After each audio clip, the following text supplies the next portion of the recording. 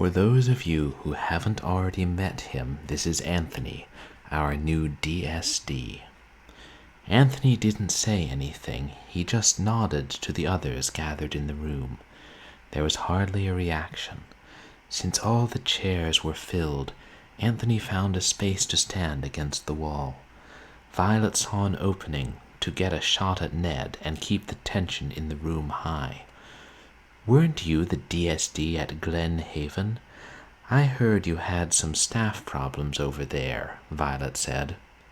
"Yeah," Anthony answered. And this concludes another quarto of The Epic of Gilgamesh by Sally Struthers. Perhaps we'll continue reading that next week. But this week, we have crimes to tackle, murders to solve, hidden objects to find, and CD-ROMs to sort in painstaking order. Welcome to another Purblind Gamer stream. Happy Wednesday. Oh, thank you so much, Dragon Gem. I really appreciate the sub. It's really kind of you. How's your night going? Oh, knife emotes, nice. You guys should check out Dragon Gem. Oh, I'm glad it's going okay. Dragon Gem has a fun channel. He streams a lot of puzzle games, especially first-person games. It's a fun place to hang out. Escape, the Brothers Saloon. I think I was lurking for part of that stream. Yeah. You always find games that look like they have some difficult puzzles. Of course, then I play some adventure games with difficult puzzles too, and I look at walkthroughs. I hope everybody's having a good week so far. I'm getting through it, and at work tomorrow. But I don't know, we might finish this game tonight. I know, a lot of difficult puzzles. But hey, that's the kind of stuff you like, right, Dragon Gem? I mean, I assume otherwise you would play, I don't know, Fortnite or something.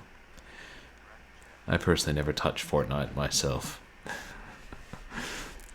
And they can be fun, as long as, you know, they're difficult but you can solve them, and then go around town saying, "Why, yes, I did in fact solve that puzzle." And everyone will be like, "What on earth are you talking about? Slurping microbes in a haunted house? You probably need to get more rest." Or maybe that's just the kind of games I play. And, yeah, I wanted to thank everybody who hung out for my Half-Life stream on Sunday. It took longer than intended, but I finally beat it. Giant psychic fetus. Took me better part of 2 hours to get through. Bosses in 90s FPSs, man. It was a fun game, though. And yeah, next week is my streamiversary, and I still haven't decided what I'm going to do for that, but I will soon. I don't know what other people do for their streamiversaries, if they just continue playing the games they're playing normally, or do something special. And also, I mean, if I finish this tonight, which I may, and then I finished Half-Life. I don't know, I'll have to start a new game anyway. I'll probably announce on Twitter what I'm going to play, starting on Sunday. And, yes, Women's Murder Club, Twice in a Blue Moon, is a hidden object game based on a TV series and series of novels by James Patterson. And it's had a pretty good story so far. I'm not a aficionado of hidden object games, but it's been pretty fun. I'll give you guys the quick recap. You play as the members of the Women's Murder Club: reporter Cindy Thomas, medical examiner Claire Washburn, Detective Lindsay Boxer, and the mysterious fourth woman, who hasn't been identified in the game, but you would probably know if you read the series, which I haven't. A serial killer has been stalking the streets of San Francisco, copying the famous crimes of well-known serial killers, including Jack the Ripper, H.H. Holmes, and the Boston Strangler. And he leaves messages for the police and clues referencing the old crimes at the different sites. And so far we have a few suspects, including a Shakespearean actor and his partner, who's a would-be novelist, a morbidly obese man who collects mementos from famous crimes and serial killers that are sold on the black market, and a kind of shifty library archivist who could have had access to some rare books. Seems like there were a couple of others. And I believe where we left off was we had just investigated the third crime, which was a woman killed in the style of the Boston Strangler. And we had found a few clues at the site, including, inexplicably, corn syrup on her leg, planted by the killer, and we're not sure why. Then, you're right.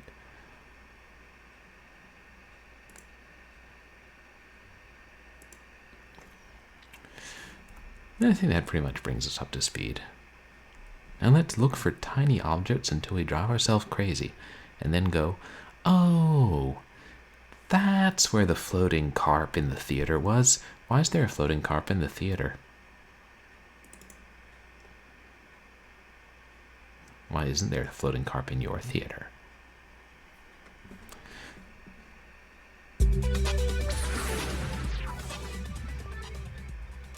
I looked it up. The game is actually rated T.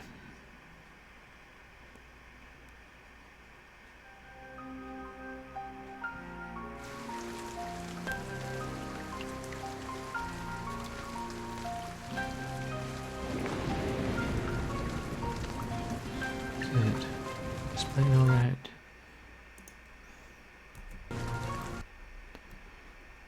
Yeah, just making sure it's displaying all right.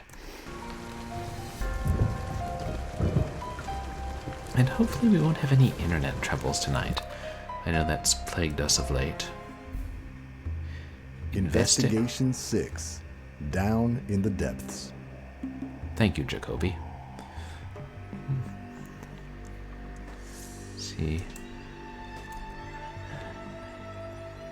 Lindsay. Mary Sullivan was strangled, but not raped.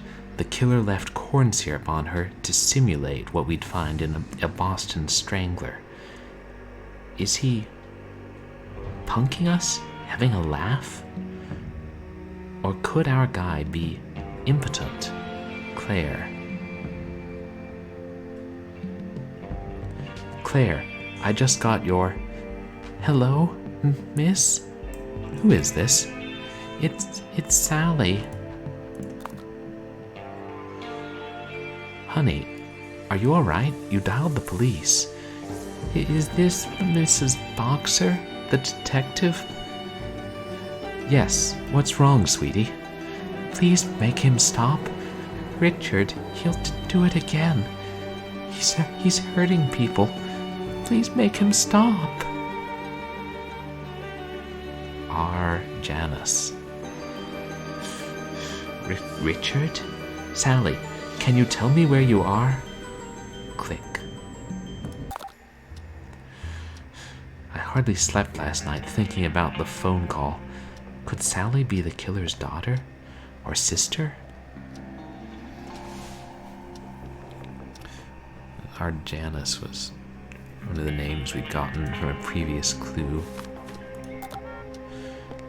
And there's the message we found at the motel. Please make him stop, with an S at the end. Was that Sally too? As in how a bunch of brochures were organized.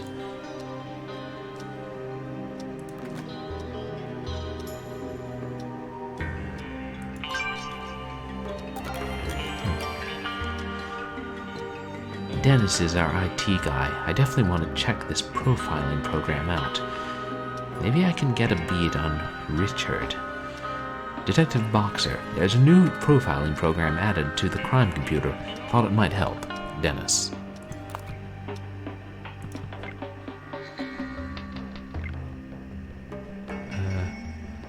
See what?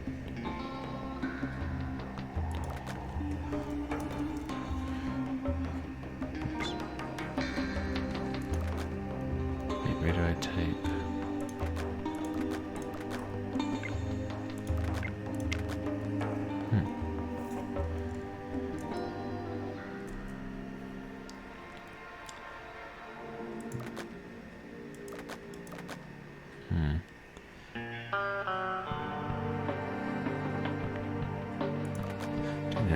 I have to remember everything about the killer now.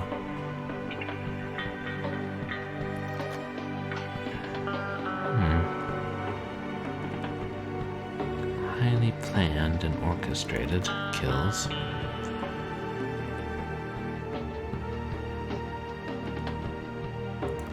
Highly communicative with police.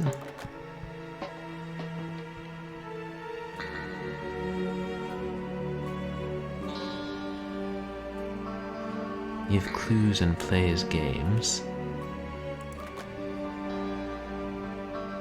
Intelligently written and educated.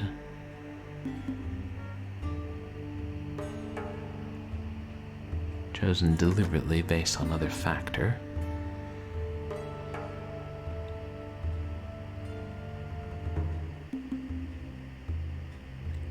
Does not have sexual contact.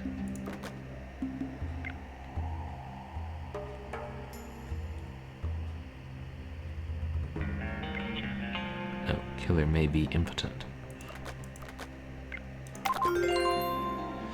I have the feeling that our dapper friend isn't going to be easy to pigeonhole, but this profile may help me identify a suspect. The killer has averaged a high intelligence. College did not agree with him due to his social difficulties. He is self-educated. His expertise may be in bizarre fields. The killer was abused as a child.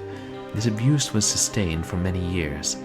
It gives him a thrill to kill because for that moment he is on the other side of the equation, the inflictor and thus not the victim. The killer is a loner, unmarried and middle-aged. Sexuality may be subverted in this individual. The killer needs to believe he is more intelligent than everyone else, hence his communication with the police. The killer compensates for feelings of inadequacy and self-disgust by being unusually well-dressed and well-groomed.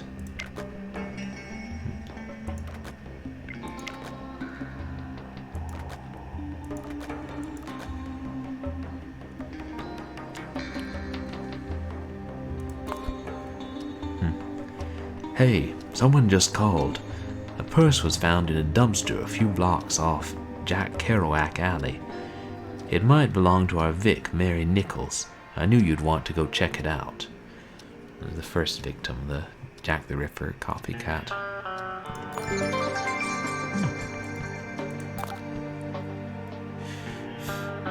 I want to go and look at the purse. There's got to be a connection between our Vics and the killer. The more I learn about them, the better.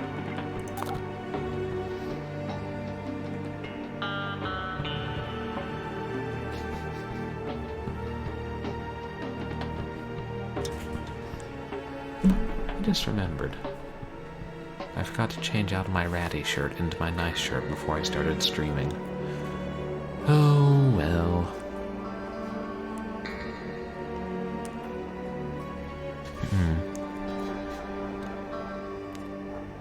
Let's see. Oops, I missed what she said.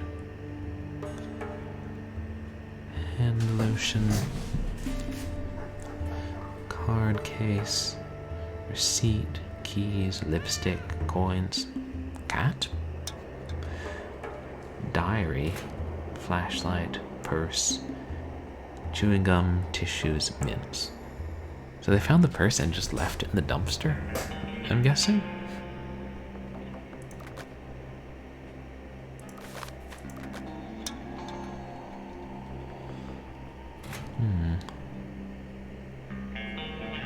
Is that?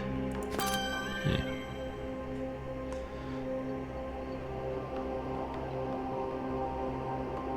Coin. Just throws away money.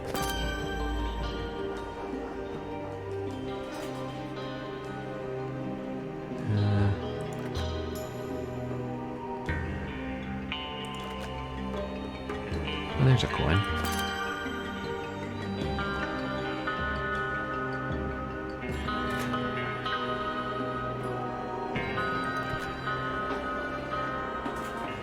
Oh yeah, and hints are welcome, especially if I'm struggling to find something. I should probably find a tag for that.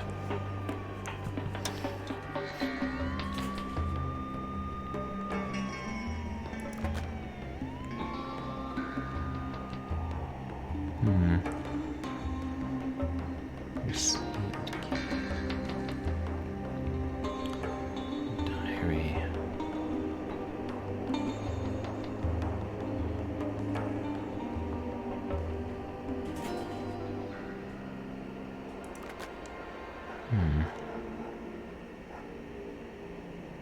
Oh, is that? Yeah, keys.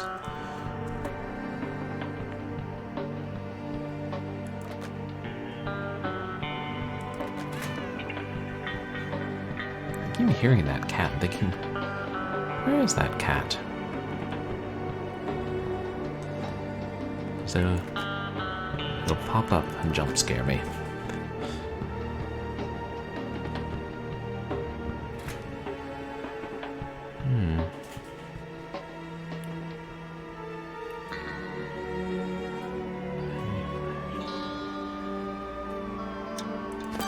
Ah, good.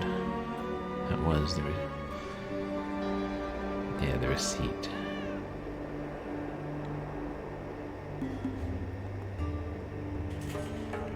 Is that?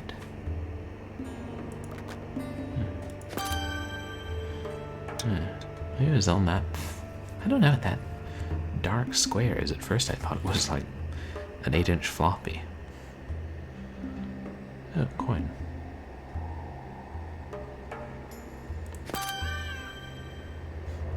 The cat doesn't like it. The cat was clearly planning to spend this money somewhere.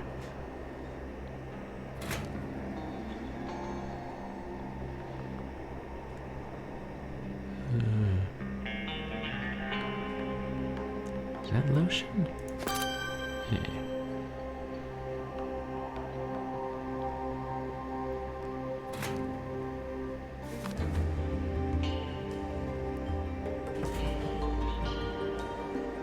I swear that looks like lipstick.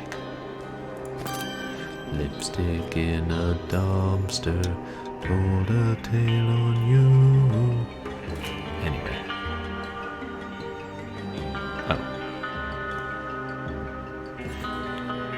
That was something else. Never mind.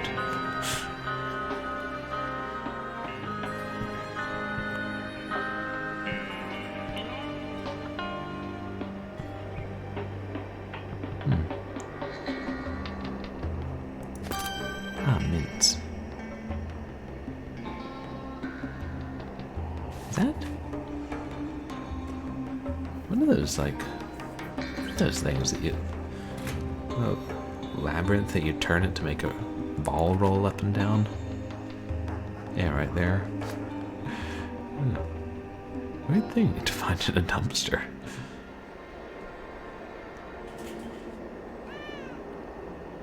Lipstick, coin, diary, and tissues.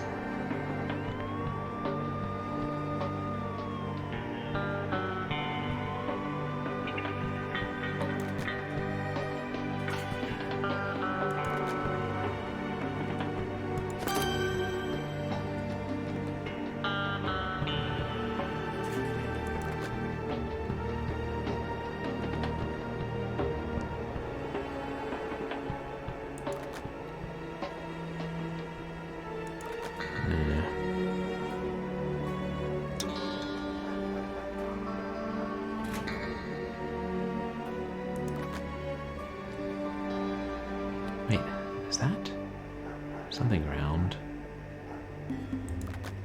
Part of the clock.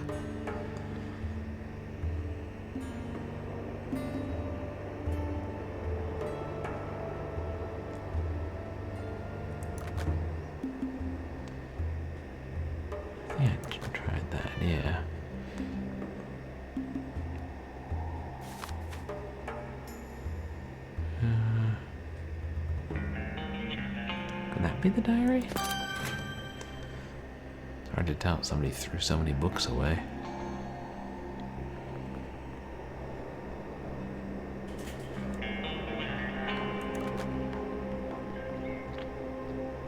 Tissues.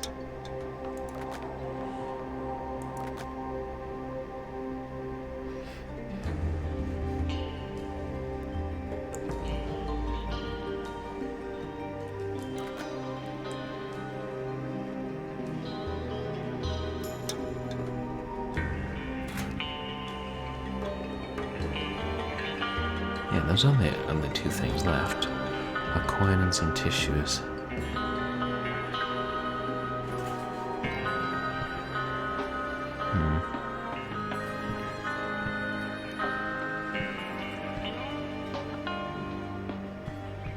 What about banana peels? Banana peels should be useful to the crime somehow.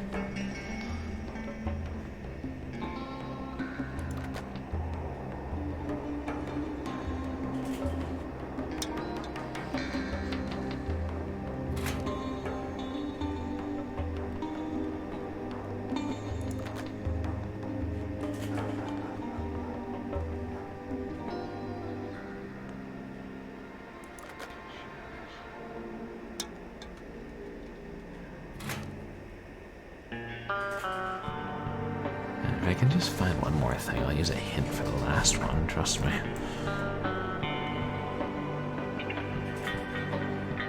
Oh, that's it. A toy turtle, I think.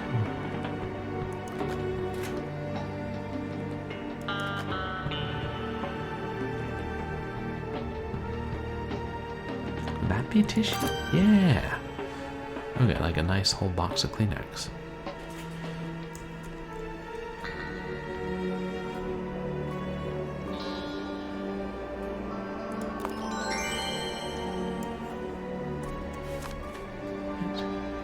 Call that a coin? Oh wait, now I see it.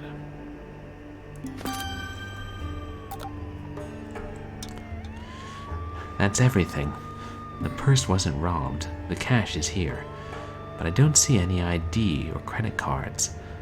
Unless they're in that small case. Oh, Mary Nichols, yep. Mary Nichols carried a library card. So did Mary Sullivan.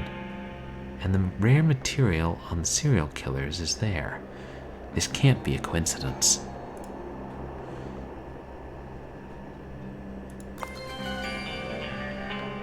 Two of the victims had a library card. I mean, it honestly could be a coincidence, I think. I think a lot of people have library cards. But maybe that's just me, since my mom's librarian, and I'm like, yeah, libraries rock. Good day, Miss Lucy.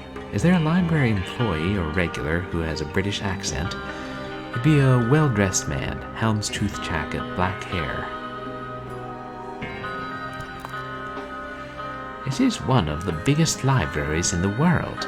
I can't be expected to remember faces. But since this is a police case, I will keep an eye out for someone of that description. Thanks. I'd like to see your database of cardholders, please. And I'd like to visit the archives again. Mr. Browning is out to lunch, so he can't take you to the archives. But you may use that terminal to access the database. The password is written down by the computer. I want to check out the library database. The killer may be in there. Miss Lucy said the password was written down, but I see lots of things written down. Which one is it? Boy. Pulling the password out of a mass of things. It's like degeneration all over again. The game, not just degeneration. Like, never mind.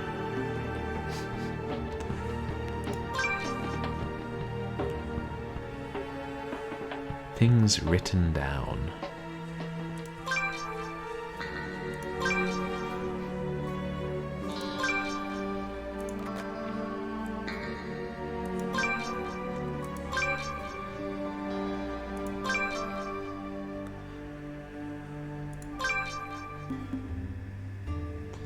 Is that?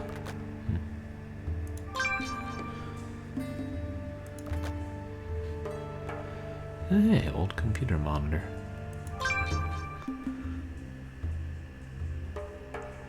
I always find it interesting, little details like that. You know, games that are more than 5 or 10 years old. It's like, wait, everything used to look, and now it looks old.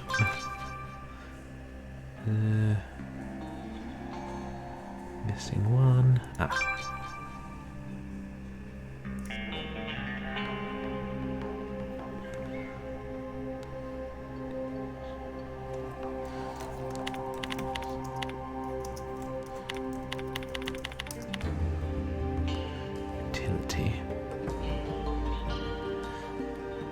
Hey, Fox and Hound, like the Disney movie. Anyone else remember that? It was pretty good. El Zorro y el Sabrueso.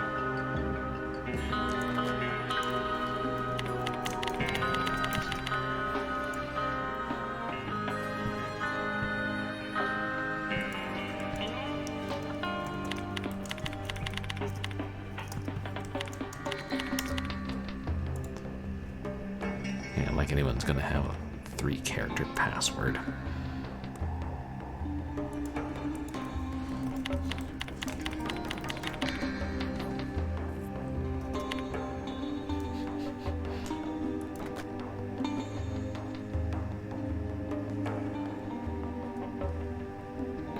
XX00 and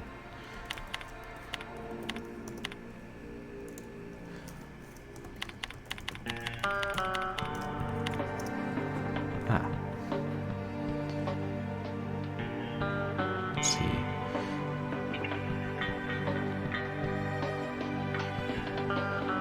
Check my investigation cards.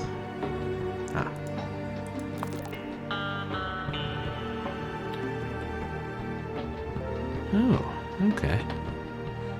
I didn't know we had these.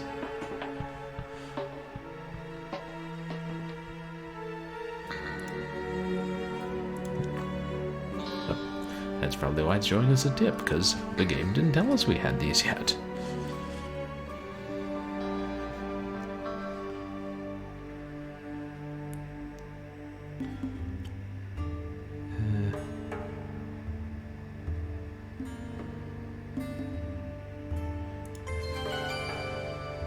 Wait, this is all evidence. I need...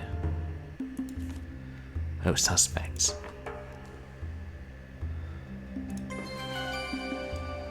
R. Janus. Possibly Richard Janus. T.C. Browning. Herbert Smythe.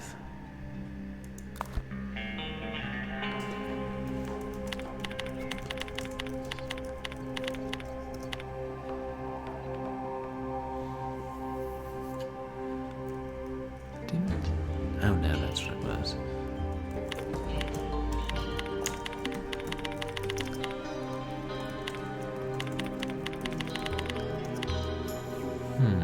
The archivist doesn't have a card to the library at which he works. Now, if that's not suspicious, I don't know what is.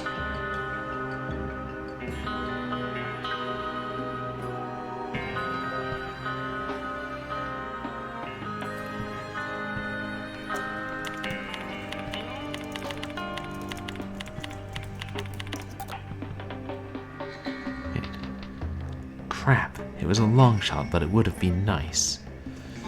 Could the R stand for Richard?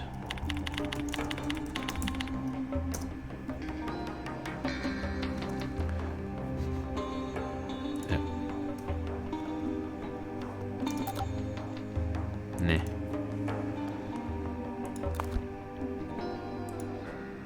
Oops.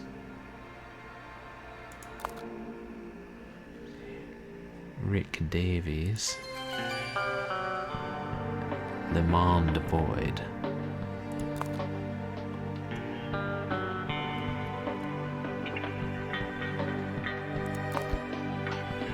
Rick, huh?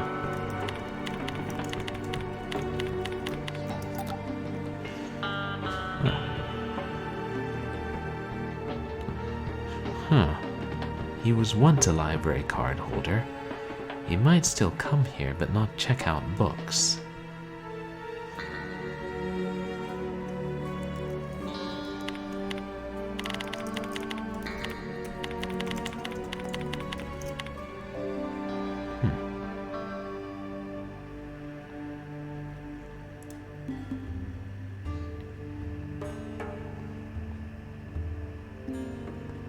Wait, was that all of them?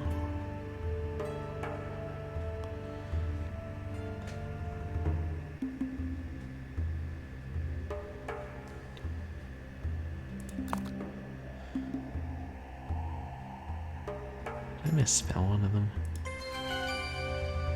T period C period Browning.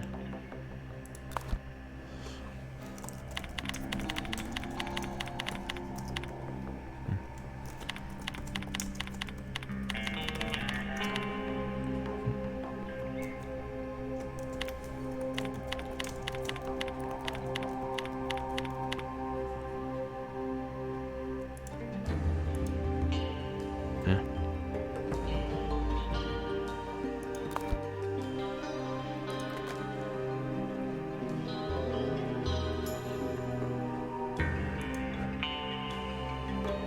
Am I missing one of them?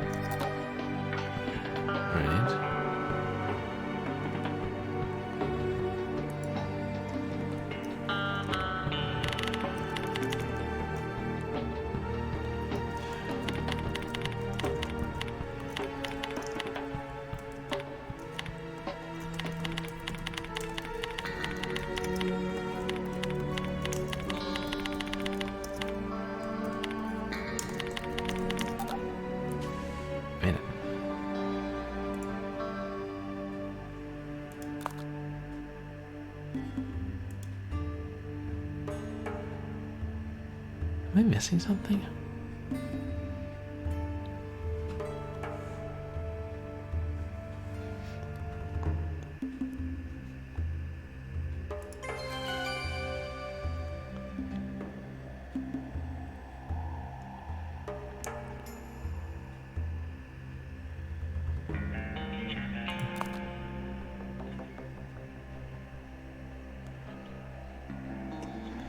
Did I misspell someone's name?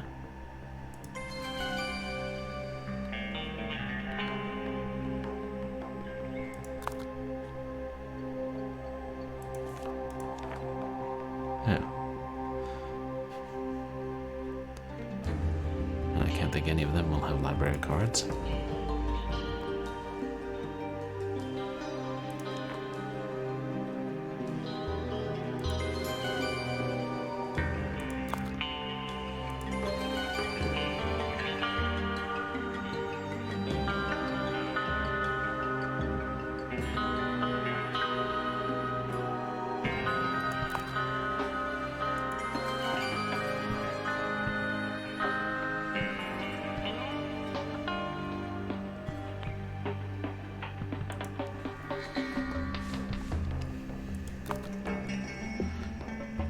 These are just different people we talk to.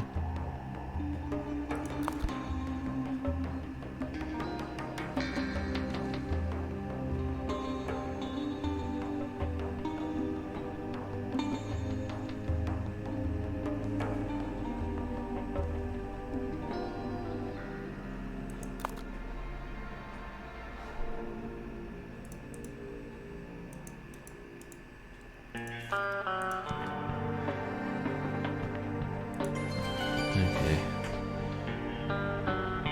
I'll actually read through these.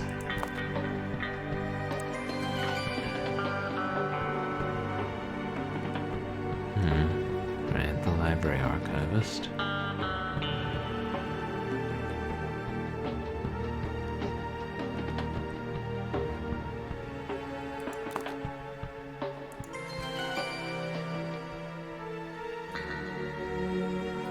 Herbert's wife.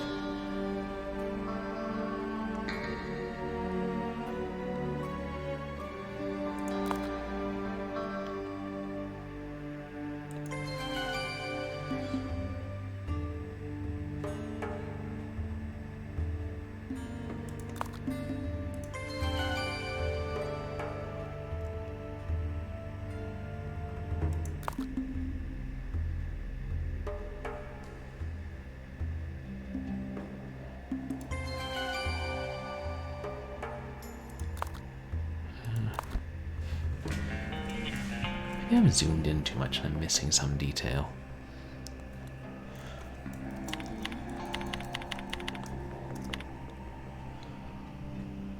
Oh, I'm done looking up names. Yeah, that would be the sort of thing I would miss. I guess that's all I need to look up, for now. I really want to go down to the archives, and I don't want to wait. One of the things I picked up was a note from TC. I'd better take another look.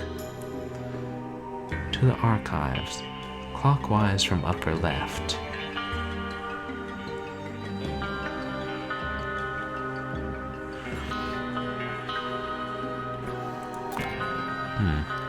It's a bit cryptic, but I think it's a path through the archives. I can figure it out, right? Oh boy, the maze. Oh, that's nice. Clockwise from upper left.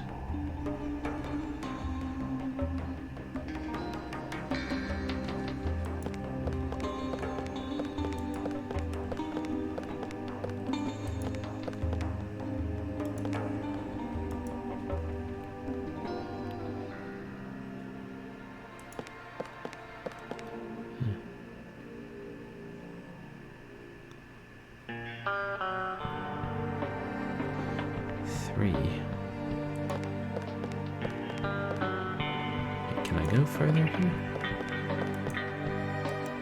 No. Yes?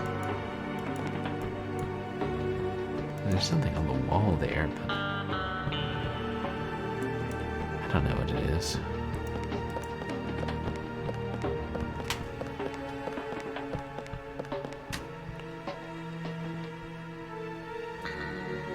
Oh, there I am.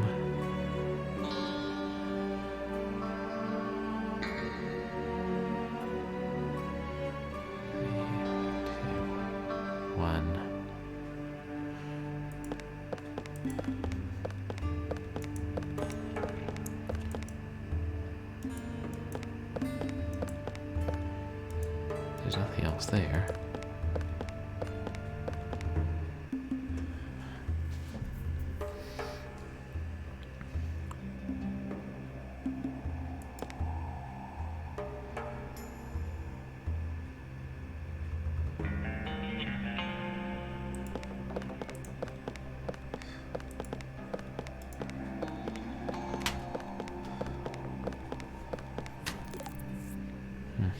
Uh-oh. This isn't familiar. I think I went the wrong way.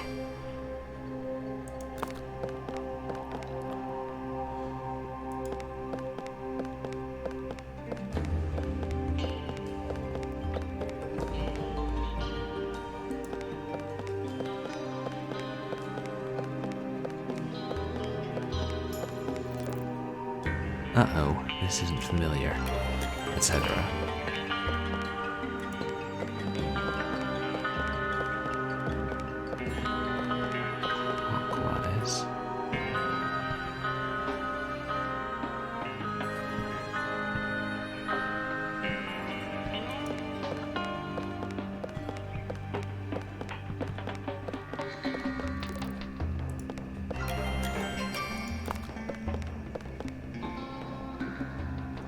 So then...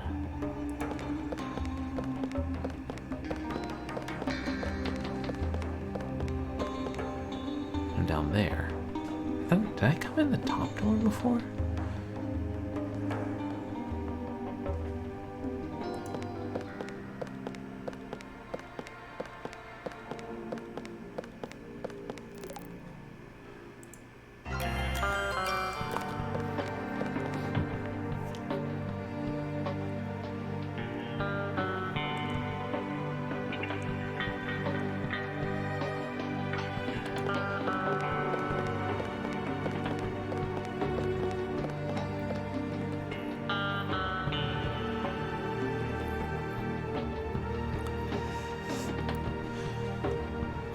Okay. That's nice. I appreciate them not letting you wander too much and then letting you know when you've got one right. So, 2.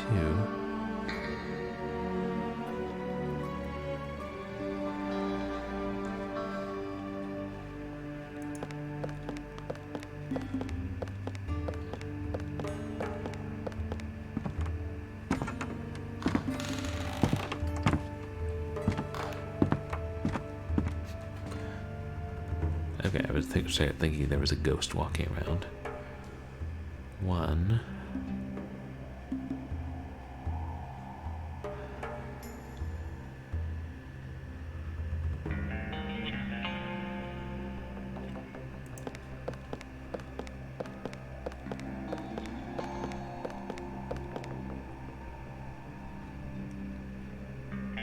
Nah, it's telling me that's wrong.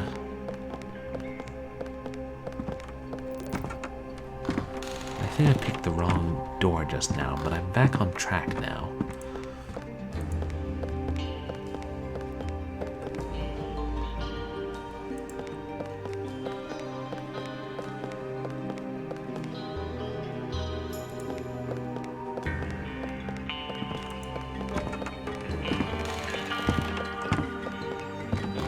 Okay. I appreciate that. That actually makes it fairly easy.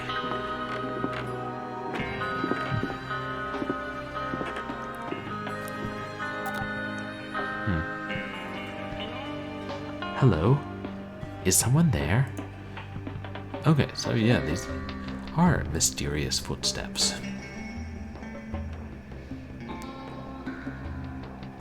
2. This room looks familiar.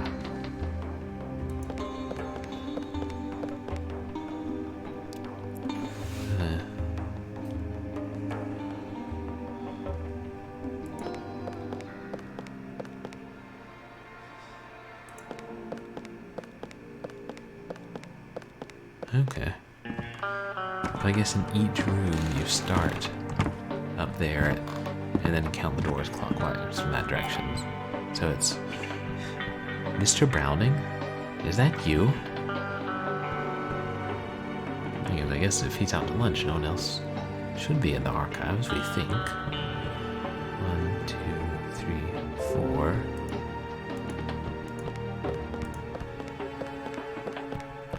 But we don't know. It could just be an innocent patron.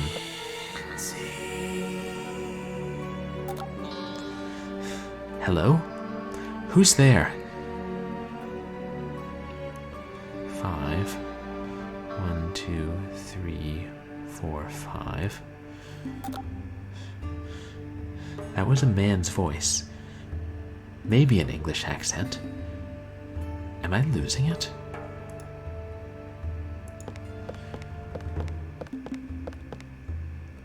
I mean, deserted library archives can be kind of creepy.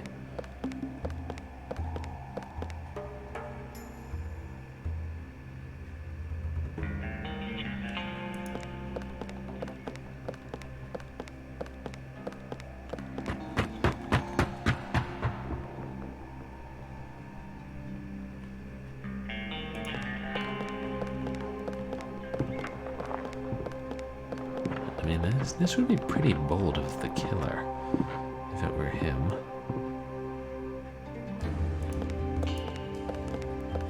Is that a suit of armor? Lindsay.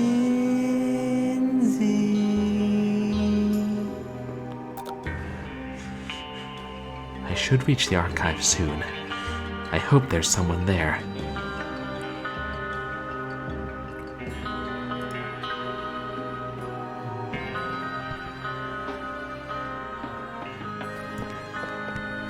And I hope we brought our gun with us.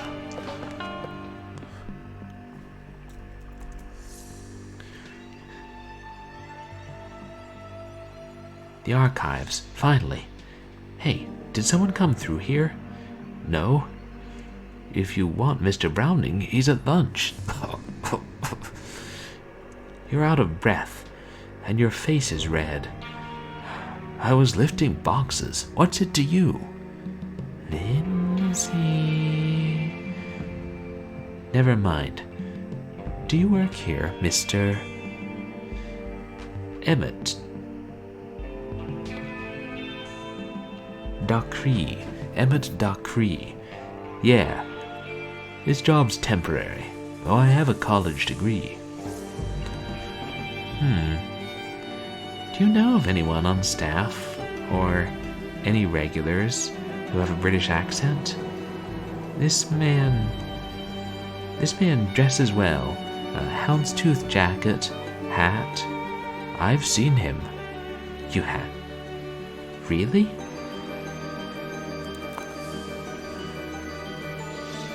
There's a fancy man. A couple times I've seen him leaving after hours. Once he tipped his hat to me, said something like, "Evening, my good man."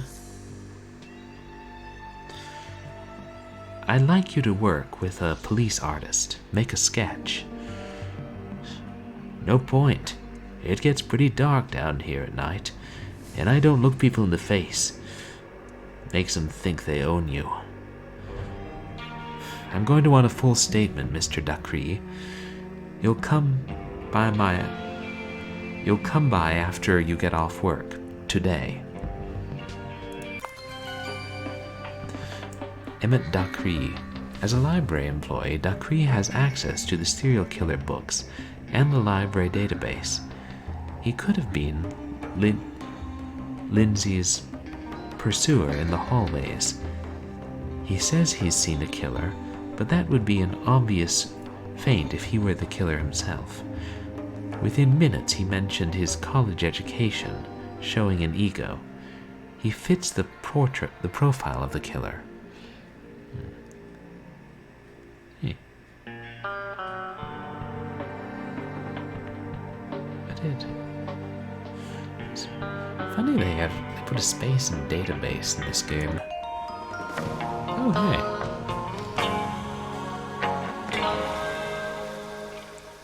That was a rather short investigation. Investigation 7. What the agent knew. Which agent is that?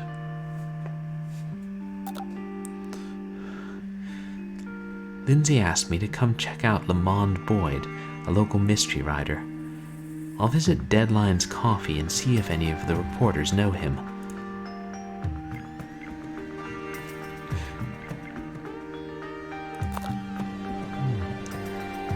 The reporters in this town love their coffee. I'll see if I can win a free cup from the Cup o' Joe game. I'll have to scavenge some tokens for the machine. Yay, minigame.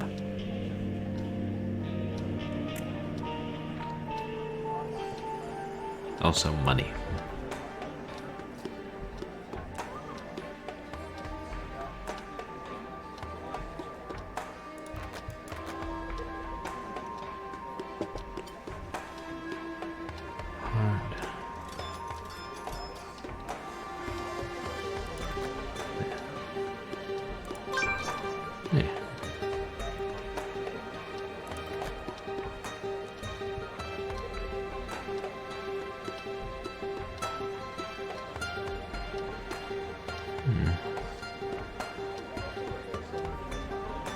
Badges, necktie, watch, camcorder, umbrella, key, microphone. Wait, there's a microphone.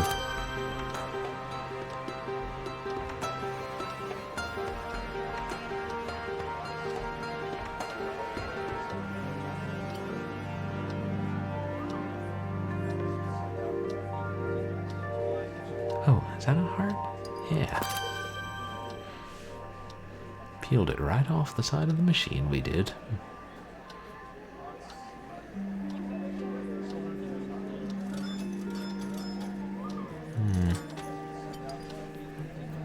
Money, keys, umbrella, pipe. So that's just a camera.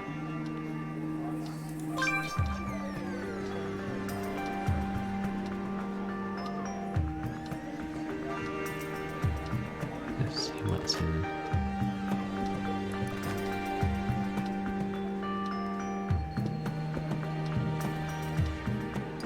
It's a very small sandwich.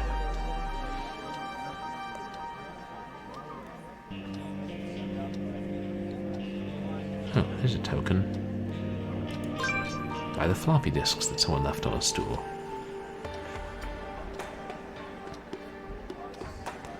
I like this coffee shop. They serve wine. Speaking of wine...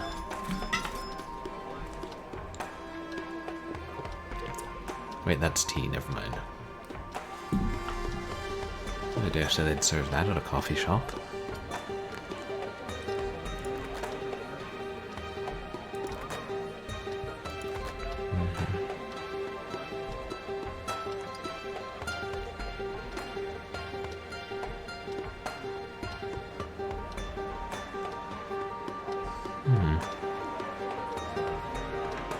Hey, keys.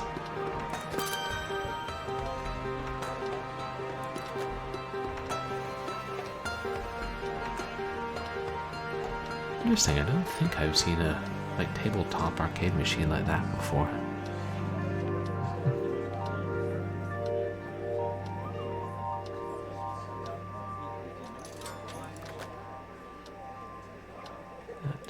No. How is that? No. I guess that's a cane. I thought it could be an umbrella.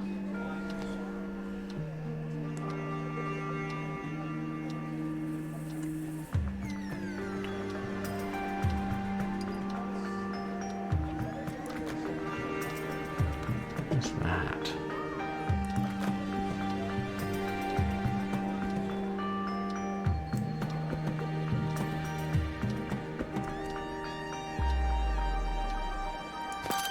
Huh. Cleverly hidden among the other orders was a camcorder. Badges. Oh, pipe.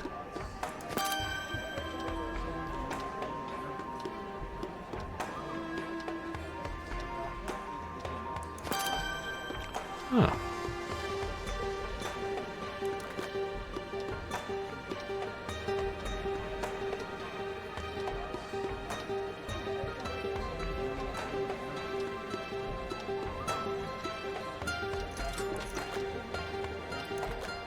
Is that a token? Wait, that's money? It's like $100 bills. Yeah. Cindy just casually wanders into the coffee shop, snags 5 $100 bills. Hey, reporters don't make a lot in San Francisco, and apparently the cost of living is rather high. Still, I feel like someone who's good friends with a police detective should not casually yoink $500. Is that a watch?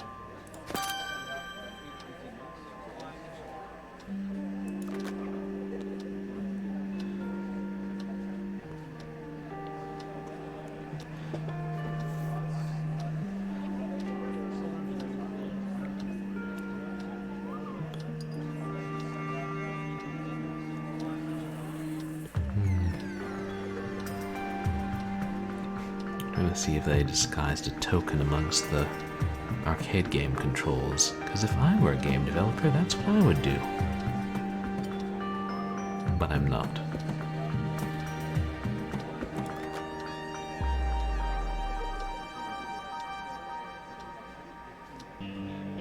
What's that?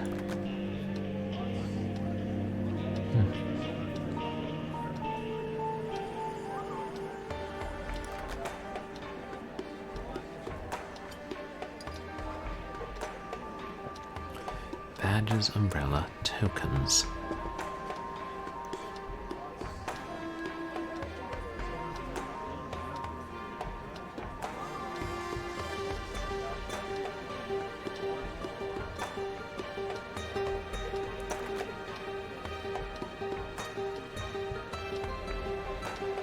I'm wondering if it's going to be like a drink umbrella or something.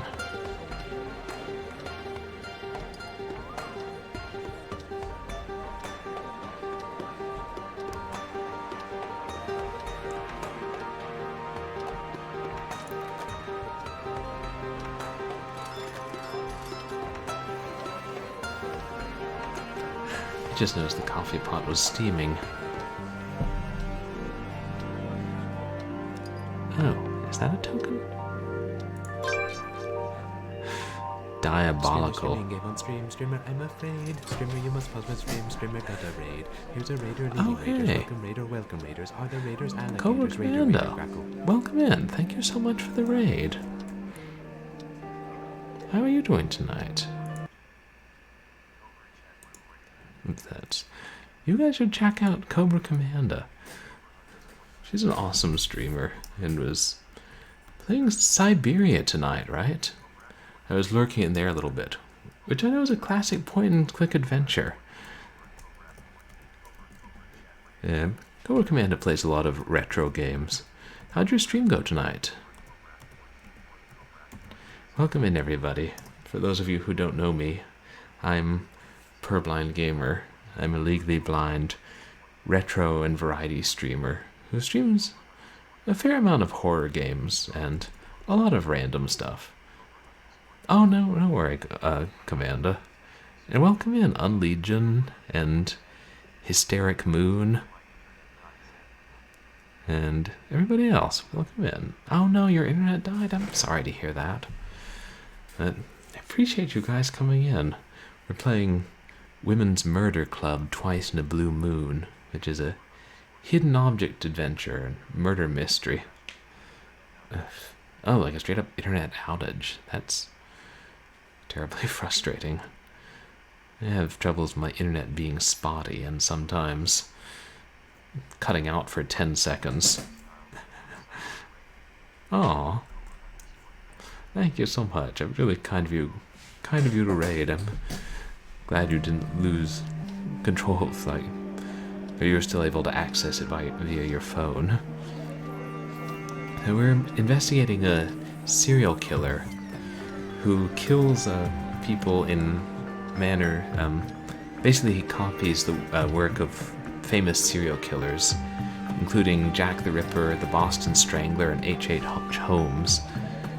And we're trying to get a cat. We're trying to see if anybody knows anything about the suspect in this coffee shop. We're currently playing as a reporter.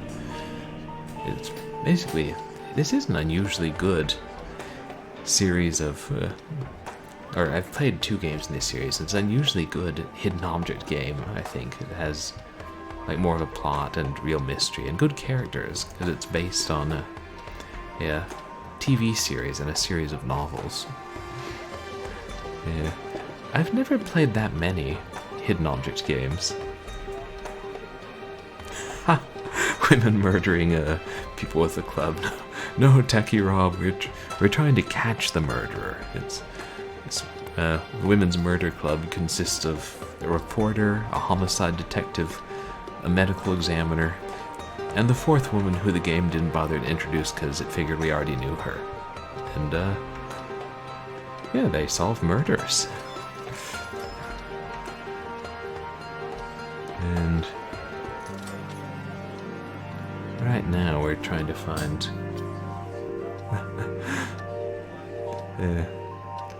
names can be misleading that way. We're almost done with this scene. We just have to find another token, an umbrella, and badges.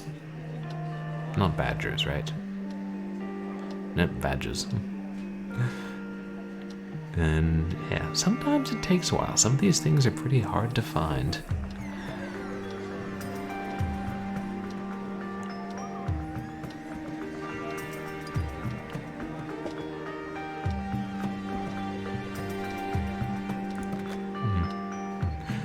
the things I like about this game is it doesn't have a time limit and doesn't penalize you for clicking too much. Because then you can be like, is that something? No. But is that something? No, it's nothing whatsoever.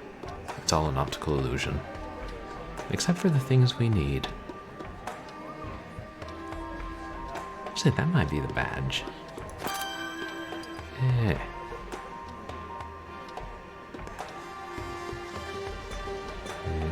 I'm zoomed in a whole lot, so I have a fighting chance at finding these things.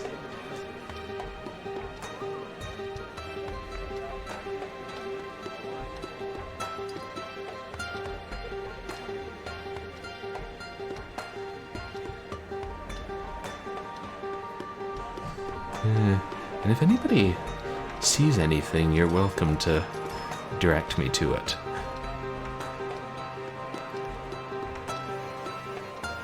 I looked on the sign pretty thoroughly.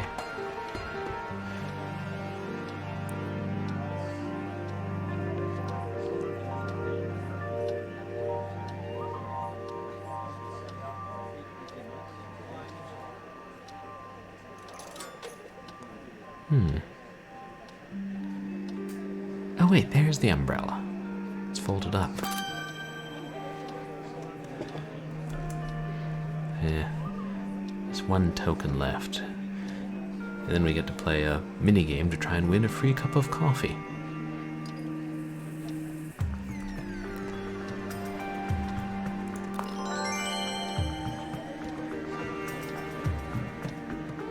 Oh, blast. I just used a hint and I didn't see where it highlighted.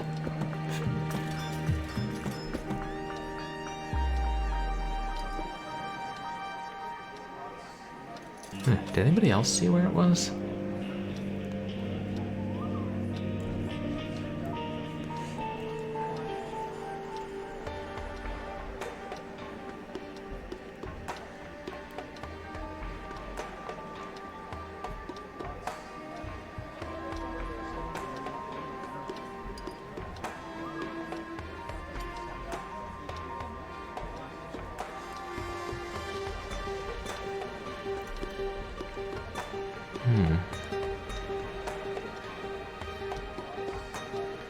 I'm trying to think of logical places the token might be, but that's not necessarily a good indicator.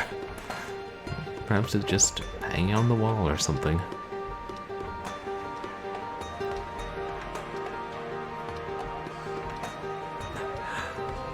Oh, no worries. Thank you so much for the raid, Amanda. I hope you have a good evening and that your internet gets fixed eventually. And that you call whoever's responsible for the outage and give them a piece of your mind. Well, thank you so much for coming by.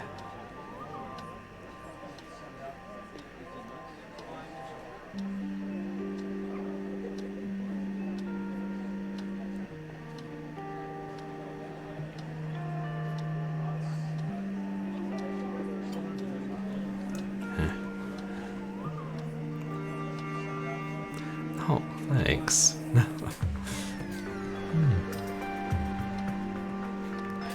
Oh, you too. Oh. It's gotta... I don't know. I mean, I'd try using another hint, but... You know, you only get 5 hints per investigation, and... I might need them later. Plus, if I didn't see where the hint was indicating the first time, there's no guarantee I would the second time.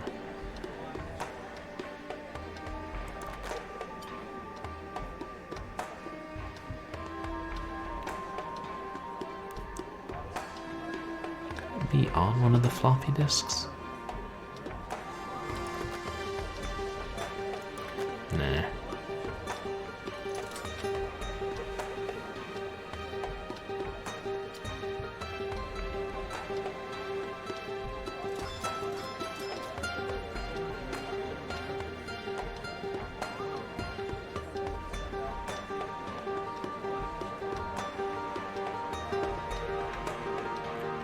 did try clicking on that thing. Right.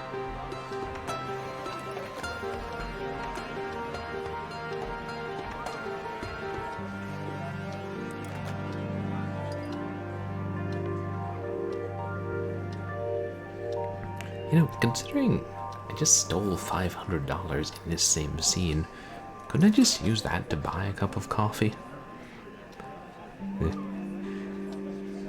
Yeah, we don't apply too much logic to hidden object games. Oops.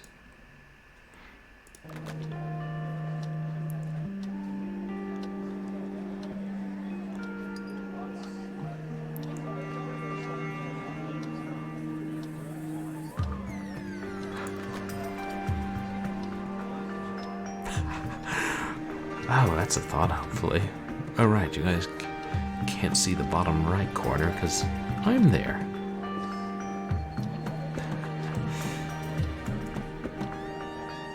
Nah, some of these scenes are definitely harder than others.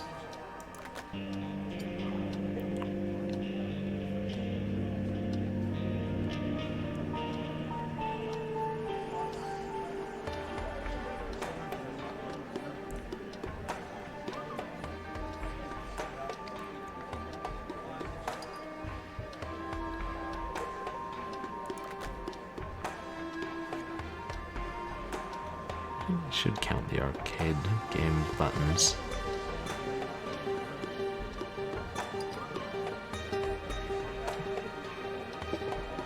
Something there.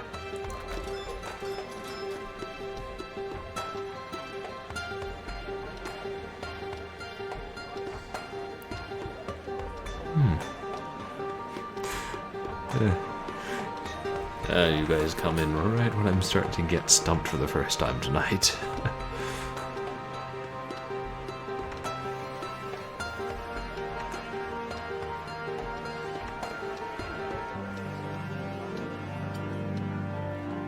This game does a pretty good job of, you know, mixing the hidden objects scenes up with other puzzles.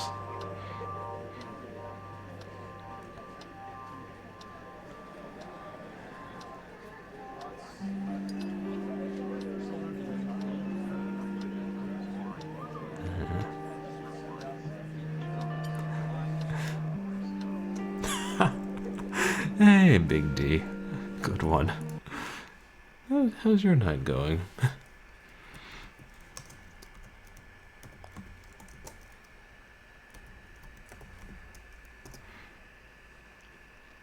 Where were you last streaming? Oh, Indiana Jones and the Fate of Atlantis. Fun. Oh, you're welcome. Yeah, I've heard that's one of the great classic adventures. How are you enjoying that?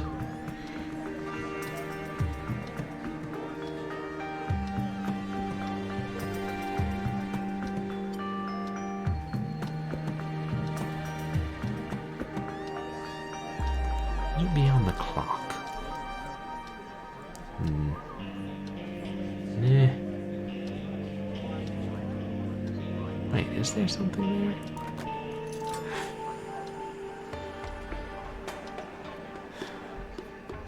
Oh, you got stumped late in the game. But we have to look up hints and finish it. Hey, there's no shame in looking up hints for old adventure games. Wait, is that it?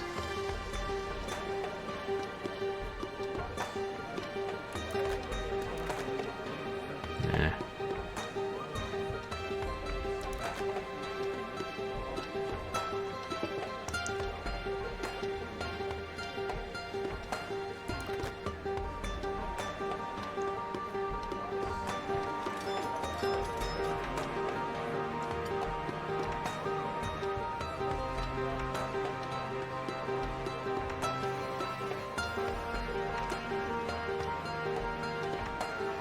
Okay. I think I have to use another hint. Oh, jeez. Multiple walkthroughs to finally find one that helped you through that part. I'm glad you finally found one that did. Yeah. I'm going to zoom out and use another hint. Everybody, keep your eyes peeled for... You'll make a circle around the hidden object I can't find.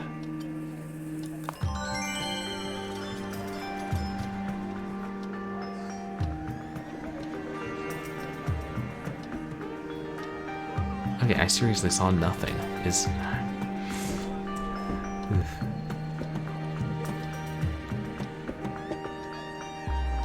Did anybody see it?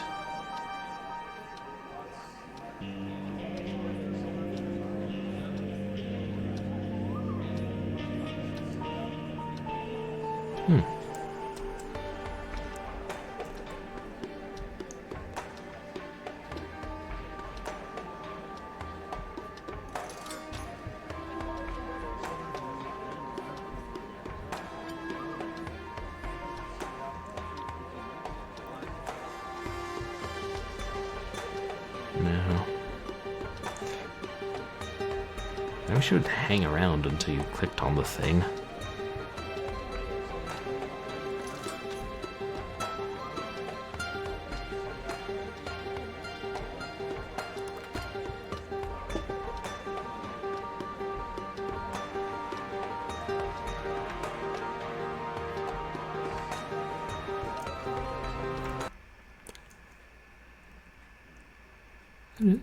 Oh, thank you for the follow. Huh. I guess my alerts are delayed.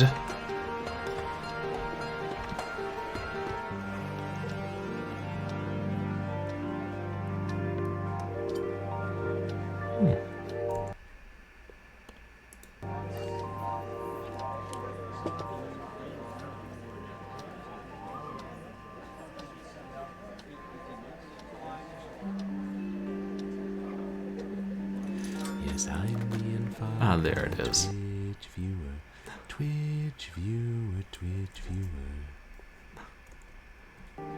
Thank you so much for the follow. I really appreciate it.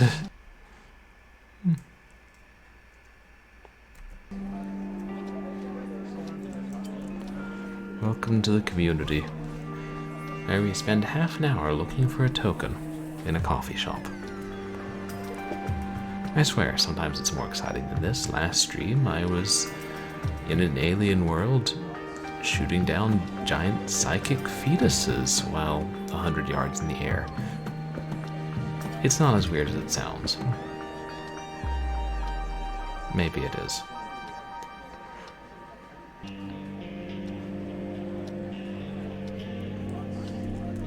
I haven't really looked carefully at the dishes up here.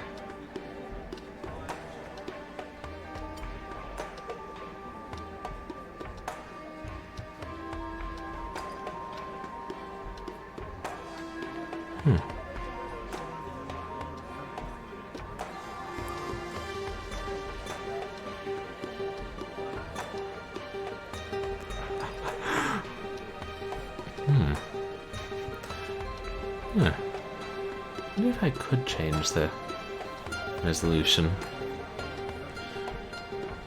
I wonder if you think that would help? I mean, for a lot of things, it seems like things are, icons and text are bigger in lower resolutions, but it might be better defined. Oh. Yeah. I don't know what my stream resolution is. I tried to fit it pretty much to my desktop resolution and find settings that would not cause GPU spikes or OBS crashes. But hey, it's okay. OBS still crashes when it likes to. 600p. Oh, is that what I'm in now? I could probably get it. I could probably get it up higher if I experiment with it. But also sometimes my internet's been like, disconnecting and or OBS is losing the connection for 10 seconds and then reconnecting. I don't know what it is with my internet. I always feel like there are about 10 things I need to fix.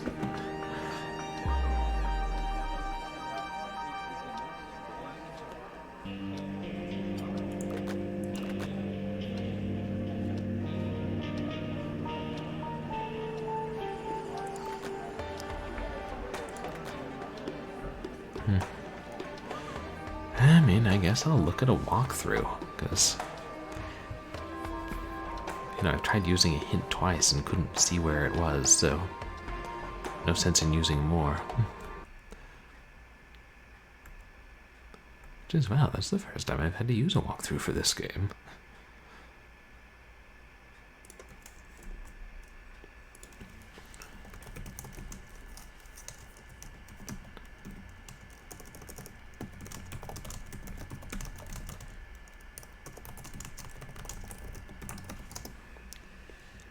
Thank God for the internet. I always think that. No having to go buy strategy guides from the store or try and puzzle it out with friends on the playground. Nah, you can just look it up online.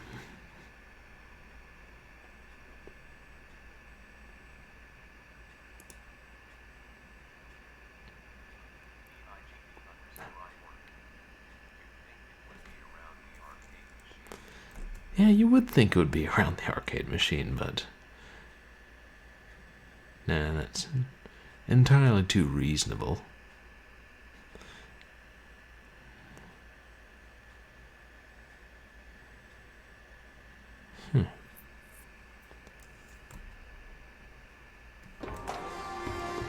Is it down there?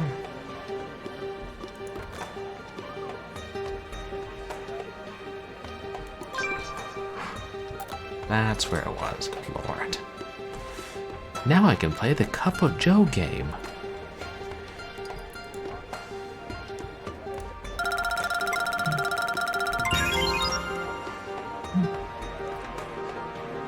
Five free letters.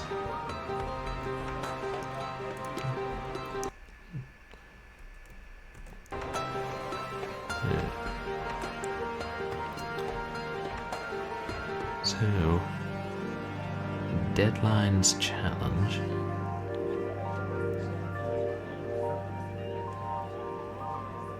Oh, okay, I see. Buy a letter.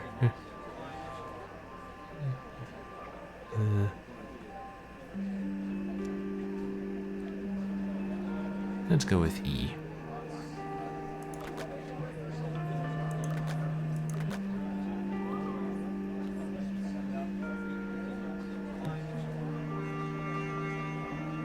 Oh, I guess we have to put a token in. It is traditionally how arcade machines work.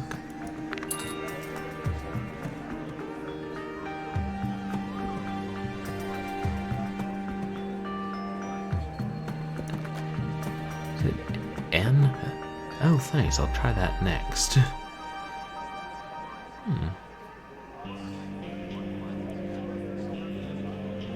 Oh, Afghan.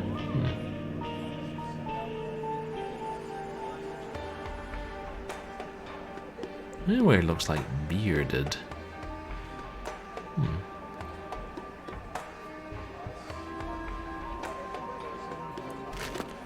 What happens if you run out of tokens? Is it game over? The game let us try again. Hell, in one scene we died of poison gas, and the game let us try again.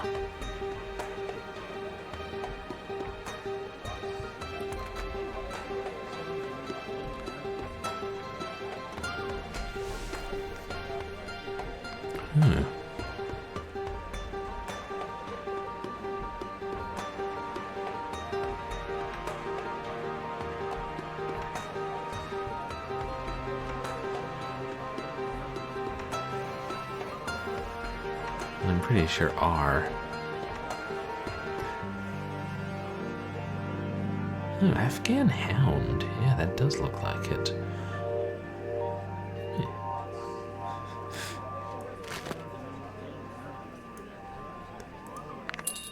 Yeah, these games are much easier and more fun when you're collaborating with other people on them.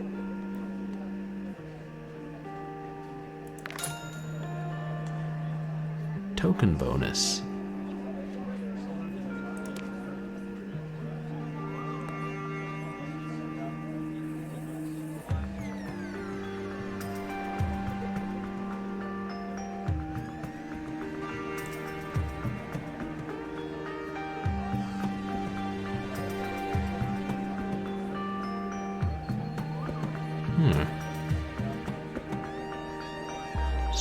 something parade. Hey, Dame Karen, welcome in. Yeah, we're playing a game to win a free cup of coffee so we can give it to other reporters to ask them if they've seen a suspect. I mean, you can't just go ask your colleagues these kind of things. How's your night going, Dame Karen? Bearded collie. Oh.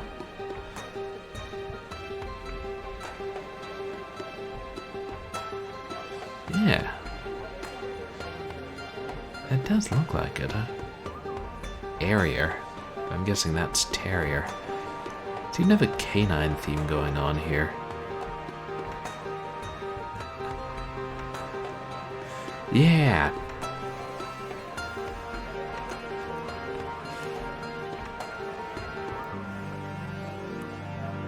Diving terrier.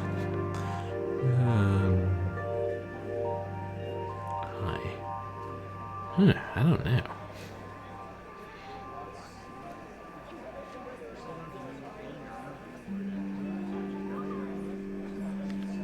Oh, Norwich.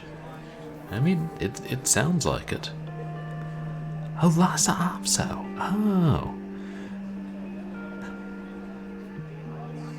Yeah, now that we know dogs, you guys are onto it. Let's see, what can we... I guess we should buy a couple more letters and then go ahead and guess. Oh, that's the bonus token.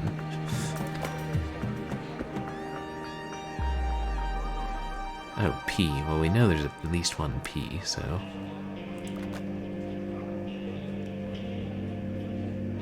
Pooch Parade. Is that it? That's gotta be it. We'll buy an O. It's a very strange arcade or barcade machine.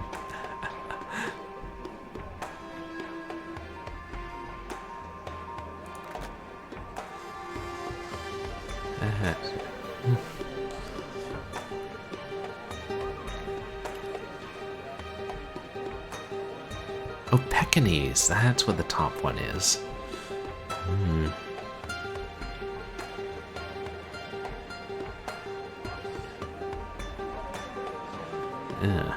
Okay, now I can... Yeah, that's it. Like the peaks and the pollicles. And now, I mean, I think now, thanks to you guys' help, I figured out all except this middle one in the left column.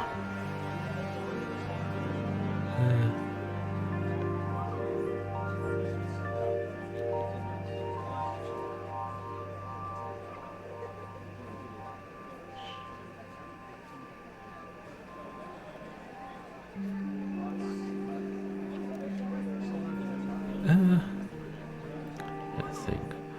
Which letter would be most useful to guessing that? Nikon.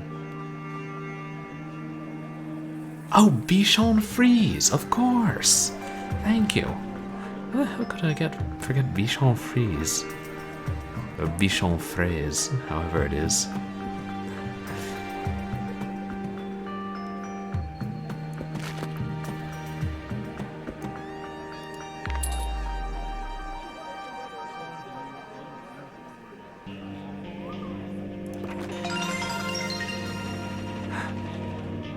Oh, yeah, we guessed it.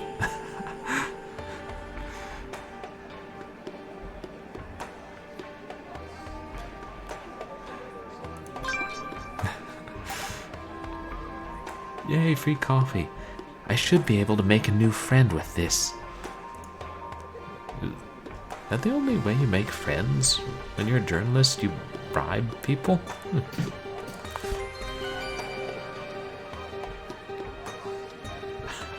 Shaggy coffee. Raymond Caesar. I'm a literary critic for the Times.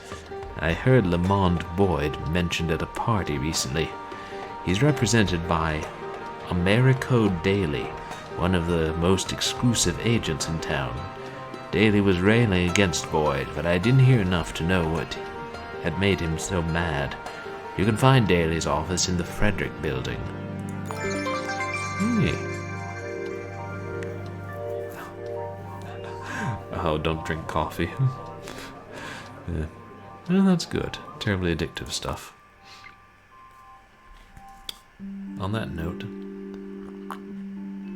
who the hell put tea in my coffee cup? Probably me.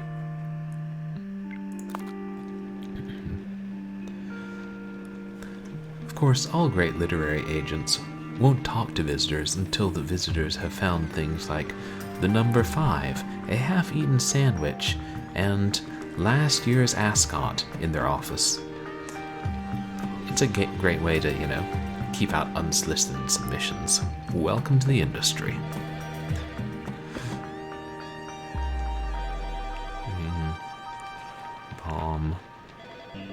Bomb? What kind of an agent is this? Other sources of caffeine. Oh, yep. A cherry bomb, but still.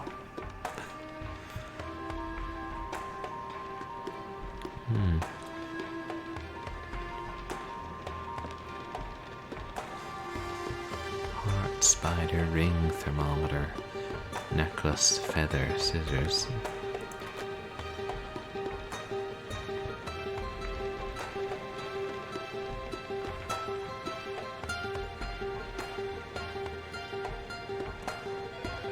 Is that? Yeah. Is that a cucumber? I know, I think it's part of the chair.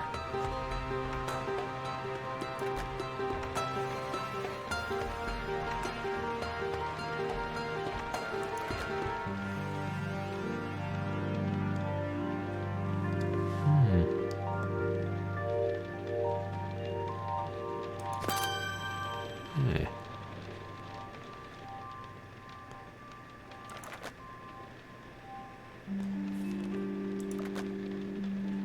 What does a book proposal look like?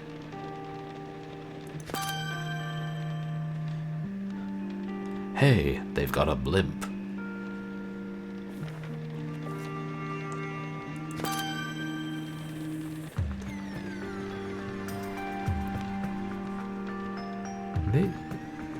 Is he using a golf ball as a paperweight? Like, seriously. I feel like of all the things you could use as a paperweight, a golf ball is not necessarily ideal.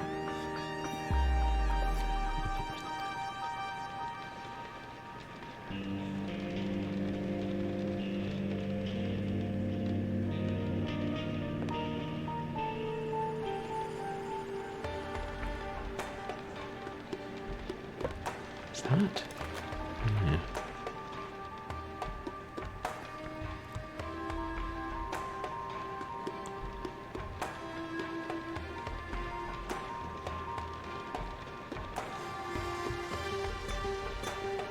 Sure, the proposal's not in the trash.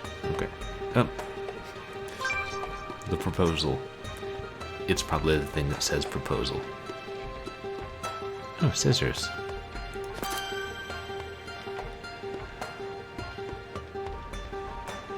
Spider, feather, thermometer. Is that? But someone really hates plants because they just jammed a screwdriver into the roots of one.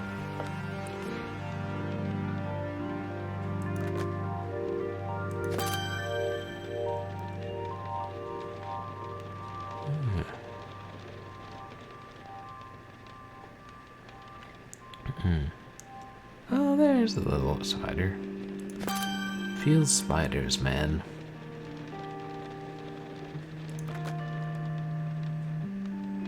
Oh, there's the feather.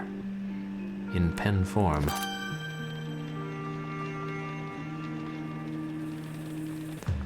That's why they call it a nom de plume. Either that or else there were, like, giant birds masquerading as writers at some point. And I'm not saying there weren't.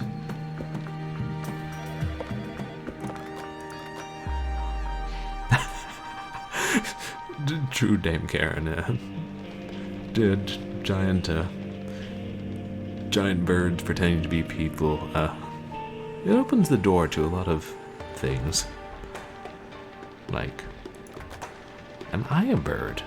Would I know if I was? Is that why I enjoyed Hatoful Boyfriend so much?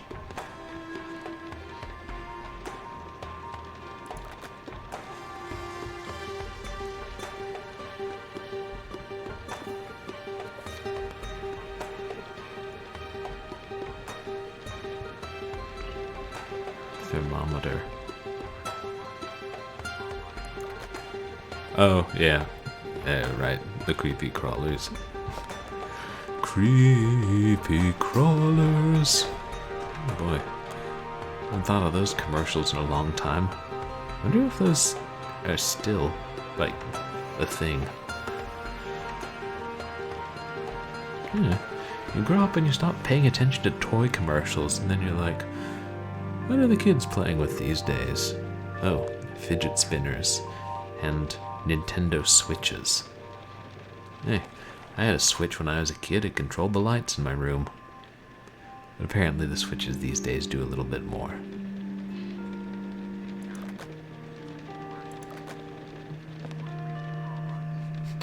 Yeah, it was specifically creepy crawlers. They were some kind of, like, bug toy. I never actually had them. I just remembered the commercials and their little jingles. I also had some kind of like skeletons and ghouls line under the Creepy Crawlers brand. 90s American toys. Good times. What the hell is that? Thermometer.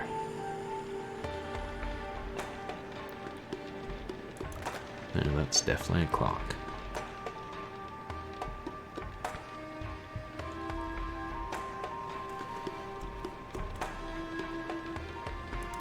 Nah.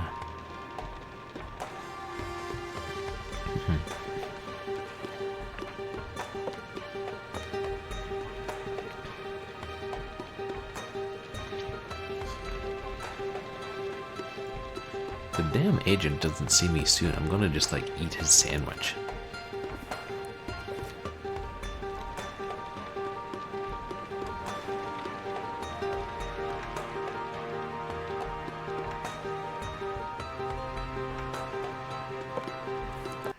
Move that, see if that's blocking anything.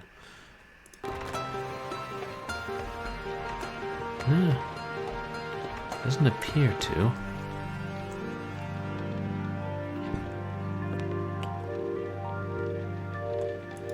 If anybody else sees a thermometer, let me know. And I'll click the damned thing.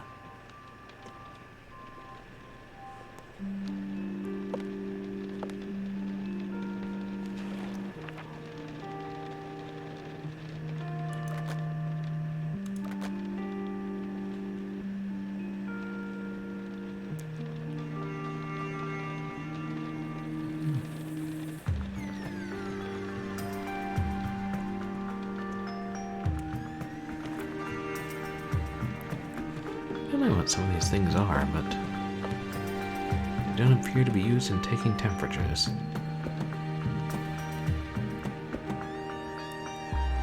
This is what we're looking for. Yeah, thermometer.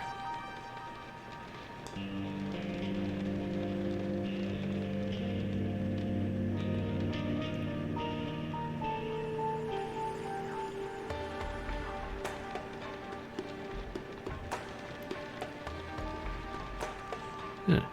Someone stuck a playing card behind the electrical outlet. I'm almost certain that's a fire hazard.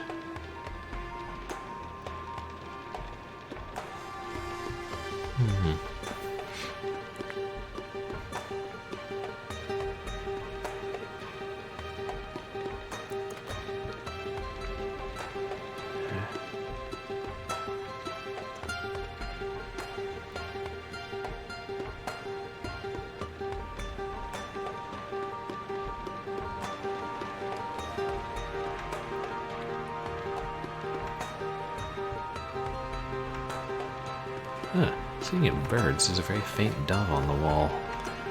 Didn't notice that.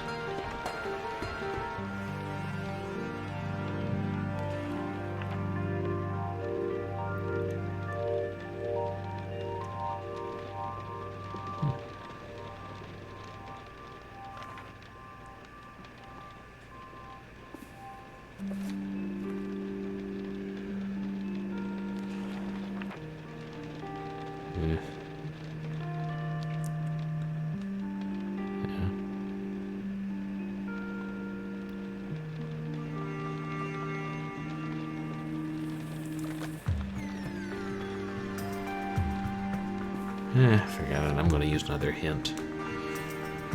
And then, if we run out of hints before the investigation's over, there are things online that can be referred to.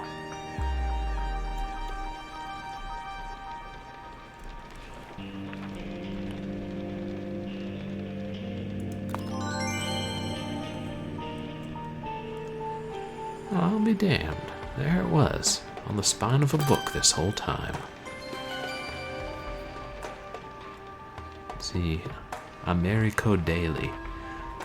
I took on Lamont Boyd on the strength of a book proposal. It was to be a series of novels based on famous killers, Jack the Ripper, Elizabeth of Bathory, people like that. But after getting me all worked up about it, he called to say he'd decided not to pursue the idea. Ungrateful wannabe. Take the proposal if you want. It's useless to me. Yes, the internet is a wonderful, useful thing. I could quote Avenue Q right now, but I shan't.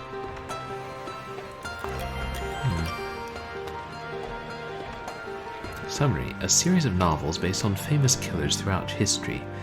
Each novel is heavily researched to be accurate to the time and place that defined the killer's life, and each is written from the killer's point of view with bone-chilling accuracy and detail. Examples: I Am Bloody Jack, I Bathe in Blood, I Prey on Tourists by based on H.H. Holmes, I Hear the Devil's Voice based on Son of Sam, etc. I mean, granted, Jack the Ripper and H.H. Holmes are kind of big names in the serial killer world, but that's two of them.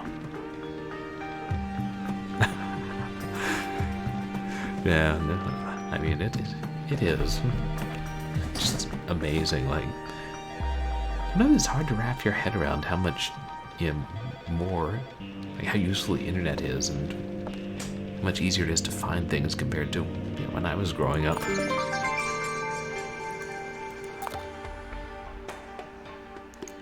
I just got off the phone with Cindy. Lamont Boyd has some explaining to do. All right, Detective Boxer, we can talk, but you have to wait here a minute. I have something on the stove. I might as well look around if he's going to leave me standing here. He's totally going to escape out the kitchen window, even I know that.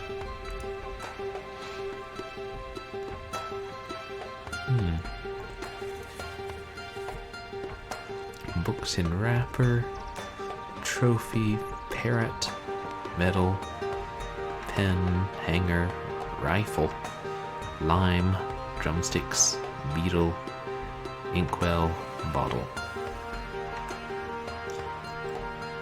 Oh, hey.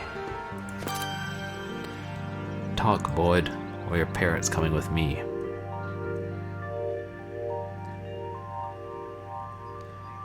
There's some kind of fruit there. Huh. It is lime. Oh right, he could be boiling water and then just come throw it in my face. And that might help him escape. Nah. If he does, we'll just shoot him. I'm a homicide detective. I assume I carry a gun. In case I get menaced by ghostly voices in labyrinthine library archives. Hey, that's happened before. that's a flask, not a bottle.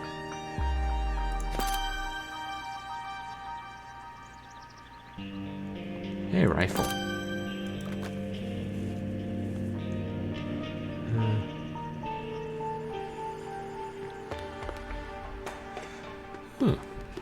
A very large snake on the wall. I'm assuming it's not alive. Beetle, bottle, drumsticks, hanger, pen, metal, trophy. Oh. The wrapping on that package is loose. Maybe I can help it open just a little bit more. Someone's been into these recently. Oh, case file of H.H. Holmes, the Chicago World's Fair killer. I'm sure the books specifically had the details we found at the H.H. Holmes copycat murder.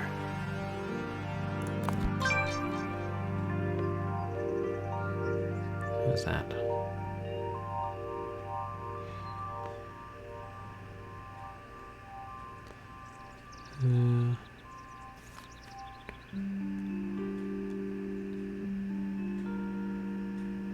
Those drumsticks? I think that's a compass.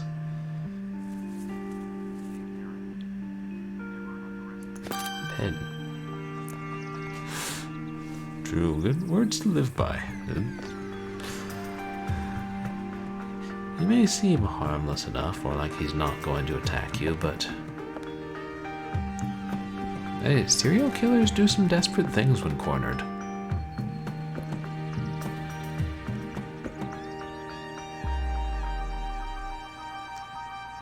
Of course, so do honey badgers. And probably armadillos.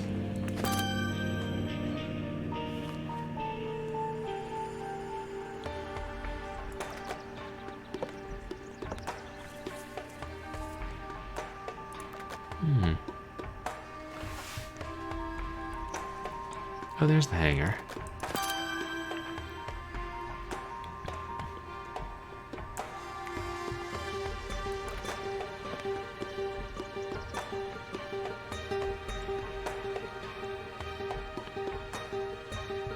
Trophy, metal, beetle. And we're certain that thing's not a beetle. That thing's not a beetle.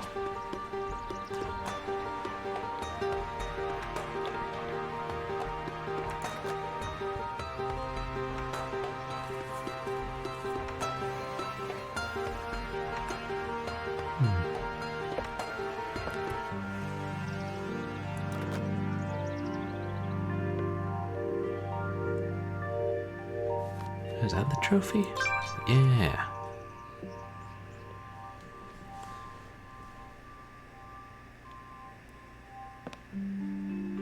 Found the tiger. Tigers. Oh, there's the beetle.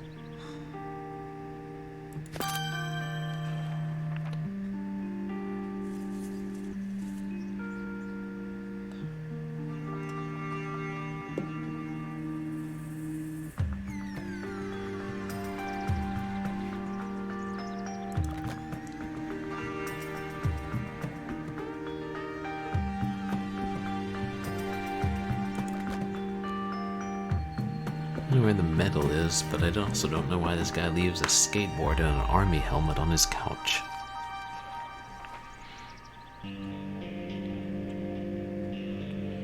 Or why his partner stands for it.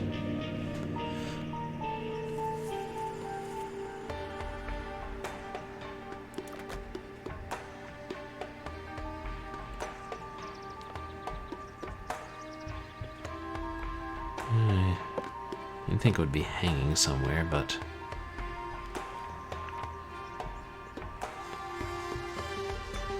not necessarily.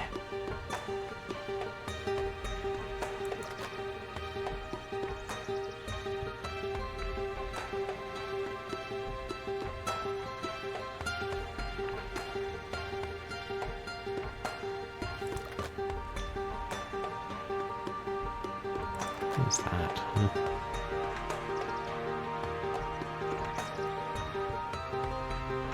Let's see, any of you chaps see a medal hanging around?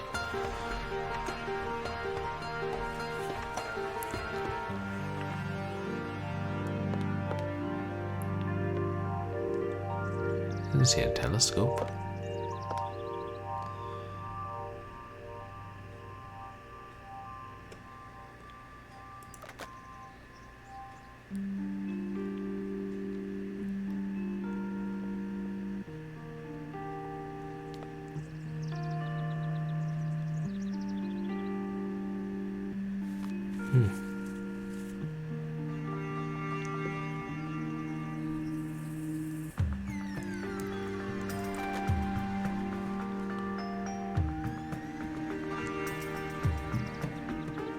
Yeah, I should probably use a hint.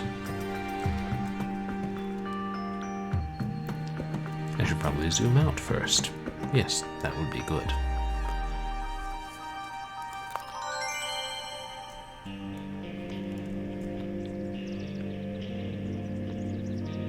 That thing?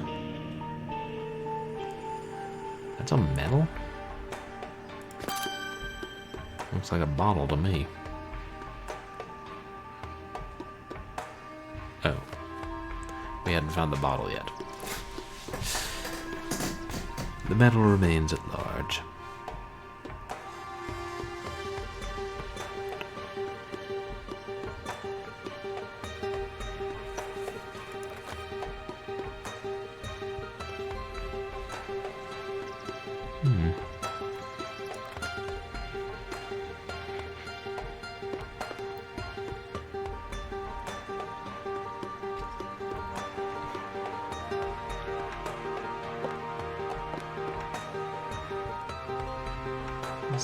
It's part of the flask.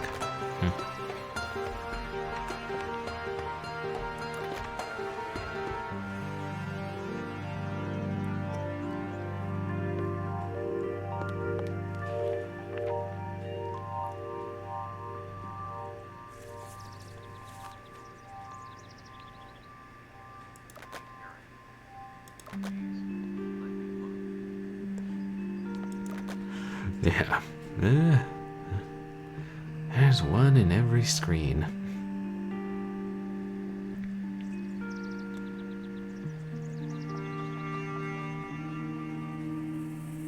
Is that a caduceus? What is that?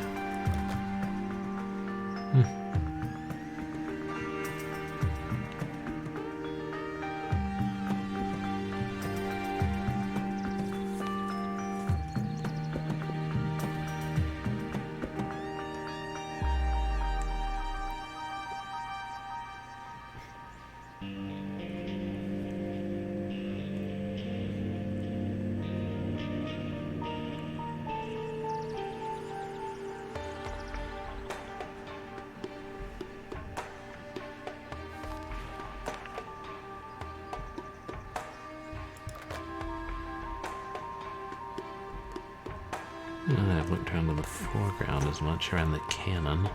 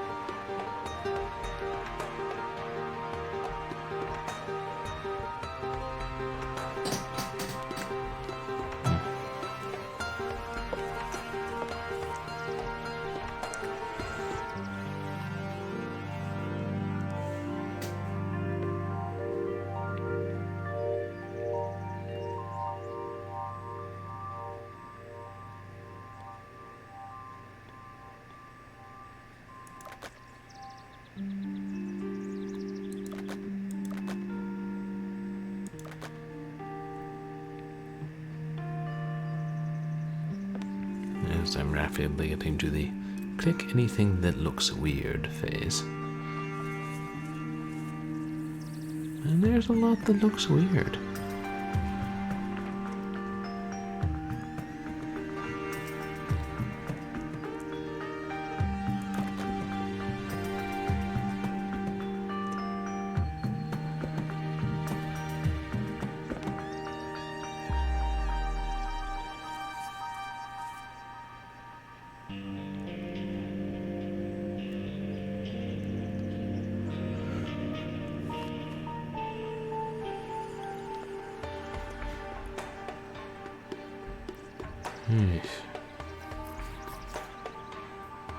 Maybe I should just look up on the... Oh, hey, Techie Rob. No worries. Thank you so much for coming in. It was good to have you, and I hope you have a good day or night.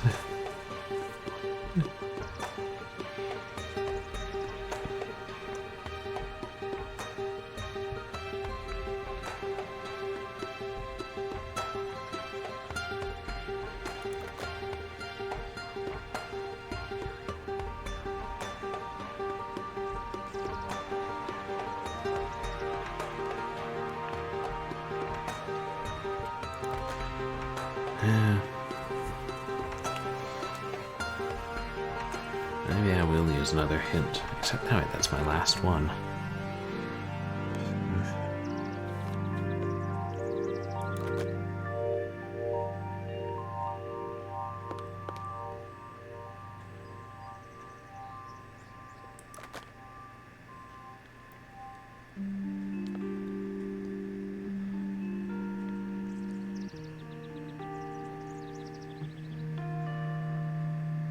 Yeah, heck with it. This is taking too long.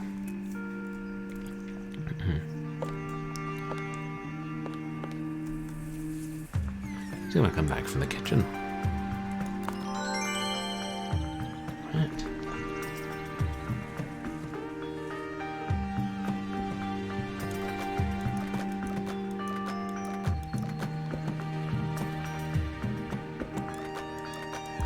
Did that? Yeah, seriously, it showed me to click here, but there's nothing there.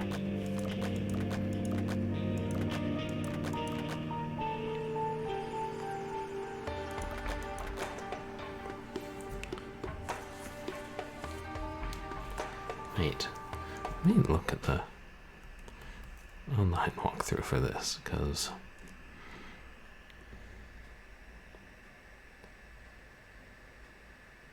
No, that's where the books were.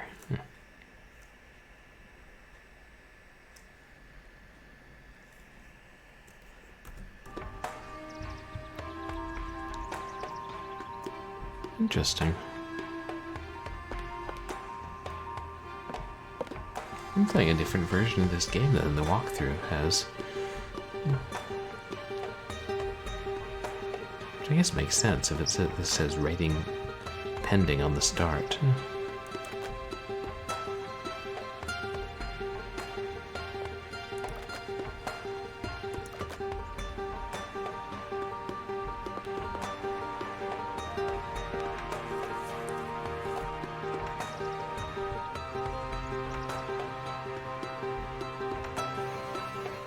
I'm hoping this isn't some kind of serious bug the game has.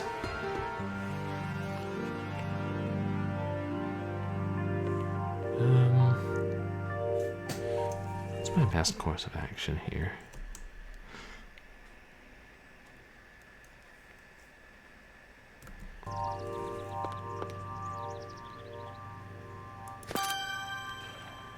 That was the medal.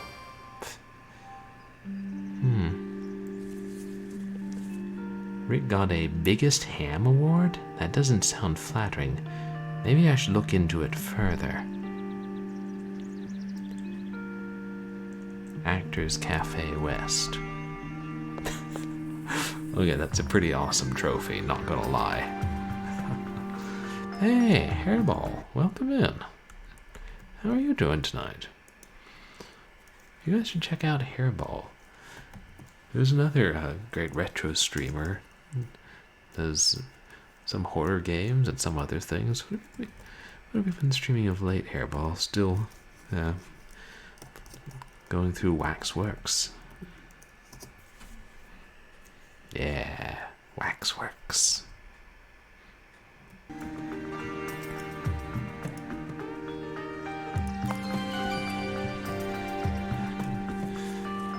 It's true, I did propose a book series on famous killers, but I dropped the idea after Rick and I watched a documentary on H.H. Holmes.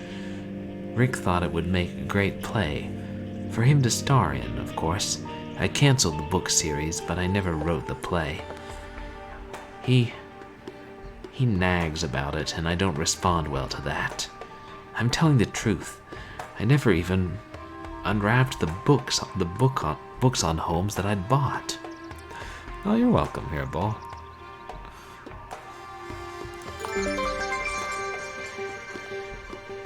You finished all the puzzles. I don't think she showed me the new emotes. I know she was hanging out here earlier. You got new emotes, it's awesome. Oh, hey. Live Joan Arc, welcome in. Thank you so much for the raid. How's everybody doing? You guys should check out Live Joan Arc, who's a friend of mine from school. And really fun streamer.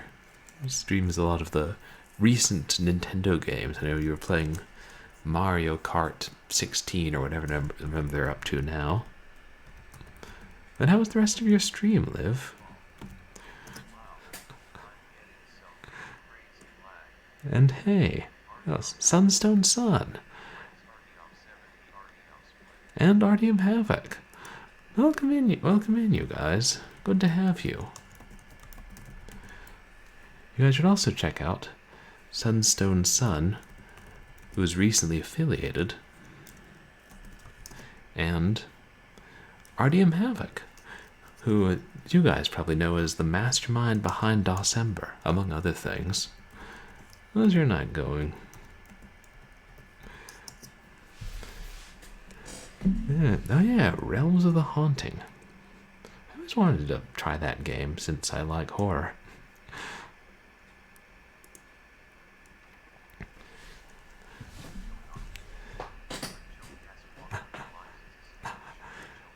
Oh hey, there's Liv Joan Arc.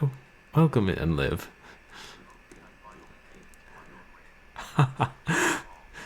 Hey, how are you doing, Liv? How'd the rest of your stream go? Your last one before the holiday break. Oh wow, Hairball, that's awesome. I love those emotes. They line up. Oh, that's cool. Especially when they're not quite synced up. Oh, is the cat sticking out his tongue at me? People are rude. But welcome. Oh yeah, I'm sorry, I should have said, for those of you who don't know me from Liv's Raid, I'm Purblind Gamer. I'm a legally blind retro and variety streamer who specializes in horror. And tonight we're playing James Patterson's Women's Murder Club, Twice in a Blue Moon. And we're finding a bunch of random objects in an effort to find a killer who imitates the crimes of famous serial killers and taunts the police and chases us through library archives. Maybe. Could have been our nerves. It's very dapper, has an English accent, goes by R. Janus, and may be impotent. And egomaniacal. And we're just going out to talk to the actor who is the partner of the novelist slash writer we were just talking to and ransacking the house of.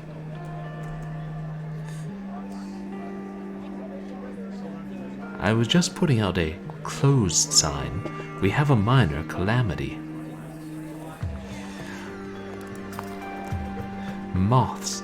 We made the mistake of baking molasses cakes. They've attracted every wardrobe moth in the theater district. Either that or it's the apocalypse. Oh yeah, your last stream for a couple weeks. That's a shame, Liv. I hope your parents get better Wi-Fi. Or your local library might have good Wi-Fi. You could stream from the library. Just stream quietly. Why don't I help out and then we can talk? My hero. I'll go get a sack. So, grab the moths and put them in a bag. This is like, is it the game where you had to kill the rats? A mini game. Is that ghost in the sheet?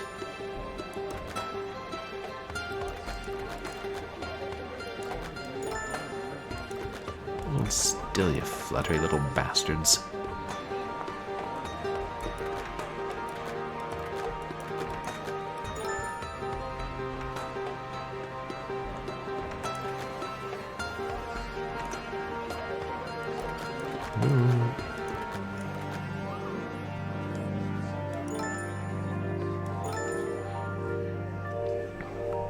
Okay, now this is almost like a shooting gallery.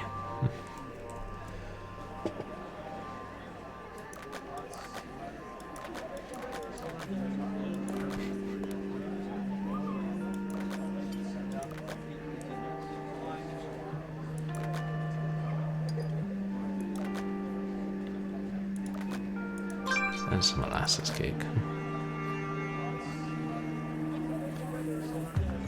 It's part of the thrill of being a homicide detective. Sometimes you end up chasing moths.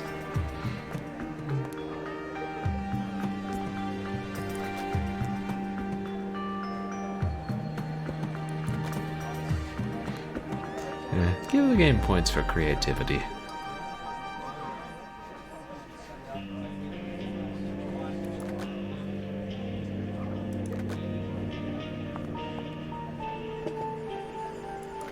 Did you make those emotes yourself, Hairball? They really do look awesome.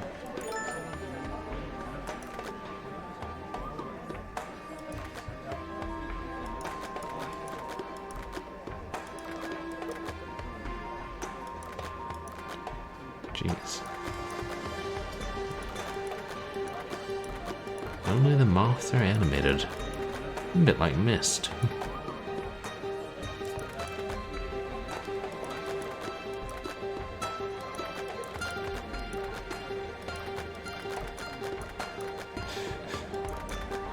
Jeez.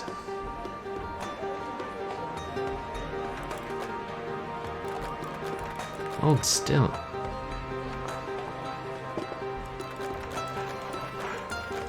Oh, right, and well, I'm guessing from the name of Plague Tale, you kill lots of rats. Finally.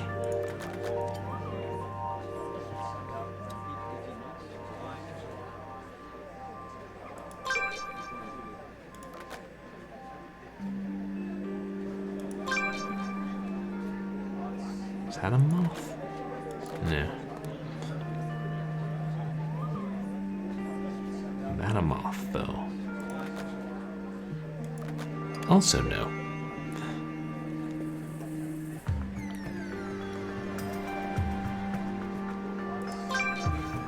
Okay, who put molasses cake on the ceiling fan? Actors, man. They're a crazy lot.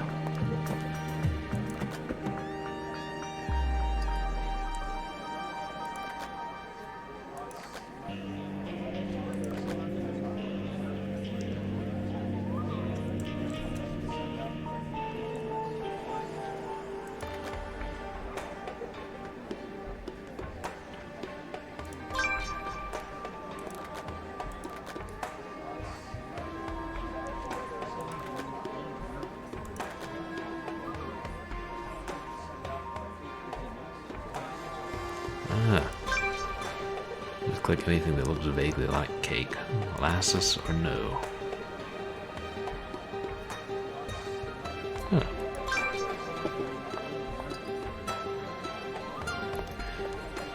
And I mean, let's face it, the cakes can't have been that popular if people are throwing them on the floors and on the fans. Maybe we should let the moths have them.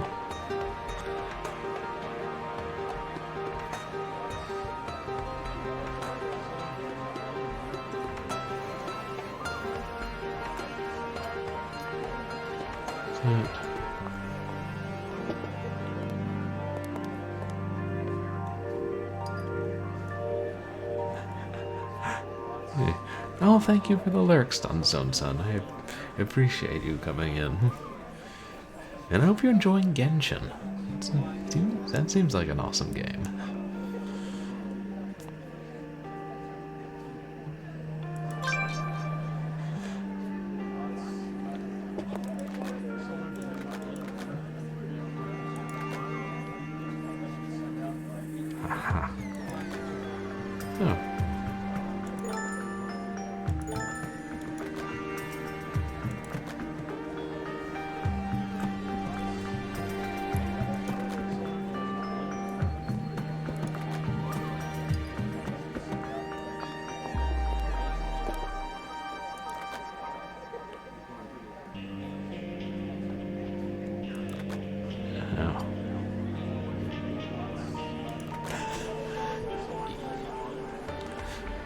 You know, that's a good question.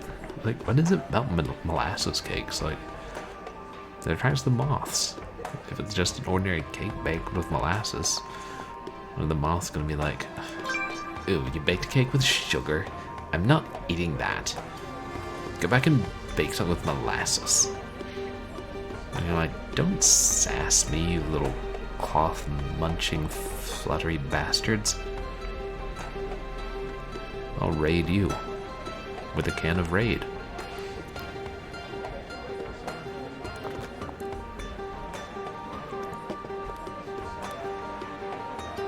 I bagged all the moths. There's 3 more pieces of cake. It shouldn't be too hard to find. One might even say it'll be... No, I won't stoop to that level. Besides, it might end up being hard.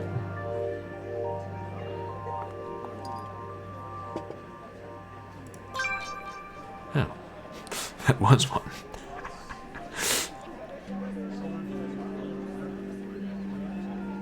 I mean, I knew that was one, hence my clicking on it.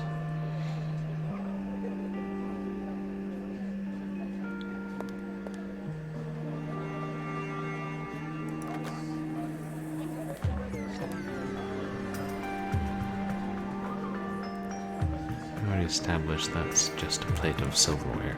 Ah! Someone speared their molasses cake with an umbrella. These cakes are really not popular today.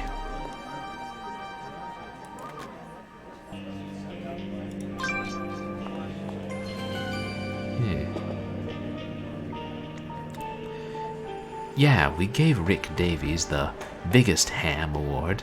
Lately he's been bragging that his brilliant lover is writing a play for him that's going to make him a huge star. It gets old.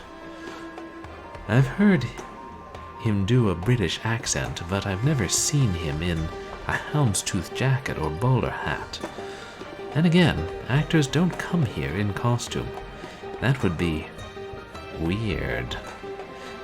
As for the library, all of us use it. Actors are too cheap to buy plays. Investigation complete.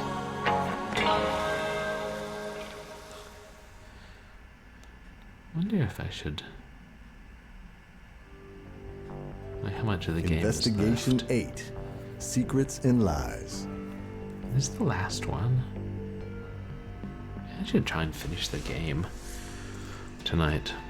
If I can do it another hour or so.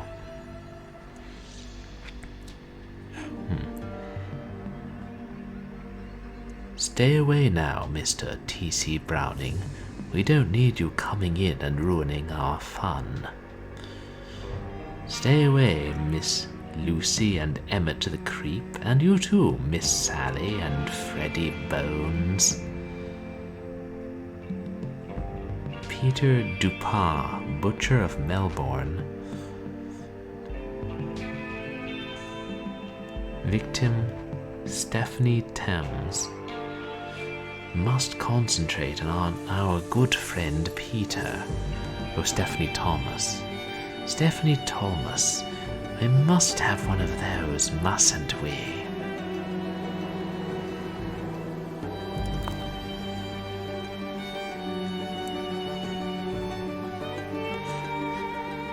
Please, God. Not again. John Derry, Mary Smith, Stephanie Thomas. God's Little Acre. Mommy! Okay, I'm coming. How about mac and cheese for dinner? Jill Bernhardt, Deputy District Attorney. Ah, she's the mysterious 4th member of the Murder Club. As part of the Women's Murder Club, she often plays devil's advocate, reminding Lindsay of the facts needed to actually support to convict a suspect. Jill keeps the group grounded. Lindsay just called. She said she was sending over something to my office. Good thing I'm on my way in.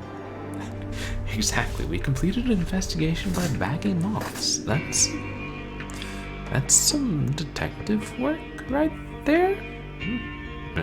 Moth detection.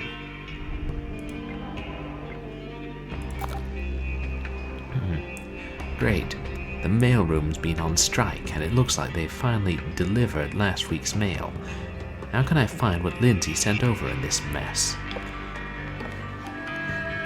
Wow. The mailroom goes on strike. They strike hard. The mailroom strikes again. Oh yeah, Melbourne. Isn't that your neck of the woods, Dame Karen? Ah, well. Every country needs a few good serial killers. Actually, no, maybe we can do without them at this point, you know?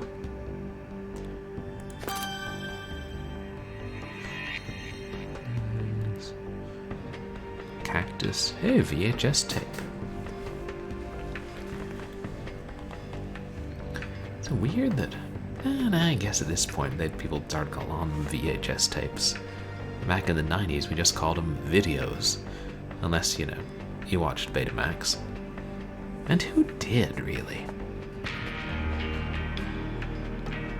Let's see, apple, newspaper, mallet, package, ring, golf club.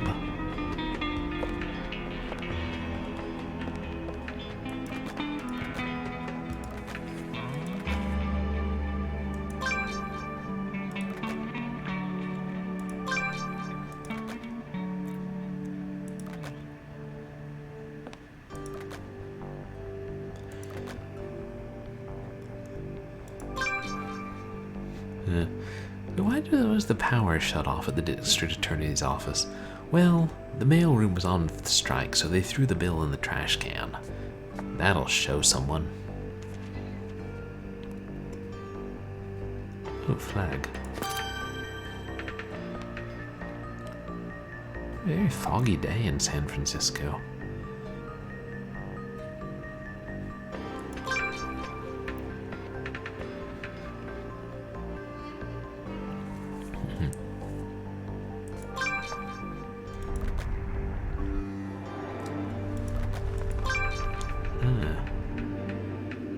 Sealed? Like with sealing wax?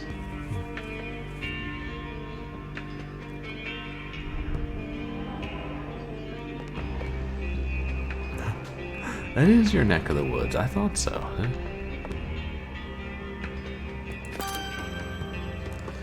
Well, maybe they meant butcher literally. Maybe there's just some, you know, kindly fellow who runs a small butcher shop in Melbourne and sells chops. And if, you know, you bring him the corpse of a little Victorian lady, he can grind it up into sausage, which you can feed to the dog. Oops, sorry, wrong game, wrong game. Already played that, not playing that again.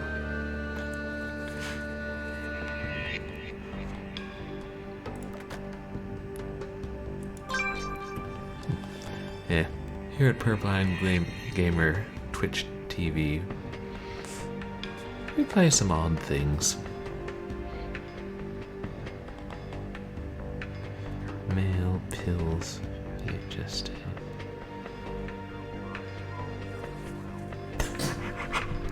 Right. If the little girl crawls out, then, yeah. A VHS in 2007? That was like so last decade.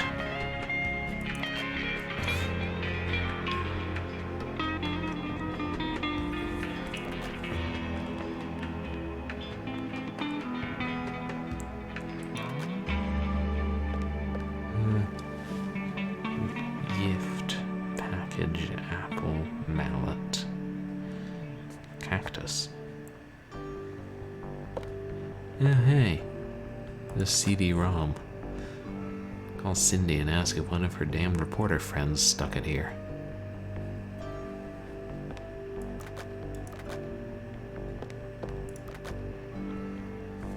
Is that something? Oh, there's the gift.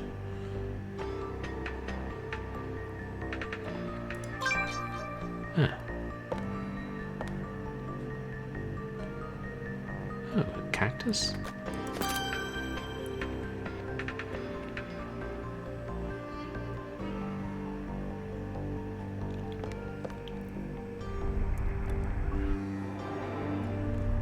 Oh, VHS tape, I see it. Have enough of those things out to be able to pick one out.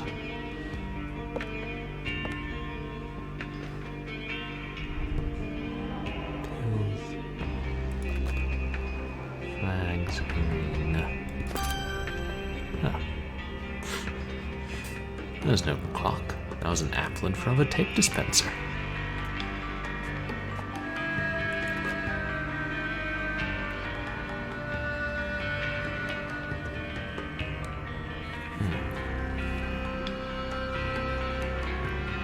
What is that? A flag?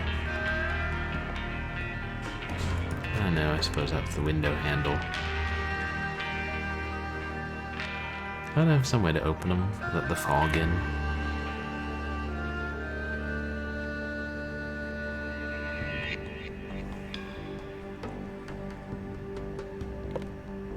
What's that on the chair? Oh, they're the pills.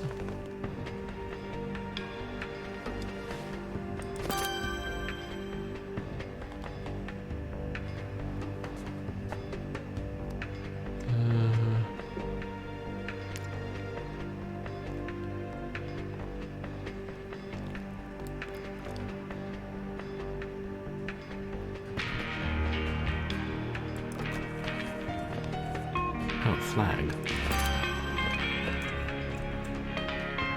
Is that one too? Nah.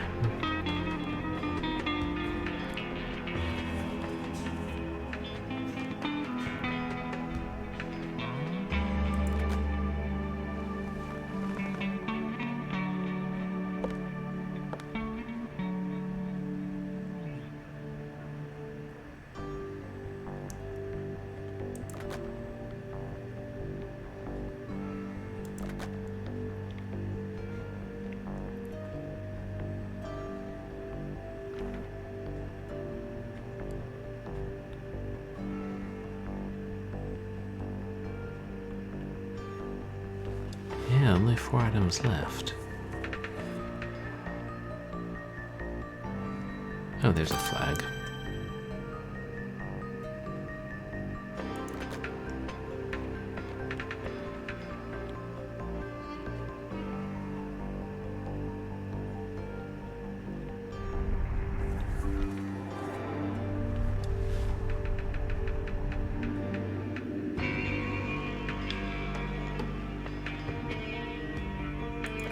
Wait, there's something. Ah, that's a package. Got eyes on the package, as they say.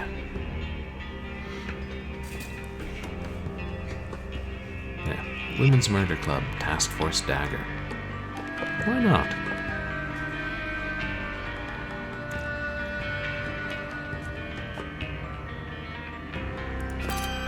Ah.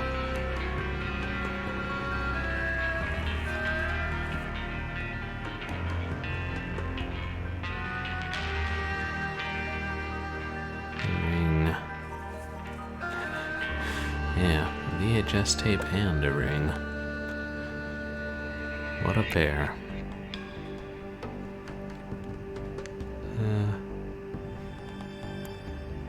Oh, there it is.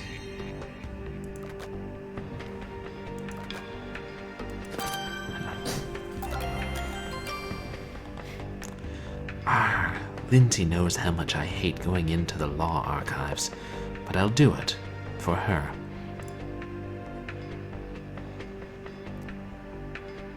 Time to call in a favor. None of my suspects has a police record, but I have a feeling there's going to be some kind of history on my killer. Oh, can you check the law library for any reference to these people? Litigation, subpoenas, anything? I'm desperate. Thanks a million, Lindsay.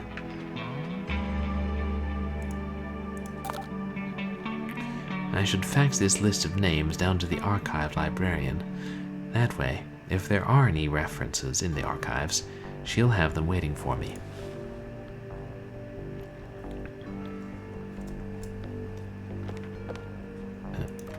That's the fax machine.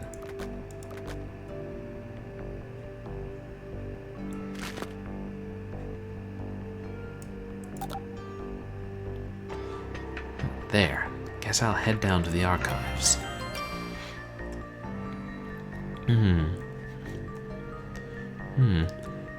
Emmett Decree. Possible match, Juvenile Court, 1987. He's the assistant at the library. T.C. Browning, the archivist. Possible match, San Francisco versus Ralph and Louise Browning. Docket number something, year 1972. So I'm looking for 1972 and 1987. I just have to watch out for the law interns. They zip around this place like nobody's business. Exactly. VHS and a ring-goo rather than a ring. So...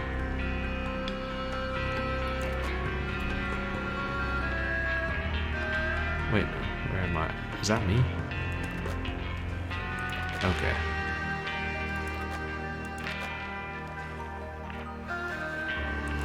Avoid the interns.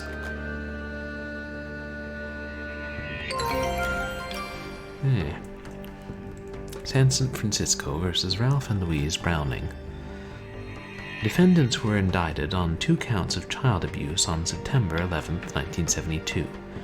The Brownings live in a tenement at 110 Furlow Street.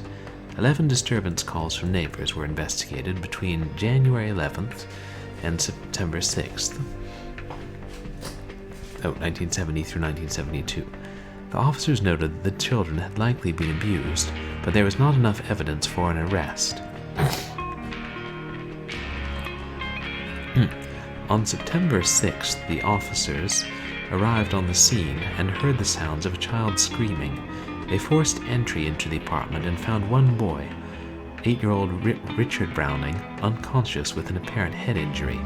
A second boy, 5-year-old Timothy Browning, had burns and lacerations on his hands and arms and was hysterical. Both parents were witnessed striking Timothy Browning. The 2 children were removed to the hospital and both parents were arrested. The doctor's report confirms that both brothers suffered from multiple old contusions, broken bones, burn marks, and severe malnutrition. The case was heard by Judge Malcolm Trezor. 5 neighbors and Richard Browning's teacher testified against the defendants. Judge Trezor passed down a sentence of guilty on all counts.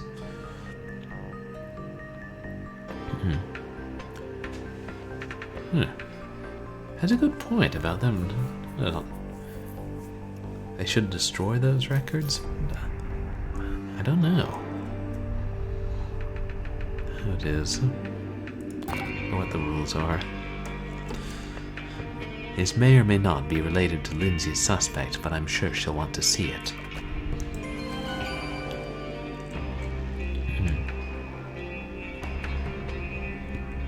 Yeah, just saying what we just discovered. Wait, where am I? Oh, there I am.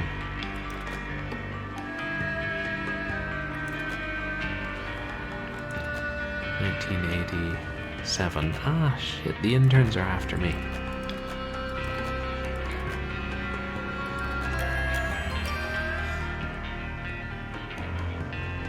Watch out for those law interns and get out of the way.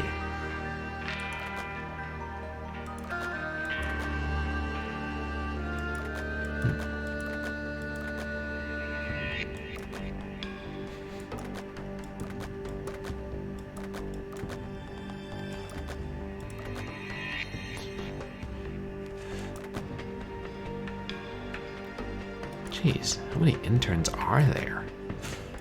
I know it's a big city, but there are limits. Juvenile Emmett Ducree, aged 14, was arrested under suspicion of killing animals in the Polk Gulch neighborhood. 10 local cats and 2 dogs had gone missing during the past 16 months, most of them from buildings surrounding the apartment where Ducree lives with his parents. He was observed carrying a neighbor's cat in a rough manner, and blood was found on clothing in his apartment. Several animal remains were found in the incinerator in the basement of his building. Ducree claims he is innocent. Judge Linda Stanton dismissed the case on the grounds of insufficient evidence, May 1987. Lindsay will be very interested in this one.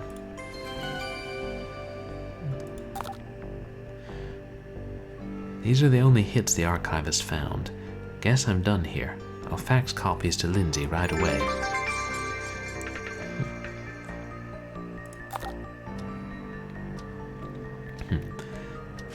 Jill's faxing me the court case records. That might relate to a few of my suspects. Serial killers often begin by torturing animals, so this definitely fits the profile. But is it the same Emmett Ducree? Our killer was likely abused as a child, so if this Tim Browning is T.C. Browning from the library, it's significant. But more importantly, Tim Browning has a brother named Richard. I'd better go back to the library and follow up with Ducree and Browning.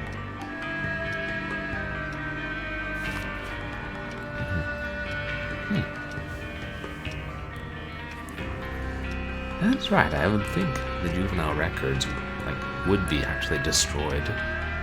Especially from, that's like 20 years prior to this. And I don't know, maybe if it goes to, or doesn't go to trial, but the judge dismisses it. Oh, we finished, yeah. That's a good question. Yeah, that does make sense. Mr. Browning, I'd like to speak to you about your brother, Richard. My brother? But I'm an only child. Oh, did you grow up in San Francisco? No, I'm from Kansas City. I can see you don't believe me. I'd be happy to take a lie detector's test. I'd just as soon clear up any misconceptions immediately. Good day.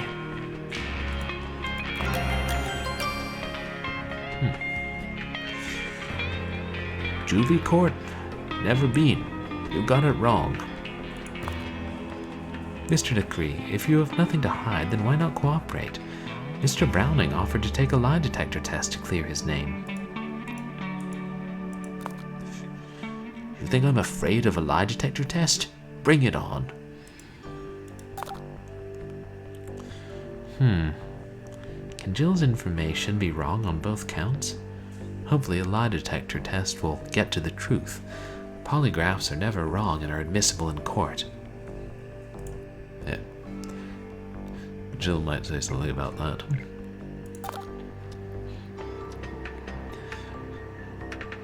I'm not sure what room the lie detector is in. There should be something around here that tells me.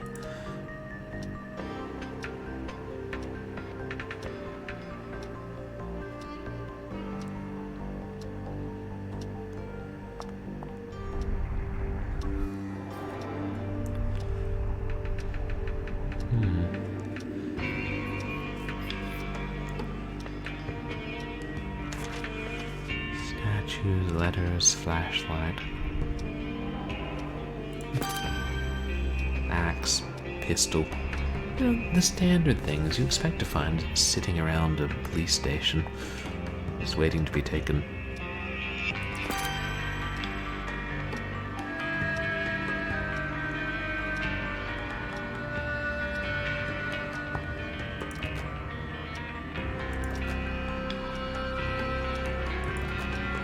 Yeah. I mean,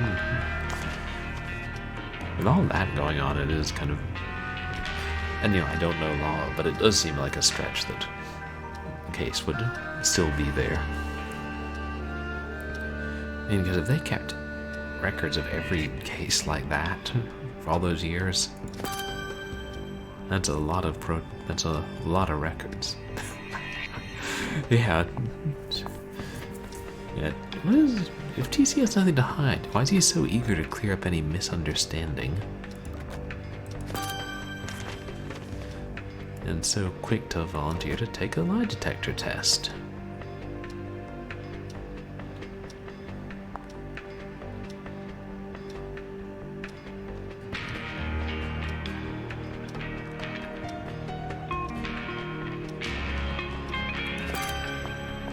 Is that? Yeah. Well, it looked more like a hatchet if you ask me, but I'm not a police detective.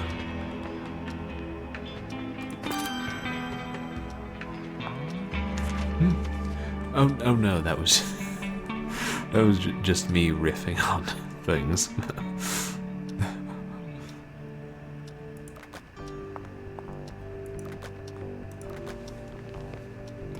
I mean, it said a lie detector test would get to the truth. Ooh, maybe we'll get to play a fun lie detector minigame.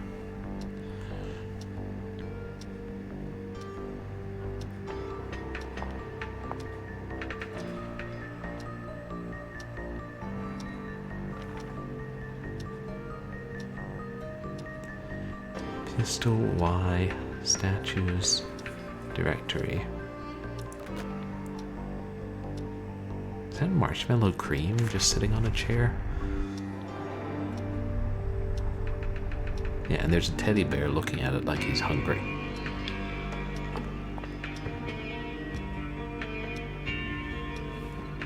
Hey, I'm not a policeman. Maybe that's how police stations are.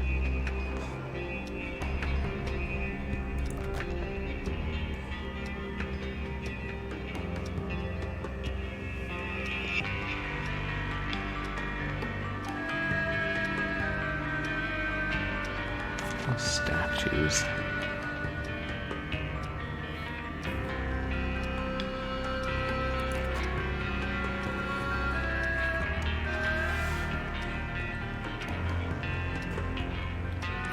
Oh, I forgot. Mysterious fox who hides in the police station watching everything. We saw him last time. Still no explanation.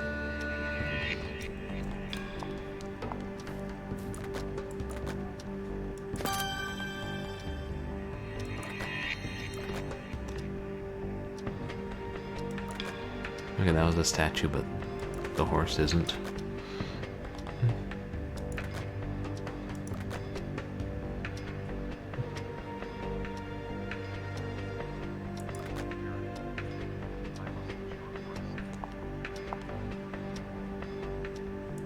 Oh, thanks.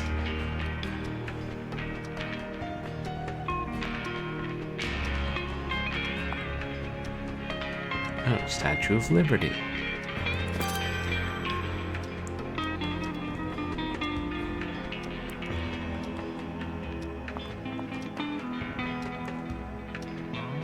Pistol.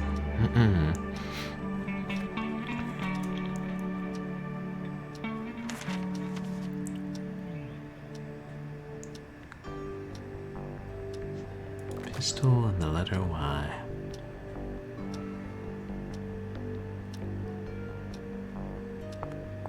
Huh.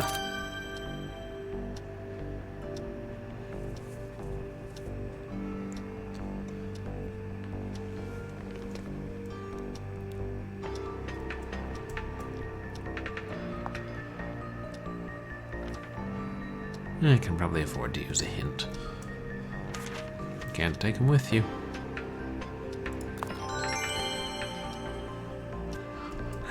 The clock. Of course the clock's the letter Y.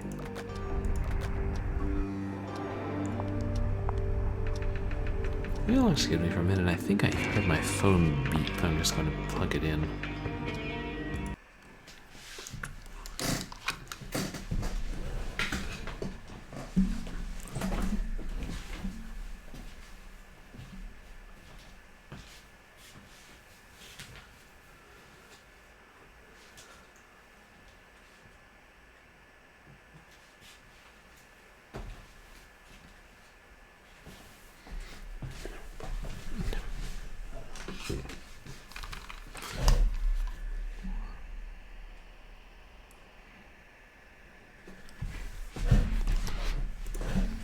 Or maybe it was something in the game.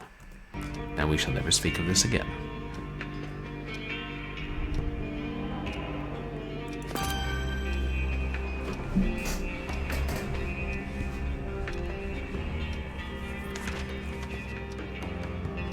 Oh, the directory, right. The thing we actually need. Minor details.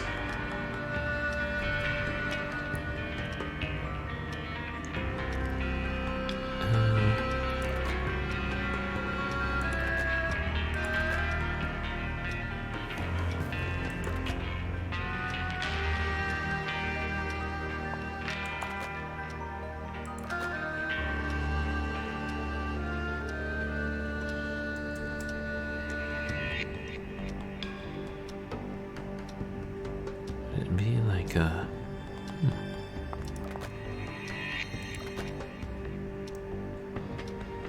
Yeah, that's definitely in the game.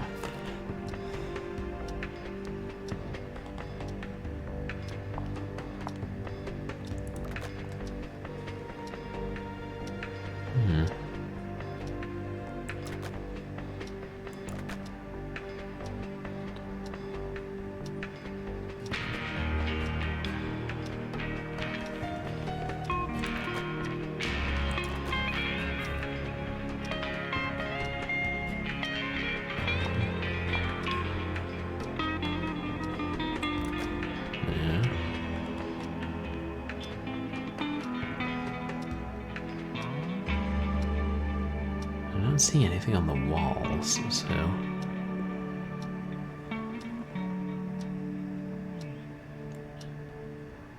And logically, it wouldn't be on the bulletin board.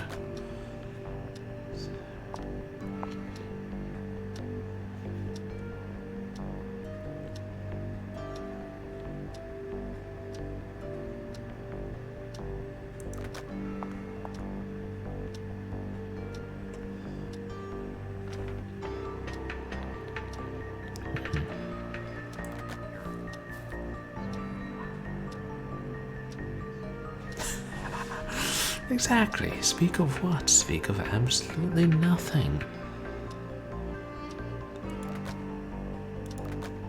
If nothing happens, you can't speak about anything.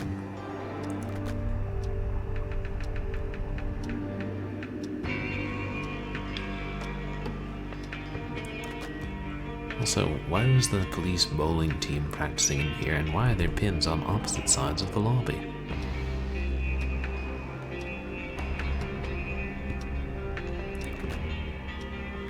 Yeah, heck with it. I use another hint.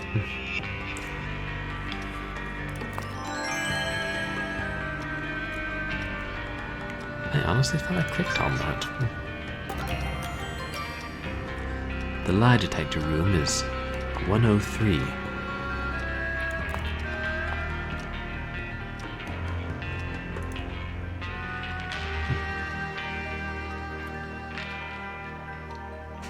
Detective Jackson. It's all yours, Detective. You can tell the subject is lying if the meter jumps plus or minus 3. Dead giveaway.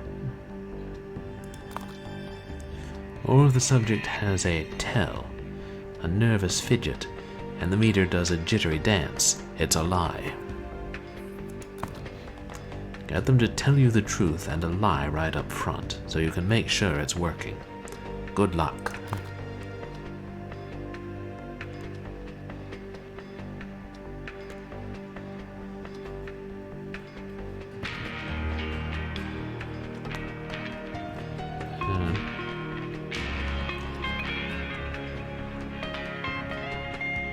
Yeah, like a...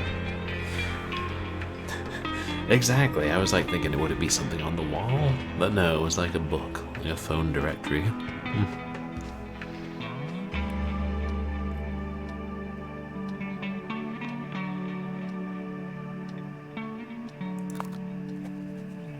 Yes. Okay, it's working, we know that's true.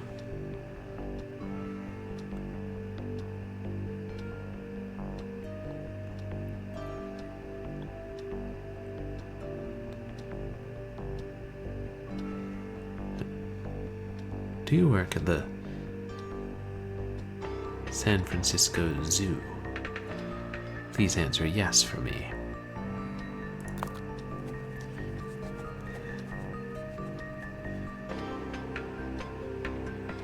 Yep.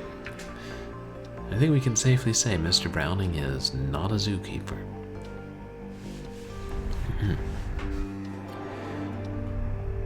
Probably is a killer, though. Have you read Porphyria's Lover? Guy's deranged. Do you have a brother? No.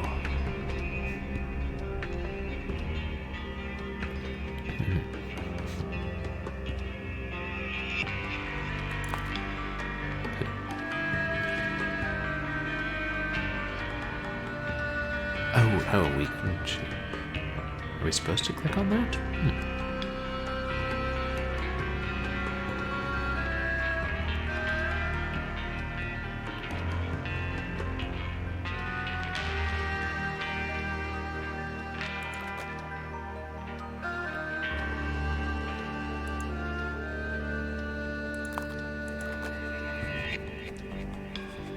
Yes, that is the truth.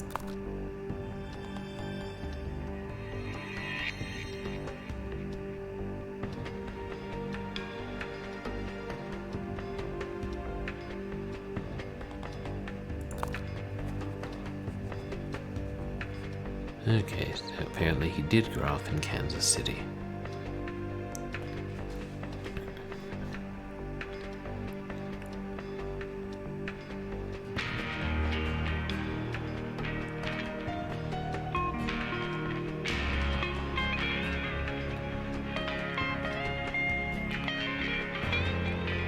Do you know a man named Richard who frequents the library?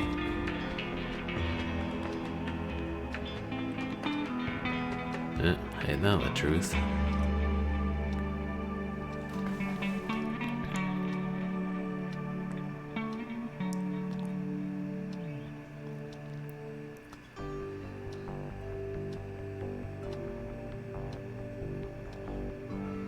But why is it going back to this?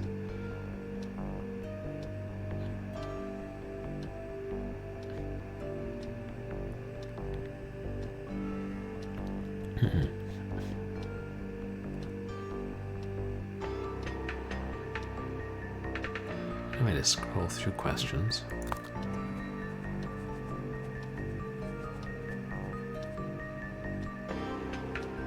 Yep.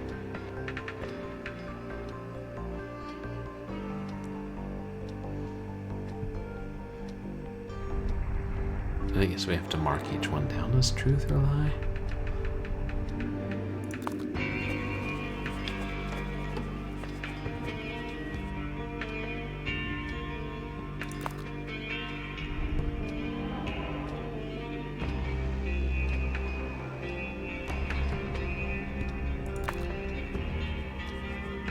Truth.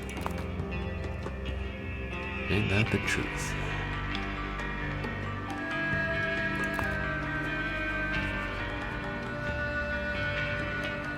Doesn't know a Richard.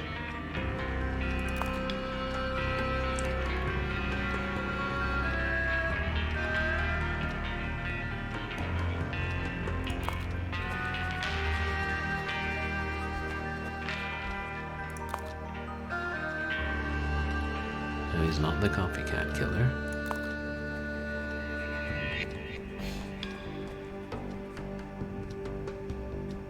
And he doesn't know the Copycat Killer.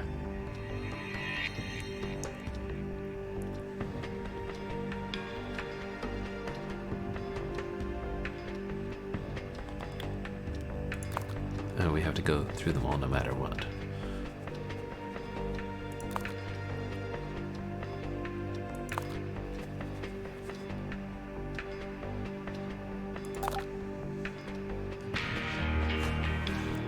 Thank you, Mr. Browning. You've been a big help to our investigation.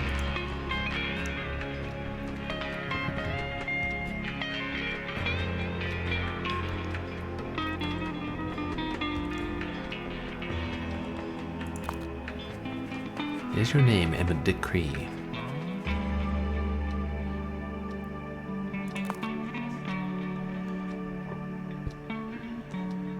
Please answer yes. Do you drive a Porsche? Pardon me.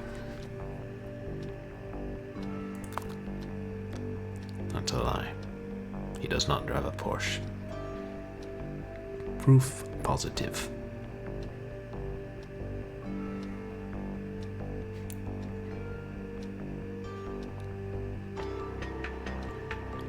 Have you ever killed a person?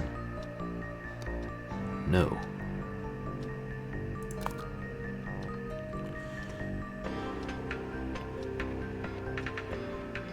Are you a resident of San Francisco? Sure.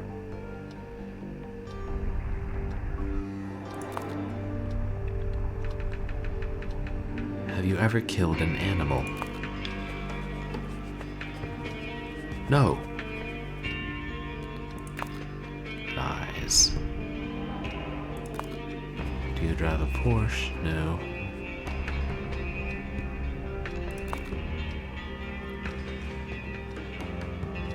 Were you in trouble with the law? No. Were you arrested as a teenager? No. Do you know the Copycat Killer? No.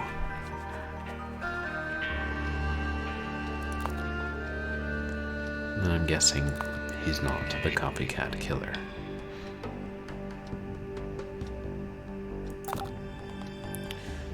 Thank you, Mr. Decree. We'll get back to you.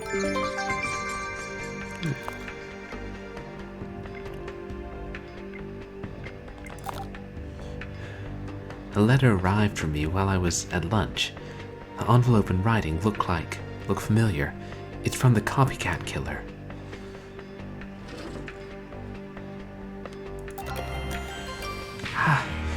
The killer must really think he's clever. The letter was in pieces and they spilled out when I opened the envelope. Hope I can find them all.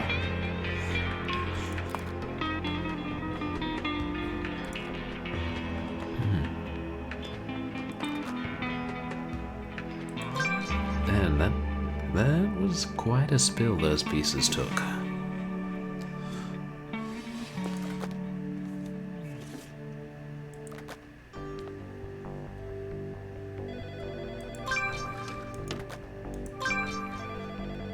What else are we looking for? Oh good, just the pieces. But there's lots of them.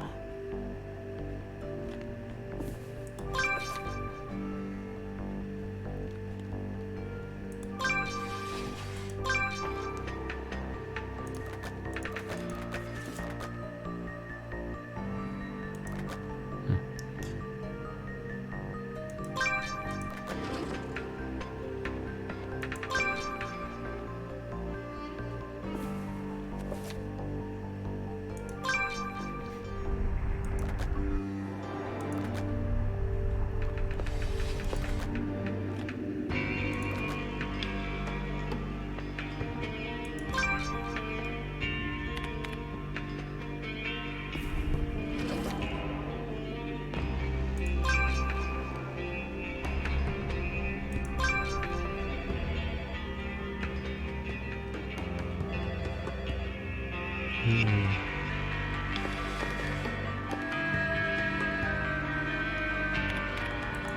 know, I think that was a pattern on the rug, but maybe that's another one.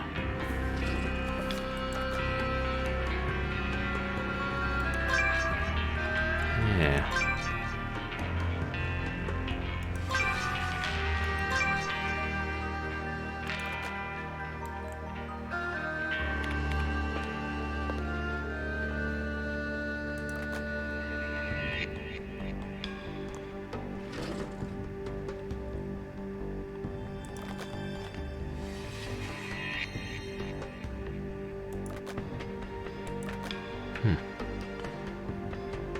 Okay, we're down to 4.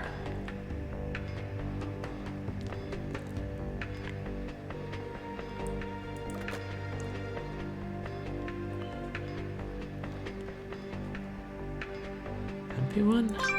Yeah. How high up they could have scattered. Huh.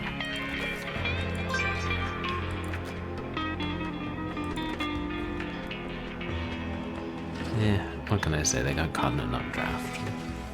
It's drafty in the San Francisco Register.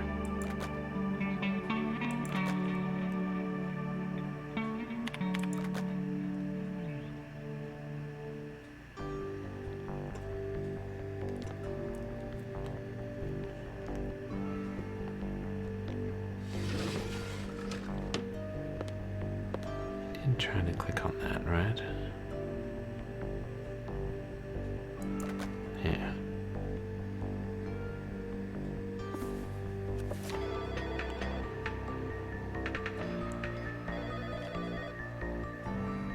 Oh, there.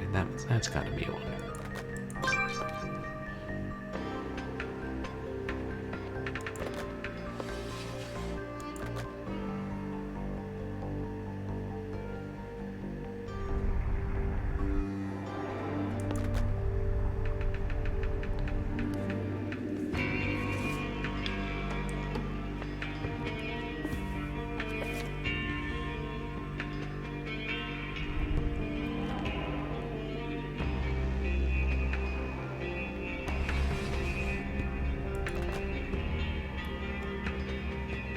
Sure, that's not one. Okay.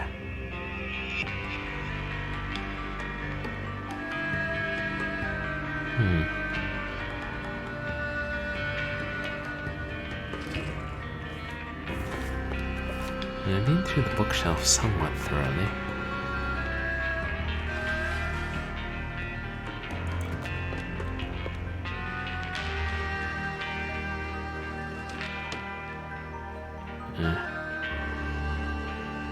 Am I doing hint-wise? Yeah, probably use a hint. Huh.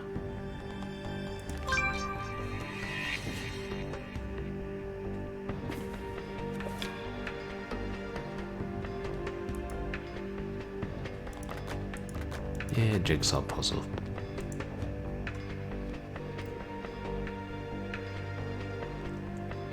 Right-click on the piece to rotate it.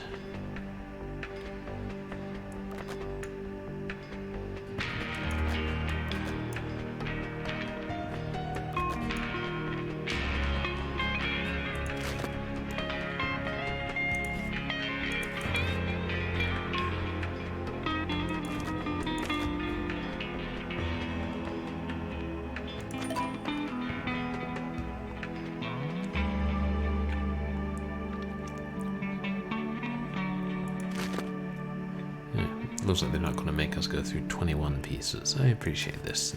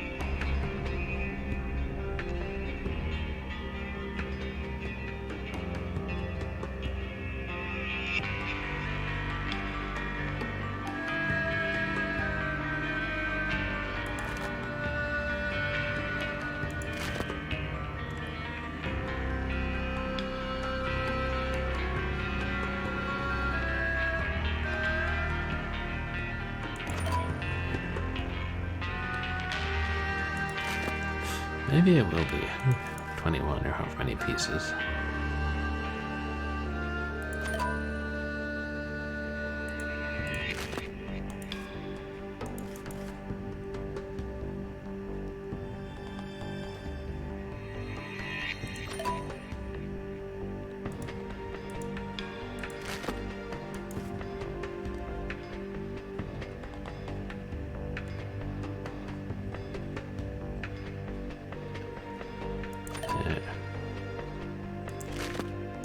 Something about the truth.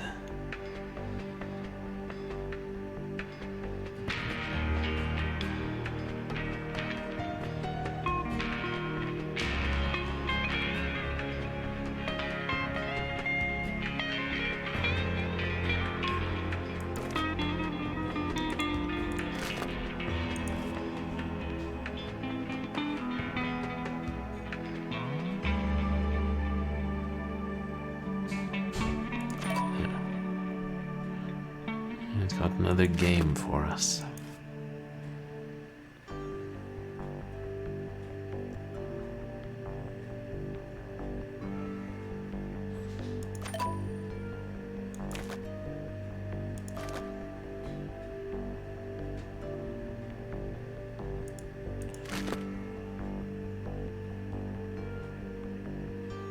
Wherever that goes.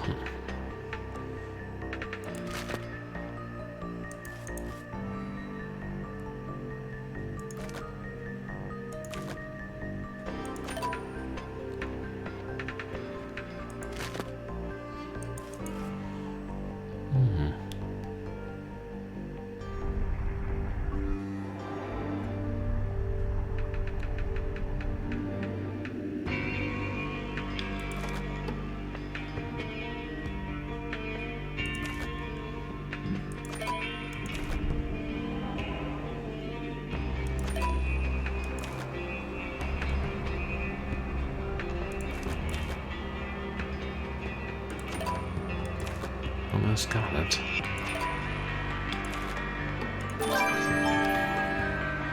It's another riddle.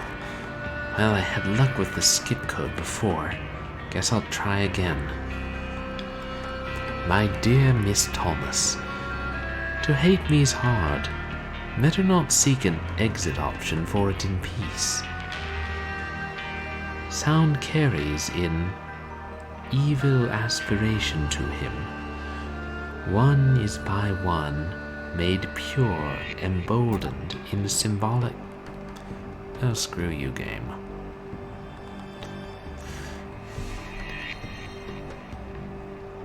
One is by one made pure, emboldened in symbolic echo, yet will two doom four. I'm sure the killer's answer is hidden in this message. In this text, I'll try every nth letter like I did last time. He probably put a hint as to what the skip value should be. Well, it wouldn't be that sharp if you used the same type of code twice.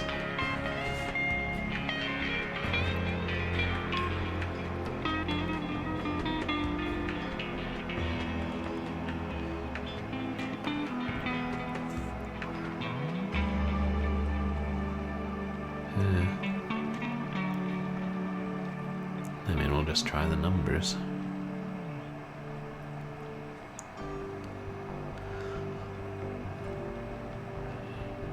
Not two, 1, 2, 3, 4. Oh, right. It's weird that you can't type in this one. There we go. 1, 2, 3, 4. No.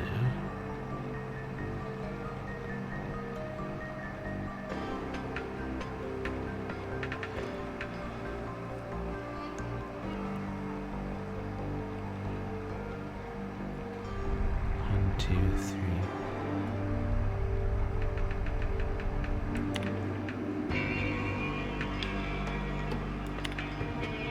Nah.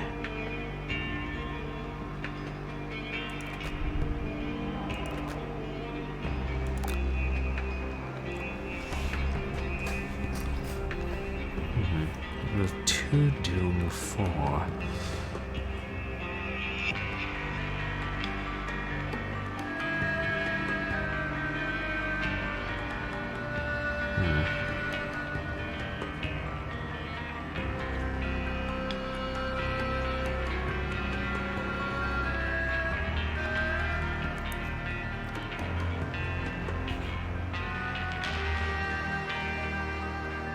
Oh wait, there's more. Stop me if you can. Your options are narrowing. There are 5 steps along the path to the truth. 5, eh? That sounds like more like it.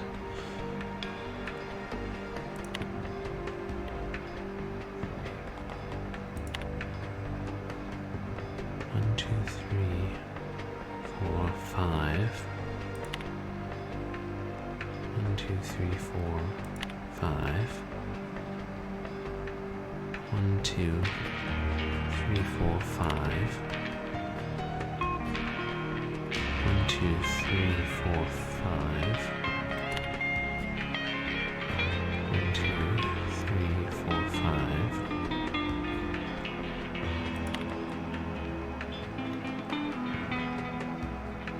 1, 2, 3, 4, 5. Wait. 2, 3.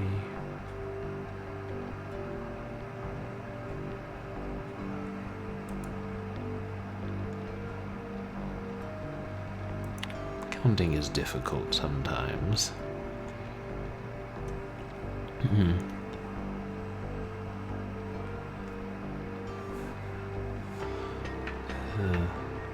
One, 2,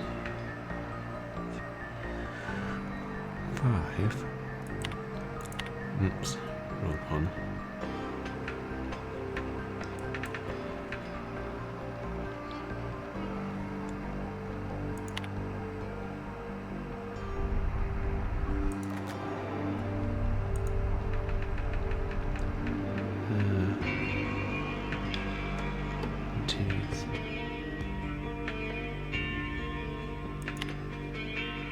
The next one.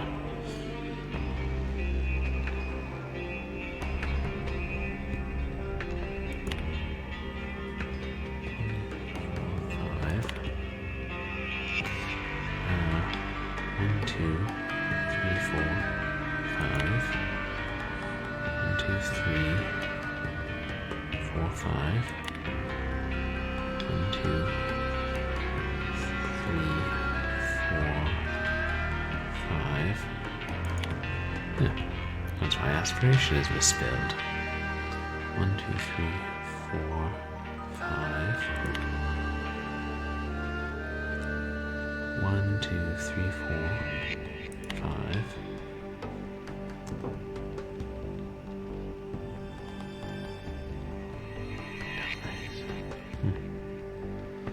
1, 2, 3, 4, 5. 1, 2, 3, 4, 5. 1, 2, 3, 4, 5. 1, 2, 3, 4, 5.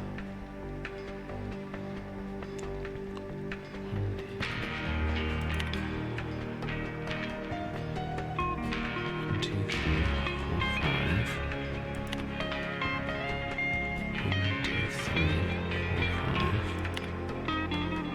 Oh, no, that's wrong.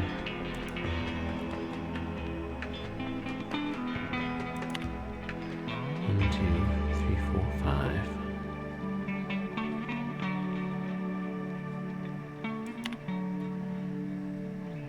1, 2, 3, 4, 5. 1, 2, 3, 4, 5. That's the message. The next one dies at 11 p.m. on October 24th. That's tomorrow. We have exactly 24 hours to stop it. Thank goodness the papers mailroom wasn't on strike.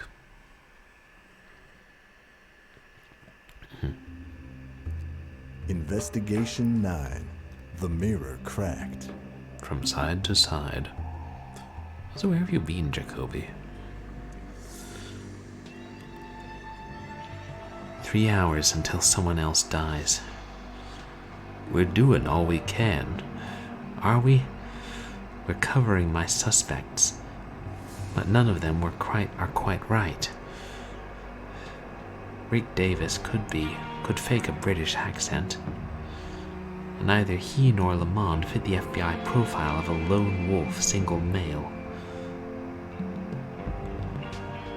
Herbert Smythe fits the profile but lacks the physical capacity.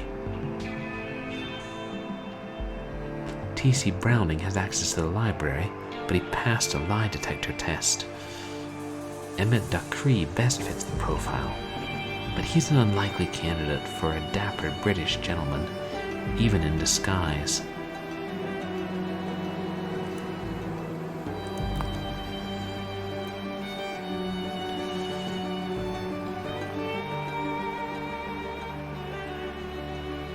Should we tail him? No, I'll put Johnson and Gonzalez on it. I want to stick to Ducree. No problem, Detective Boxer. We got him. He goes home, watches TV.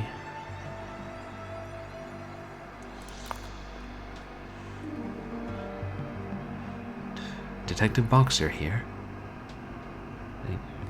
Ringing phone. Hello, lady? Sally? Is that you, honey? I left something for you. I had to hide it. Richard would be so mad. I hid it at the playground by the big clown. I have to go. Oh God, Sally left something for me. Something about a playground with a big clown. A clown? There's an old daycare a few blocks from here. Has this big old ugly. You stay on Ducree. I'll be right back.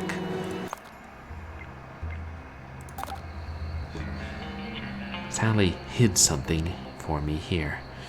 Where do I even begin to look? Hey, it's our old friend Rhea Potman. Fancy meeting you here.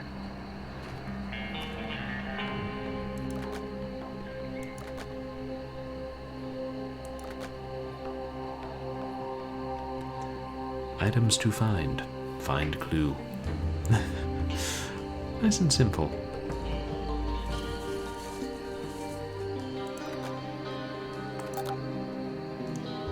Someone's laid out an arrow with rocks.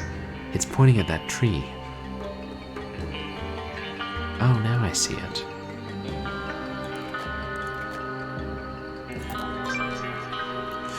It's very dark in here. At least this time I brought my flashlight. Did you just go inside the tree? No. There's all kinds of stuff in here. I'm going to have to look at each item to figure out which one is the message from Sally.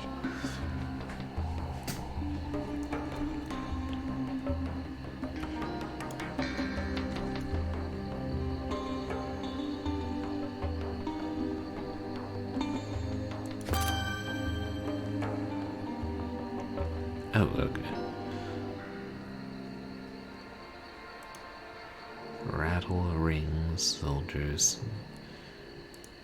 Oh, that's the flashlight. Don't know what I'm thinking.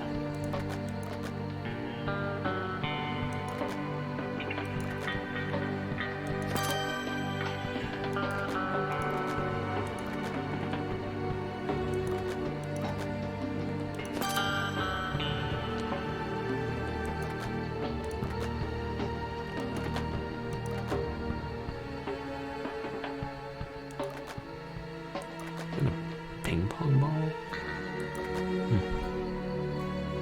Ah, chewing gum. Or, I think.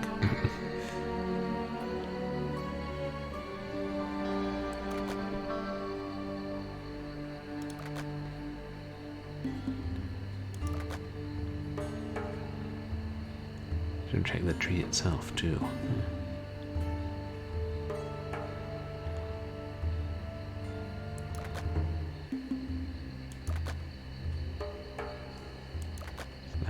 Oh, a pencil.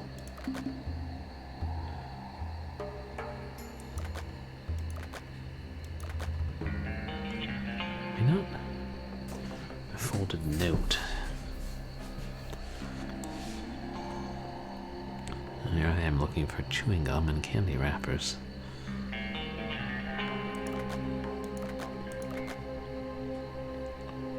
Oh, that's a torn up cup. That's what it is, like a styrofoam cup.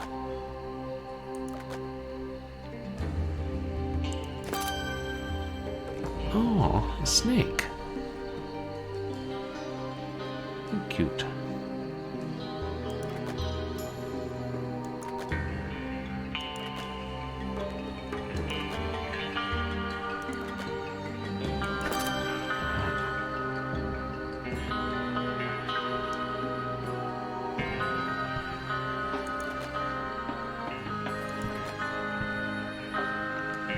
What's that? Toy whale, maybe. I don't know. You'd be surprised the things one finds in old trees. Portals to underground lands, for instance.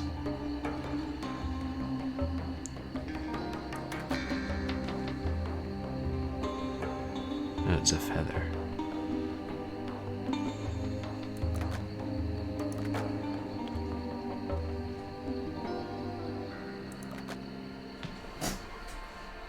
Yeah.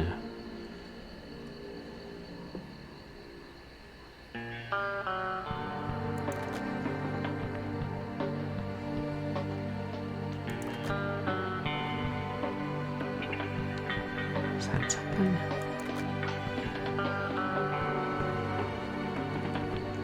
Jeez, 6 pieces of chewing gum.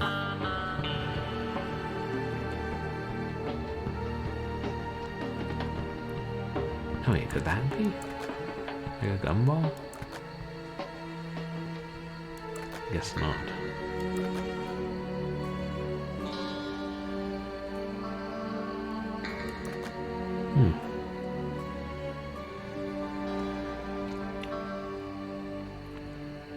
No.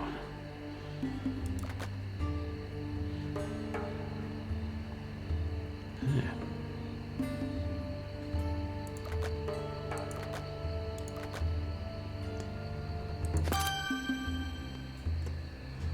Is that? Oh, that was a candy wrapper. Oh, we found the note.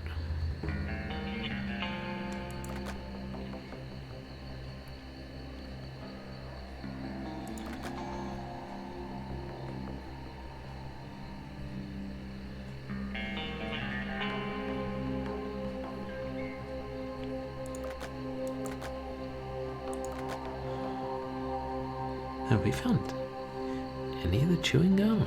We're just getting wrappers.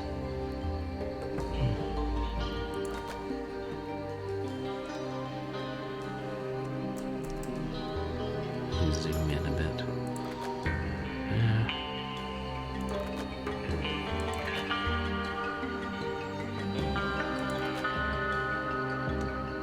Ooh, blocks. Get boy tan. Or not.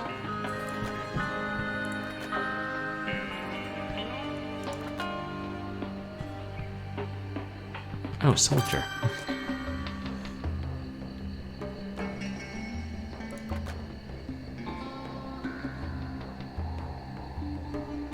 A whole lot of feathers in here.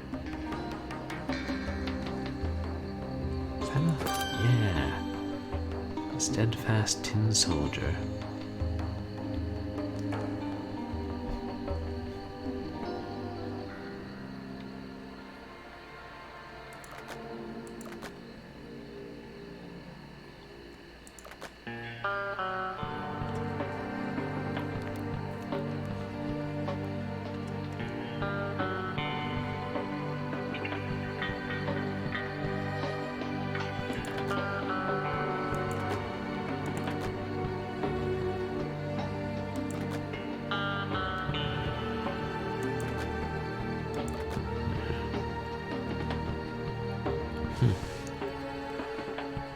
Have I forgotten what gum looks like?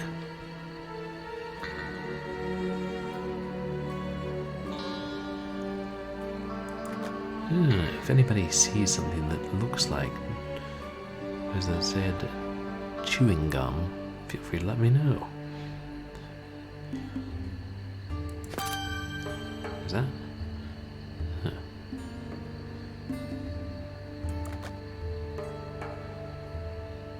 Oh, maybe they're like chewed up wads of chewing gum. I hope we're wearing gloves. Also, because of Snick.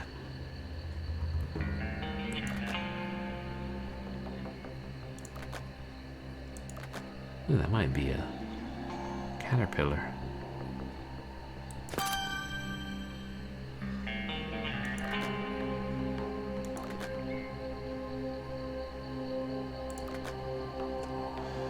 Still.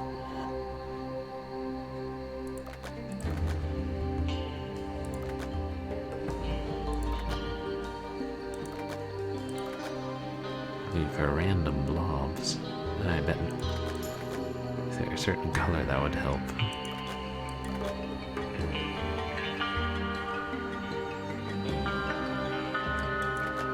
No.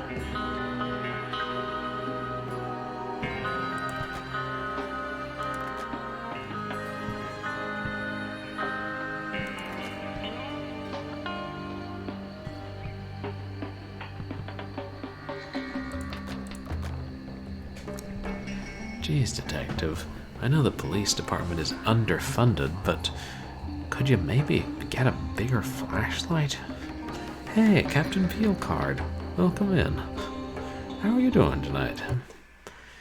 You guys should check out Captain Peelcard, who's a fellow legally blind streamer, and the streams are always a fun time. And I'm glad to see you've been streaming again recently, Captain.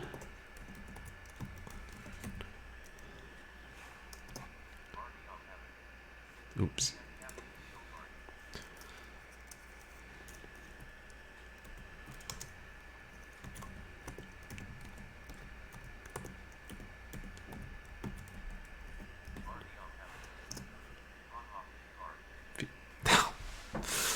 I swear it's the OBS. Like, just blame everything on OBS. Yeah, my cake didn't rise the other day. OBS kept it flat. Oh, playing the first King's Quest. Have you been enjoying that, Captain Peelcard? Huh. We're just trying to catch a murderer. And the best way to do that is by rooting through a tree looking for chewed up gum. Hidden object game logic. Or hog logic, as we like to call it. I'm doing alright, thanks, Captain. And, you know, an okay day, and then stream's going alright. Haven't had as many connection issues as we want to. Oh, feel spiders, man. And this is the last case in the game. We're close to catching this copycat serial killer who's been terrorizing San Francisco.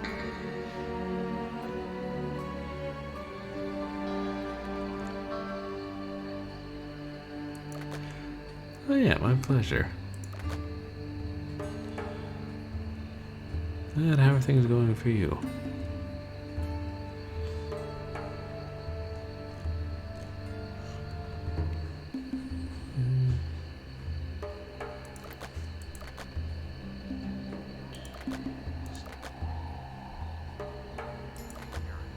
Gum.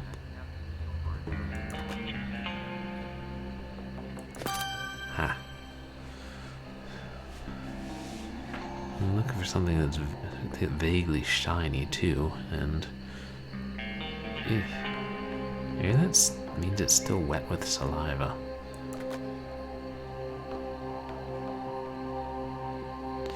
You know, I mean, horrific murders are one thing, but chewed up gum? Oh yeah, King's Quest is gonna kill your butt. Well, I hear the older Sierra games had a tendency to do that.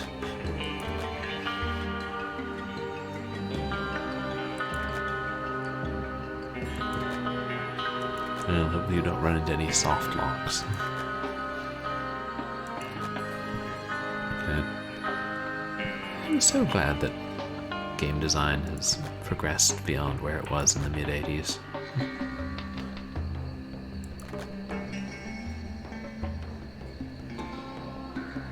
that?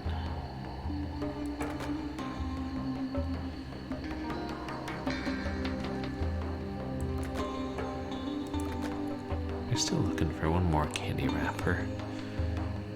And 3 more pieces of gum.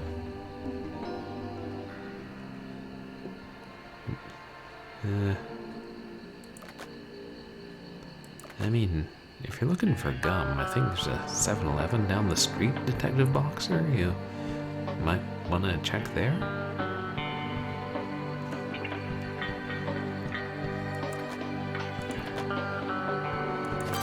Aha. Snack is guarding the gum. Snack has been sinking his fangs into it. You know,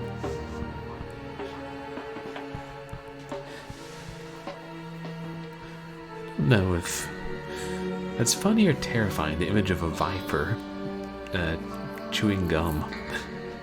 Oh yeah, fighting the Nihilanth. Yeah, thanks for hanging out for that, Captain Beelguard. Took me a long time to beat that final boss, and yeah, at one point we kind of glitched and just kind of fell through him, and it was intriguing and terrifying and mildly revolting. I mean, you don't wake up in the morning and think, you know, today I'm going to fall through the stomach of a gigantic floating psychic fetus in another dimension. I mean, some people probably do, but I don't. I wake up thinking, today I'm going to put off things that I should be doing and maybe have some cereal.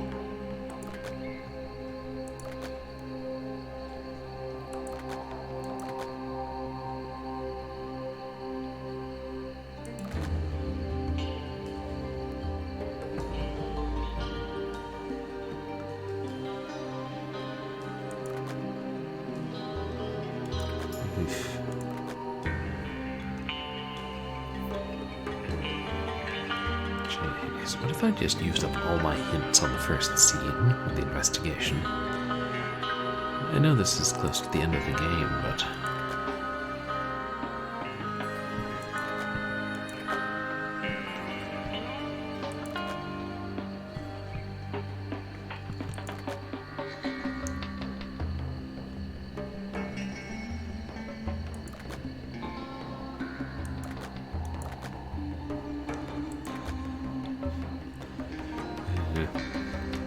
Did you played through Half-Life before, right, Captain Peelcard?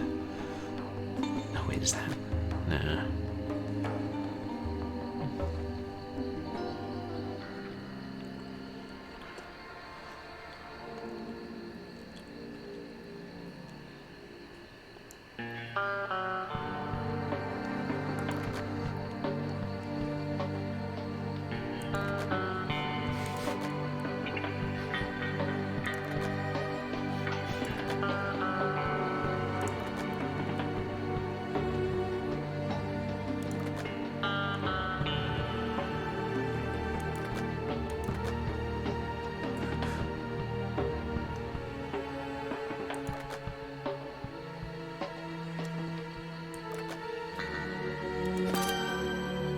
Oh.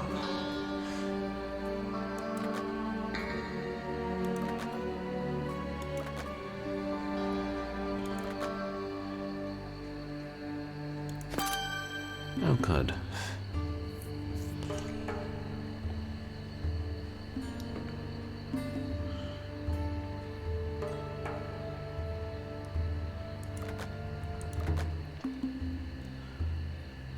Oh, okay. We use one candy wrapper now. I think we've earned a hint.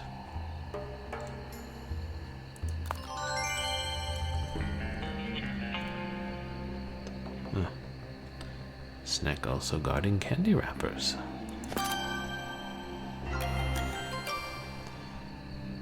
Tell Dr. Kratzen to tell you about Richard. Love, Sally. Yeah, same here. Well, I guess I've played through it at least, 3 times. It's a good game. Didn't remember how hard the final boss was. Cindy, are you by your computer? I need you to look something up fast. Sure, anything. Look up a Dr. Cranston. I need an address or phone. I'm on it. Oh, self-register.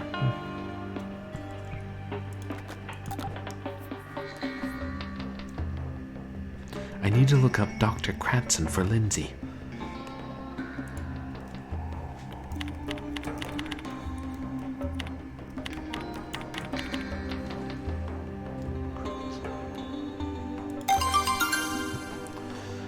In Satan's House by Dr. Anne Cranston, book review, July 10th, 1999.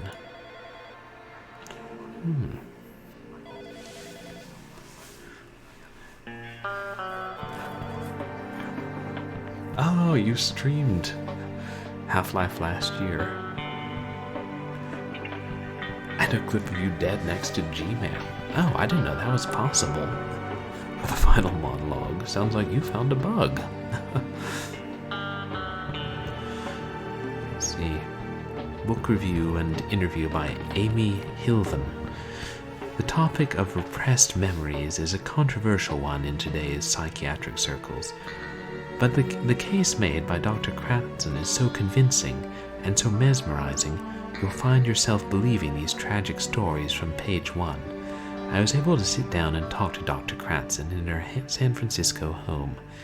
In Satan's House, she skillfully weaves the memories of 3 of her patients into a compelling narrative. William, Irma, and Dustin all came to Dr. Cranston with painful psychical symptoms and an inability to maintain their daily lives.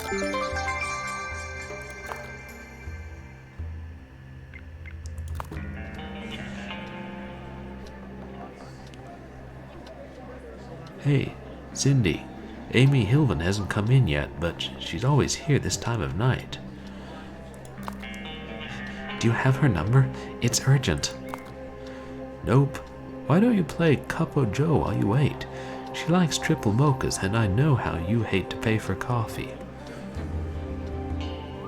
If this game makes me search for tokens again, I am going to, I don't know, chew through my webcam cable.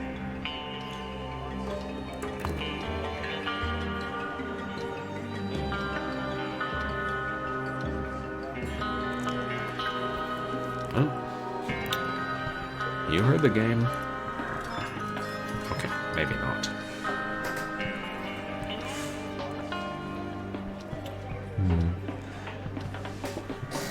Oh, the boss killed you at the same time it killed it. You killed it, and the game didn't realize you were dead. It's always funny seeing little cracks in game design. Let's see. Microphone, cards, keys, headphones, gloves, cane. Oh, I remember where some of these are from earlier. Excuse me. Camcorder, which they serve here.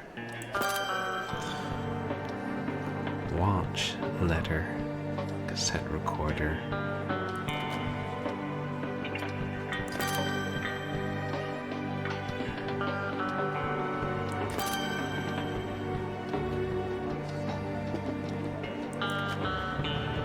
Tokens have switched places. Diabolical. No doubt the work of R. Janus.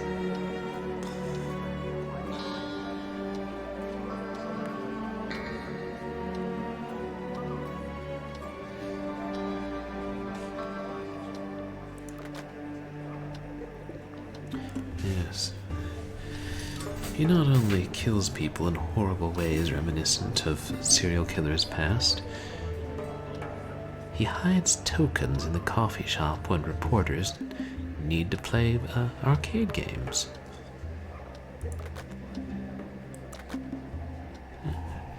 I also feel like Cindy needs to just overcome her social anxiety when it comes to people who aren't in the Women's Murder Club and, talk to people without offering them coffee so they'll like her. But that's just my assessment. I'm not a psychiatrist like this Dr. Kratson.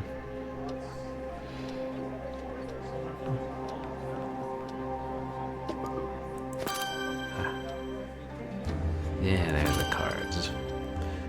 Not in the wall outlet this time.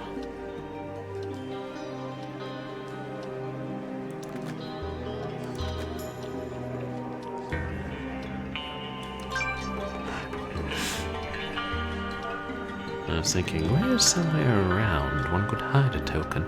Ah, yes, the camera lens. I'm not taking terrible pictures that way.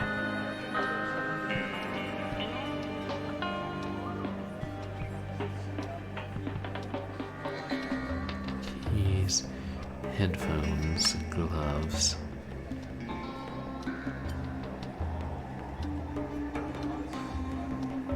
Where are the keys?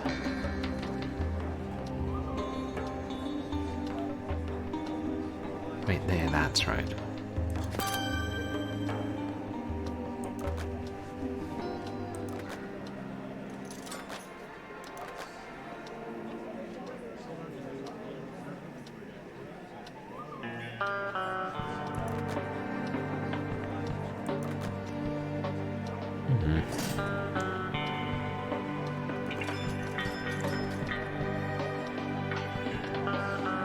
Oh, there's a phone off the hook.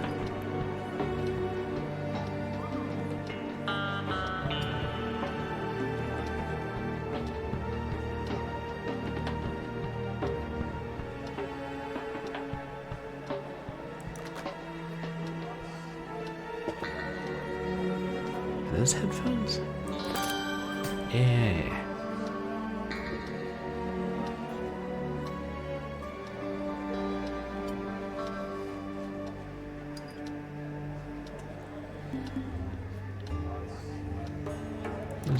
No, those are just napkins.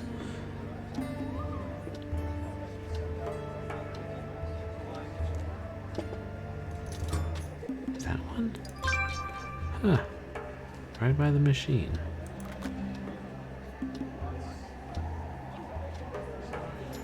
Come now, come now. Where are... Huh.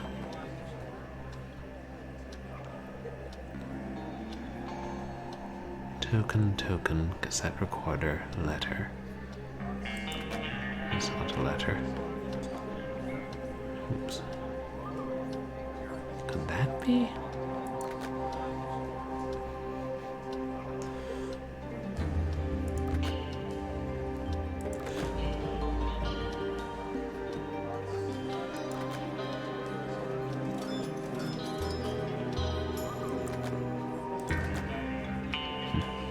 At least when you beat a boss and it kills you at the same time, you know it's possible to beat the boss. So then it's a simple enough matter to do it again. In theory.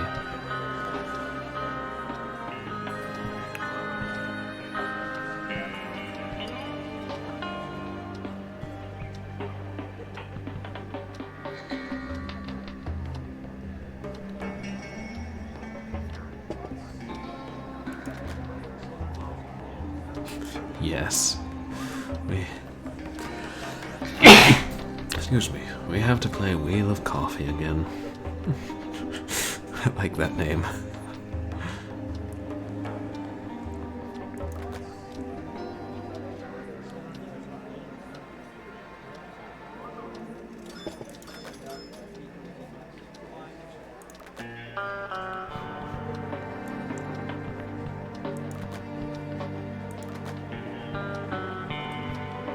Is that it?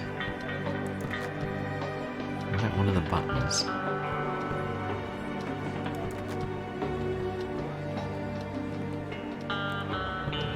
No, that's it.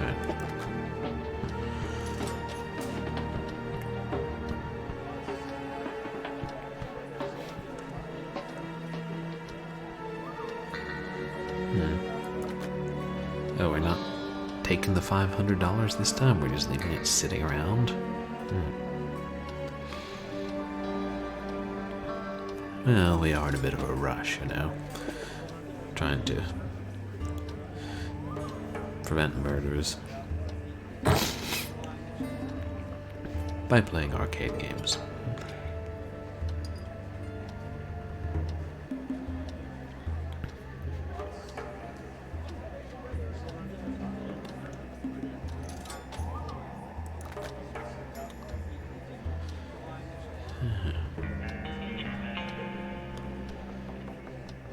Is that token?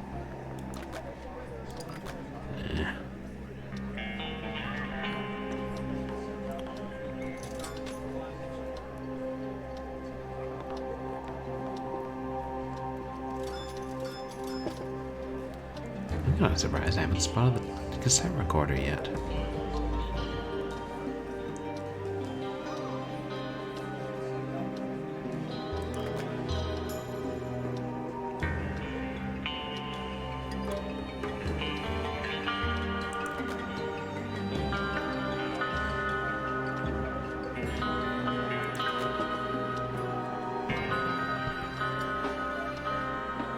Or the letter, for that matter.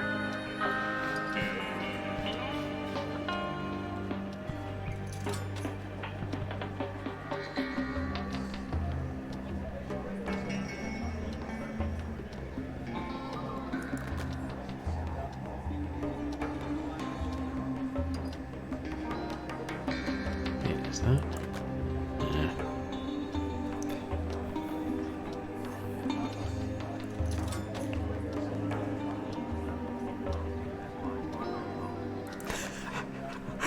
Yeah. Yeah, I mean, if it's just sitting around there, yeah, someone's a hefty tipper. Oh wait, let me zoom in. Oh yeah, I didn't think about it, but I think it's the, like, medium new 500s or $100 bills where Franklin was still in a circle, which is what the money would have been at that point. Didn't think about that. I know, that was what I was thinking last time. The game specifically said you need to find money, and so she snatched it. And it's like, well, you can't pay for the coffee, you just have to win that from the game. What kind of dystopian 2007 world is this in which coffee, $500 is not enough for coffee?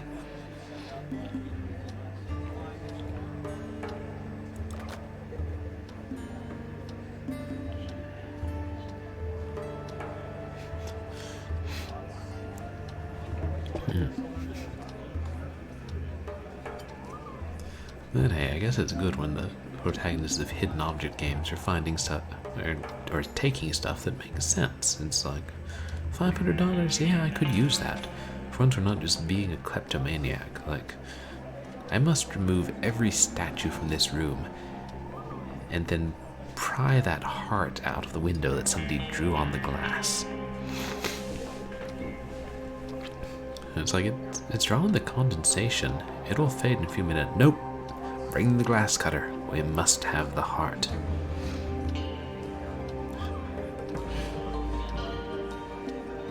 Yeah. A whole round of coffee with the 500. I don't know what. Oh, you're right. That's the letter. Hey, thanks, Dame Karen. Good catch. I still don't know what that thing is, though.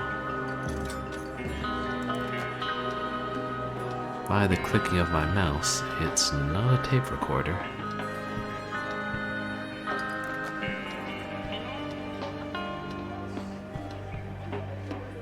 Two more Bally tokens.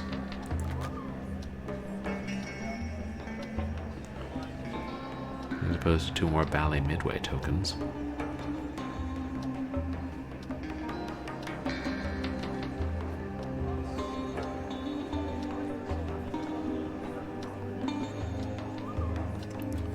Hey, wouldn't that be weird if manufacturers had proprietary tokens that you could only use in their machines? What a nightmare. I did find what appeared to be a Namco token in a church parking lot after Boy Scouts once, so I don't know what that was about.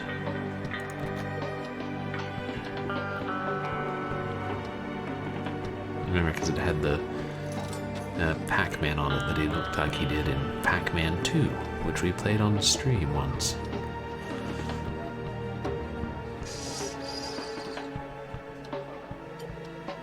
Is that it? It's the narrowest tape recorder I've ever seen, or else it's a strange angle.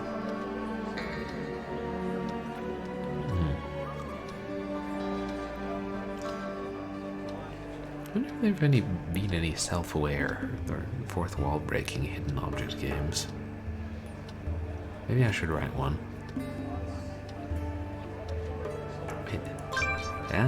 Token in the ashtray. Yeah, the adventure games.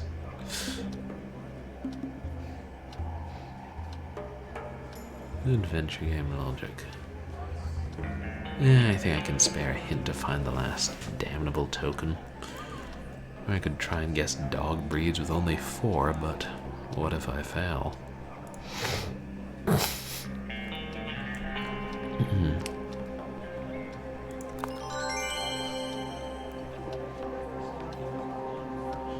Shit, did you guys see where it was?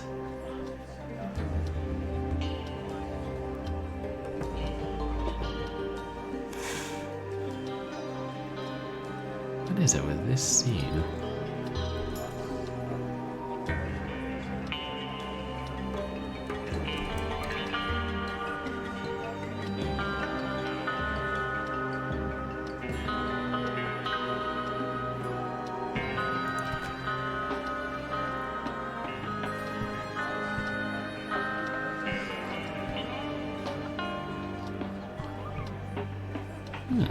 Okay, so oh, each casino has their own chips. Yeah. Like, yeah, chips are really good at that casino. Yeah, and Amazon warehouses. Well, that sounds slightly less pleasant than arcade machines.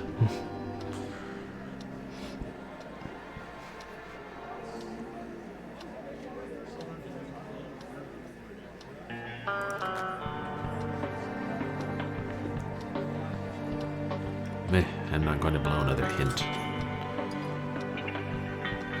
Time to consult the walkthrough.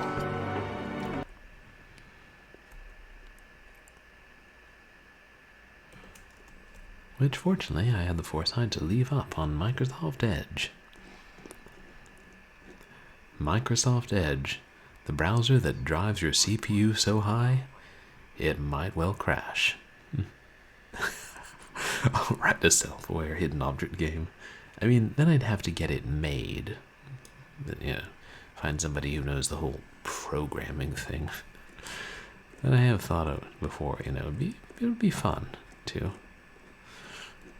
write game scripts. Or at least have a go at it. I did take that one class in grad school.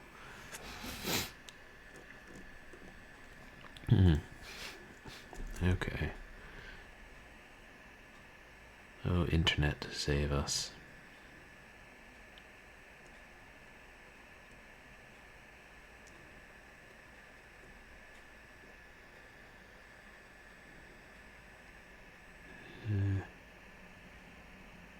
Is there one on the telephone?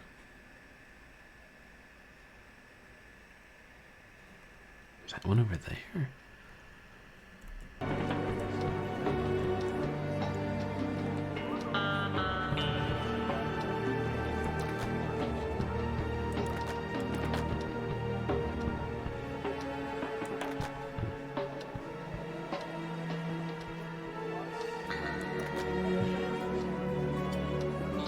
There is one on the telephone, god damn it. Thank you, the internet, you're a real pal.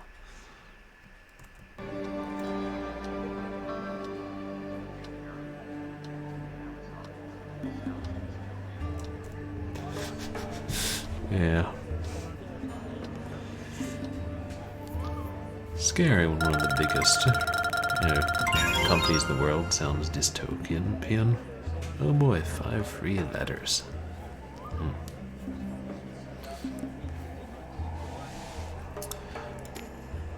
Yeah, wouldn't mind 5 free letters since they now cost 58 cents a piece to mail, thanks to the US Postal Service.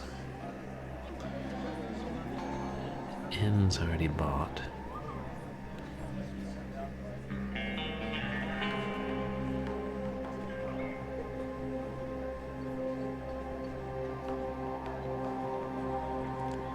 Well, this one is obviously Koala Arts, so now that we've decided that, we can move on.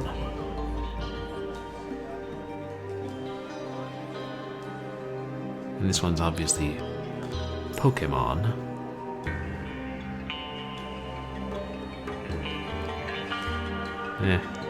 We'll work on it.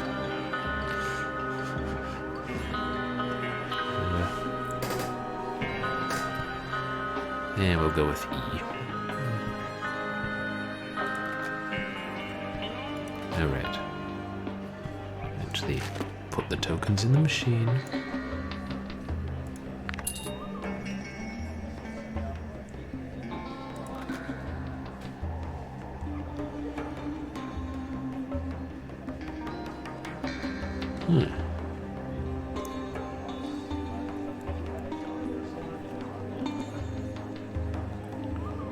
You don't suppose it's the same thing, do you? I'm kind of getting a Pekingese vibe up here. Yeah, Bichon Frise. Bearded something that ends with an E. Hey, isn't that Dutch streamer who does 24-hour streams?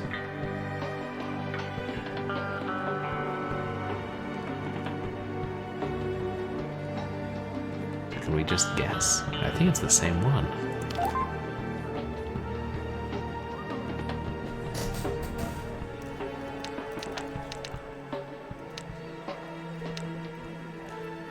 As you get this pooch parade.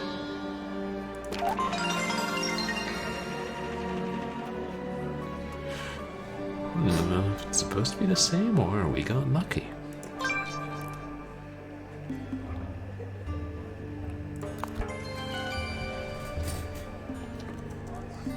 Ah, there.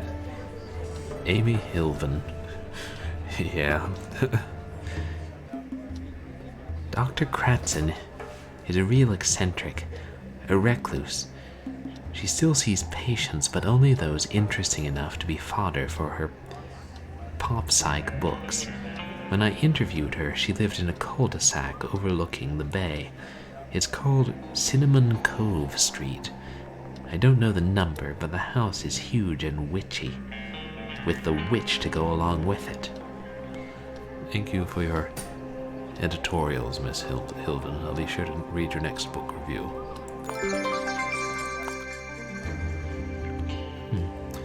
Lair of the Witch. Oh, excuse me, Dr. Kratzen's home. Cindy said it was witchy, but this is nuts. Does this woman ever leave her house? I'm going to have to clear my way to the door. Fortunately, I bought my standard police issue blowtorch. Jacoby said I should check out a flamethrower from the weapons locker, but that would be ridiculous. What? America weaponizes their police. It's kind of a thing. Oh god, I'm getting... Okay, no more dark humor. This is actually a rather serious game. Except for the part where we had to run away from law interns. Rose brambles and fireflies. Yep, can't have all those lightning-arsed bastards blocking the way to the door.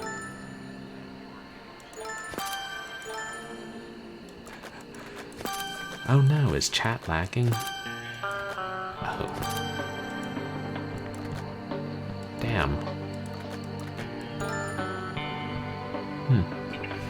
Oh. Well, that's damned frustrating. I don't know if that's an internet issue or an OBS issue or a Windows 10 issue or a hardware issue or a Women's Murder Club issue.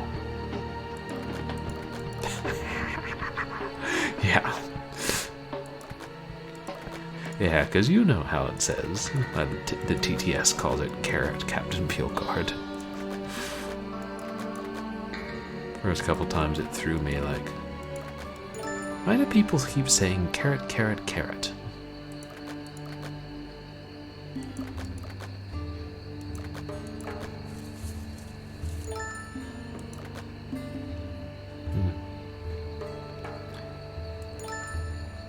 The bug catching sequences suggest that perhaps I should not try my hand at Pokemon Snap.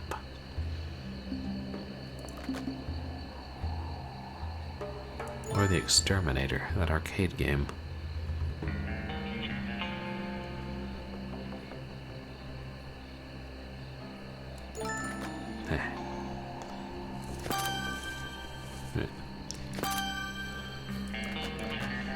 I'll send you a bill for the landscaping, Doctor.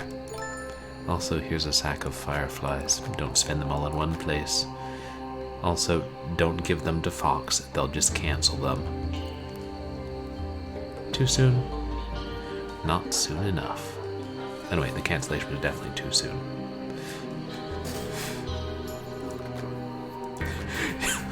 Okay, I'll keep the dark humor going. And yes, police issued blowtorches and flamethrowers. I mean, flashlights. What's a blowtorch but a flashlight multi-tool? I'm sorry you've wasted your time coming here, Detective. My patient relationships are strictly confidential. Dr. Cratson, this could save someone's life. The Copycat Killer will strike again in under 2 hours. If you have any information that could stop him... I'm sorry, unless you have written permission from a patient, I cannot discuss their case. Do you have written permission? Oh, what is it you're testing, Captain Peel card?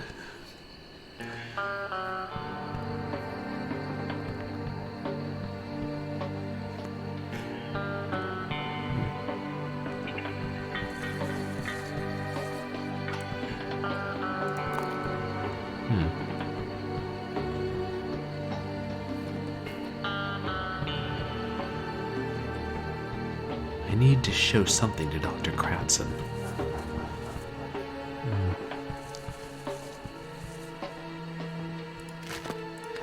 What is that? Oh. I have this. It was written by a little girl named Sally. She must be a relative of your patient, Richard.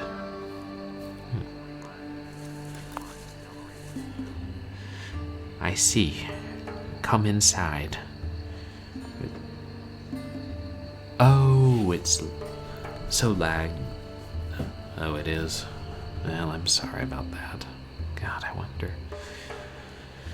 I'll try and figure out what it is before Saturday. If I can. I wonder if I hook it up, if I buy a longer cable and can attach my computer to the router, if that'll help.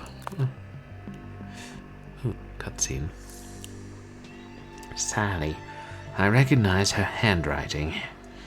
I guess this constitutes patient permission.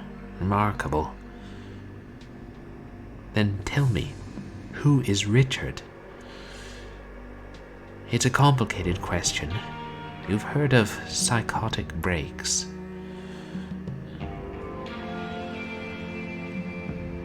Sometimes when a person undergoes tremendous abuse, it's so unbearable that they can't face it. Their psyche literally fractures, like a broken mirror. They invent another person, or sometimes several.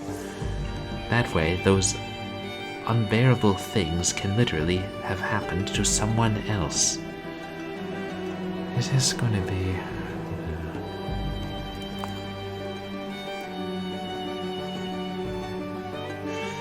Are you talking about multiple personalities?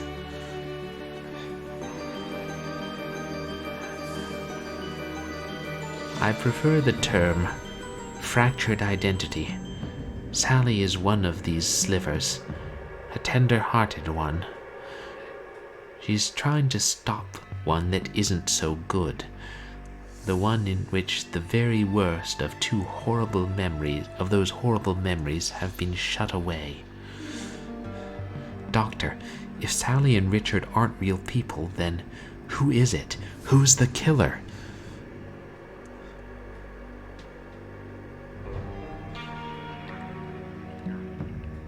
Evening, meanwhile. Evening, my good man. Yeah, sure. Oh, the lag's about 2 minutes.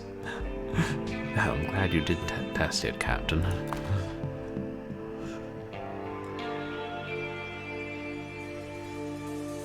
I'll have them back by noon. Have fun with Daddy. I'll see you later. Oh, it's the potential victim.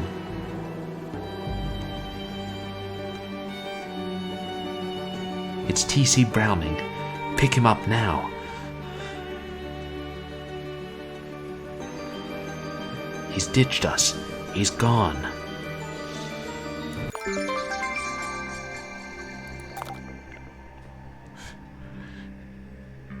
Jacoby went to help Johnson and Gonzalez track down TC, but I want to hit the library. He might have left a clue about where he'll strike tonight. This is TC's office. Maybe Richard left some trace here that could lead me to his victims. At least we didn't have to go through the library archive maze this time.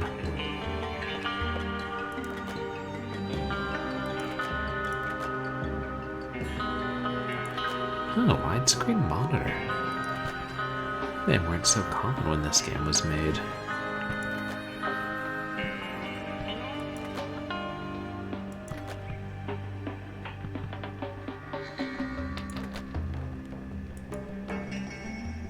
Oh.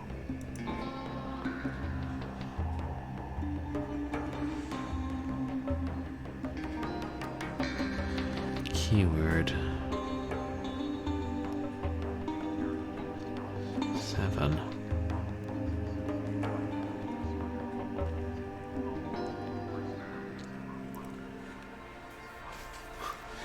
Oh, okay, that's what I thought. It was like dissociative identity disorder now. Like multiple personality disorder is an archaic term, and yeah, I hadn't heard the fractured thing, whatever this doctor called it, either. Oh, okay, well that's interesting that alters is the proper term.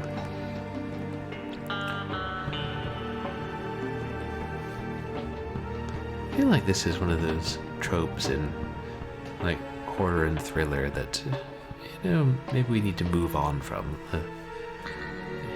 People with dissociative identity disorder being killers. Just because it's been used plenty of times. We try Richard.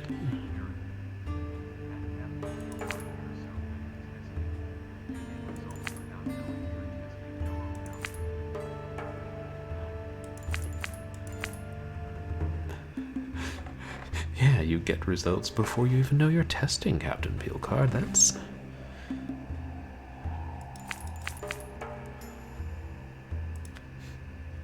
very forward-thinking of you.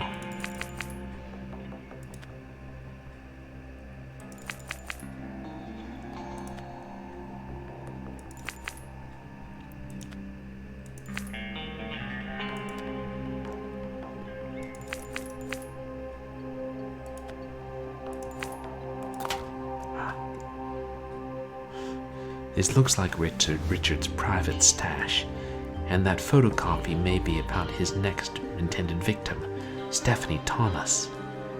Oh, yeah, there's the book about Holmes. Bottle of cherry cordial?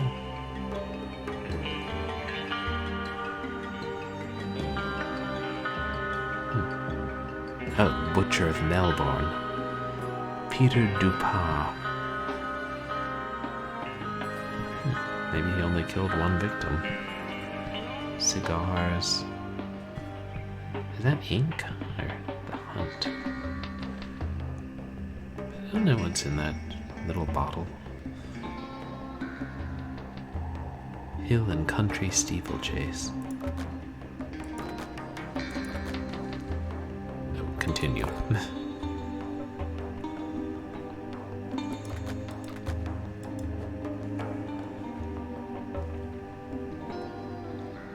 There's Stephanie Thomas, yeah.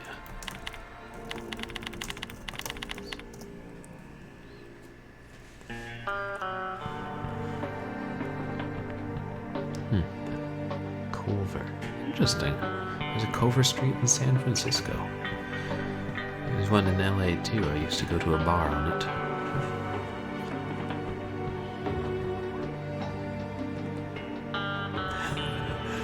That's a good question, Captain Peelcard.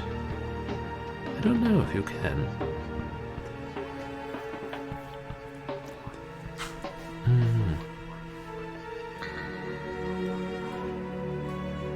Oh, okay, it was...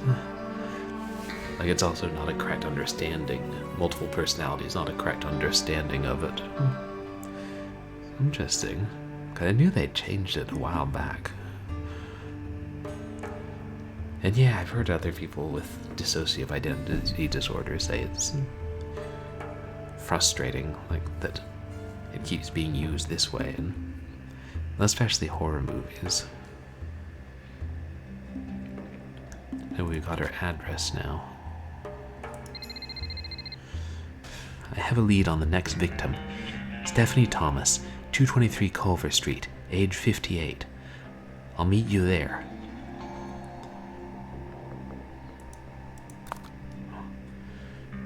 Don't go alone. Wait for me. But if he's there, just hurry. Hello? Dear lady, I have a delivery for you. Flowers, to be precise. You must have the wrong apartment. Would this be, Stephanie Thomas, apartment 58?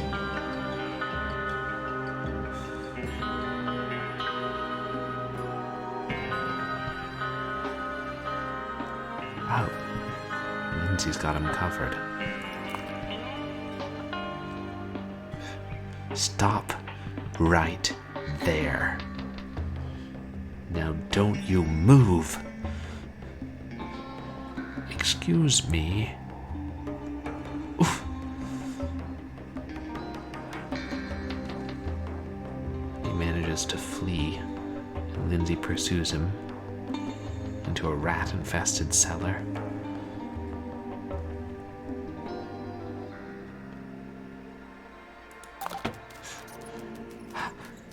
Door locked behind me. Great. I'm locked in a dark basement with a serial killer. If I can find a fire alarm, that should turn on the lights. And call for backup.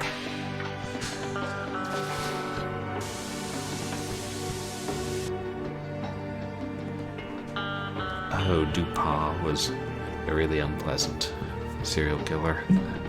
Yeah, I'd never heard of him. What is it with the games I play and me getting locked in basements? By doors. Don't let Richard sneak up behind you in the dark. Turn around frequently and keep moving.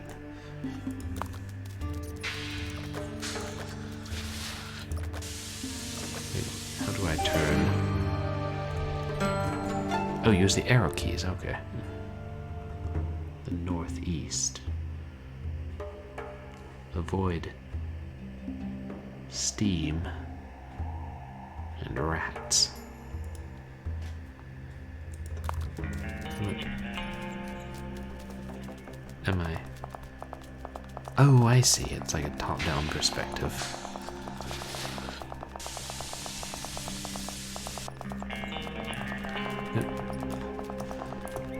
Rather large as rats go.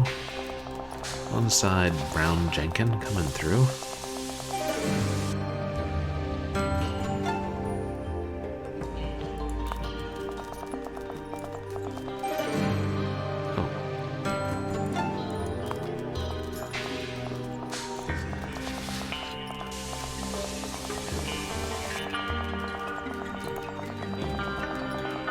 streamer, streaming game on stream, streamer and update, streaming in this public stream, streaming a domain. Here's a raters, welcome raider, welcome raiders, other raiders, alligators, raider, grapple.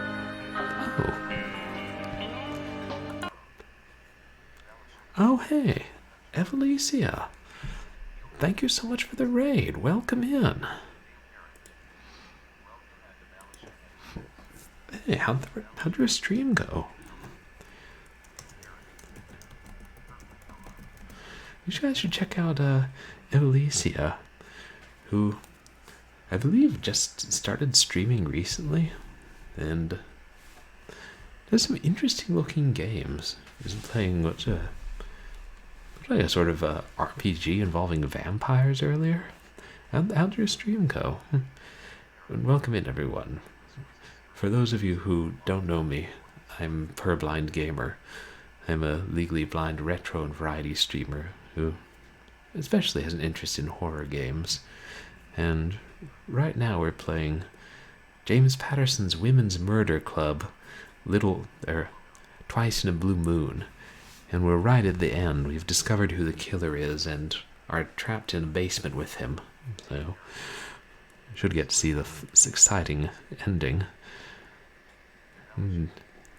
Yeah, welcome in Slim Fat as well, and all the rest of you guys. Things are going pretty well. Thanks, Evelicia. We're enjoying the game. It's better than your standard hidden object game and has a pretty good story. It's a good mystery, which we just have solved now. I know that's really interesting what you're saying about explaining dissociative identity disorder. Damn Karen, and how much more they know about it now.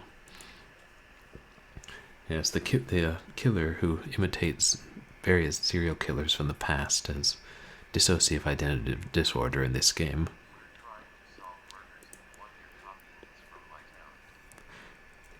Yeah, what a coincidence that one of the murders is from your town. It's good to have something to put your place on the map. Just ideally not this. Yeah. Oh yeah, we're having a lag problem, which I don't know if it's the internet or what, but I'll try and figure it out. I'm sorry about that, guys.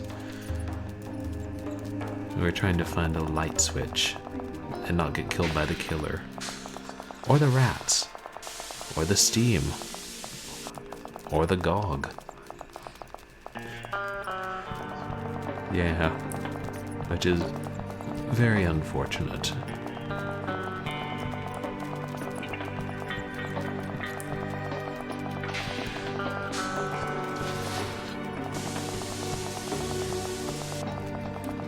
Oh yeah, that's another reason you guys should follow Evelicia, is because she started pretty recently, and hopefully we can help her get to affiliate soon. You want to be doing an affiliate push at some point, Evelicia? Ah, Steam.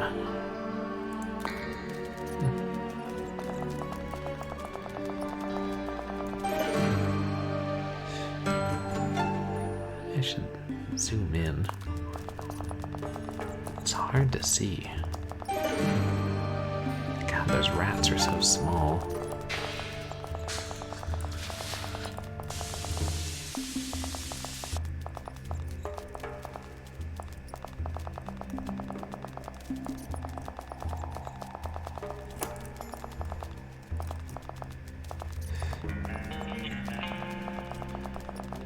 God, they're following me.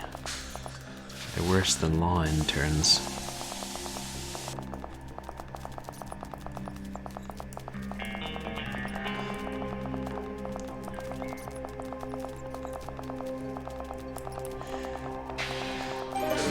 Ah, rats.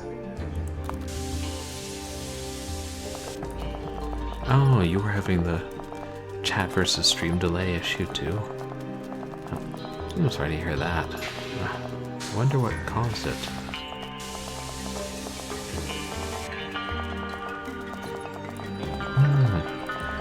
Oh, if Melbourne had been called something different.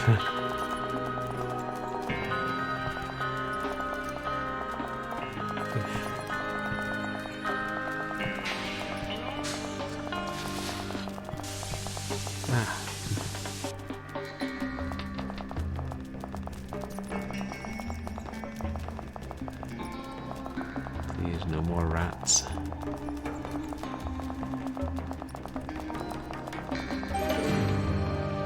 we make it? Hey, you're already close to affiliate. That's awesome. Good for you. It took me a good while.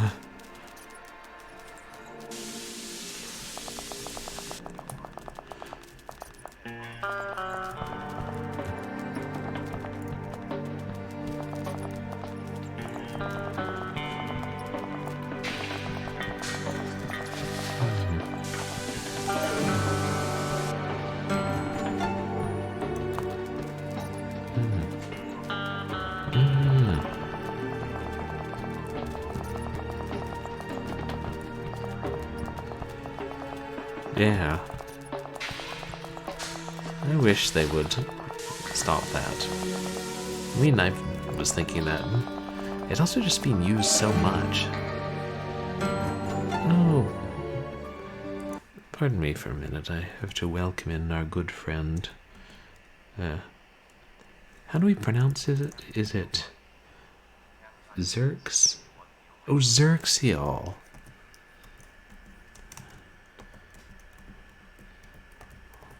Or, wait, is it pronounced Xerxial, or is it pronounced you just got banned, fucker? Forgive me.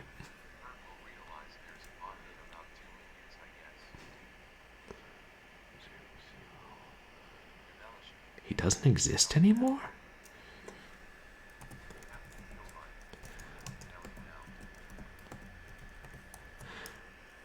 Well, since we're speaking about DID and horror movies, as I was going through my stream, I banned a bot who wasn't there. So I guess I didn't ban him. But he was gone anyway. And I couldn't buy big follows. What the hell happened to my scansion?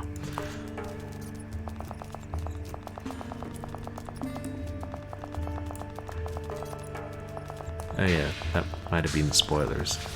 But if I don't tell you what it was spoilers for, it's not spoilers, so never mind. I think we've officially reached what I like to call the shut up brain part of the night.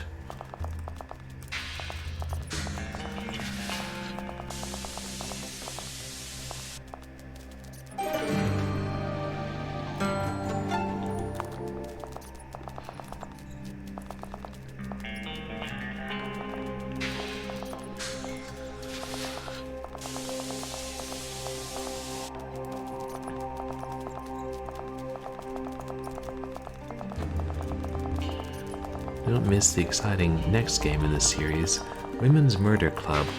Where the hell is a tomcat when you need one?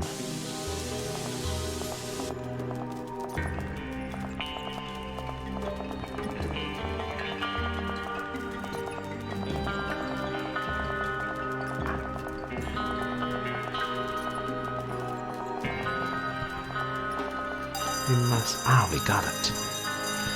Hey, abracadaggers, welcome in. A fire alarm. Freeze.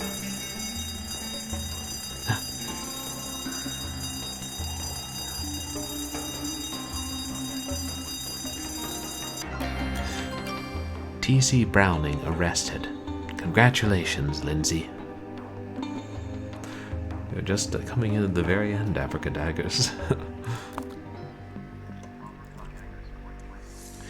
So T.C. Browning was the same Tim Browning that Jill found in the old child abuse case. Yes, but he'd invented a whole different childhood for himself, and he believed it. What happened to his real-life brother, Edward? Richard didn't make it. He died from his injuries. The Brownings were charged with manslaughter, and TC never saw them again. But it was too little, too late.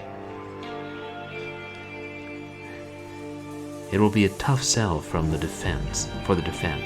Most juries don't buy into multiple personalities. What about Sally? I don't know where she came from, but without her, Stephanie Thomas would be dead, and maybe more besides. I could almost feel sorry for TC, for her sake.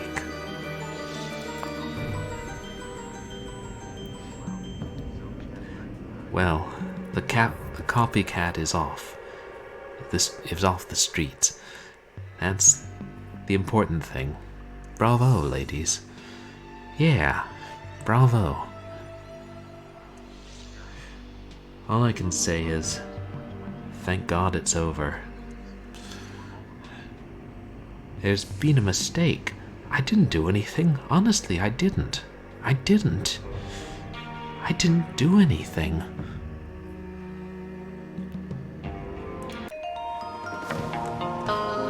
Yeah, sorry about the chat lag. We were just talking about that earlier.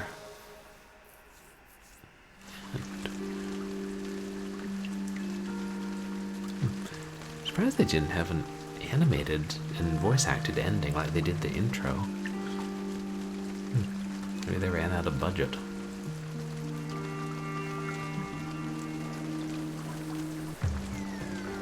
What does the title refer? Twice in a blue moon. Huh.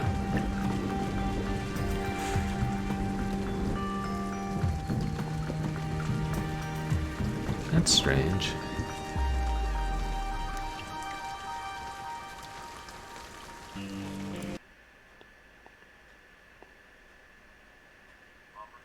Did something happen?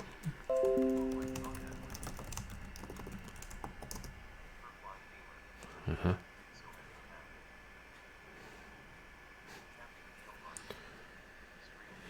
Shit.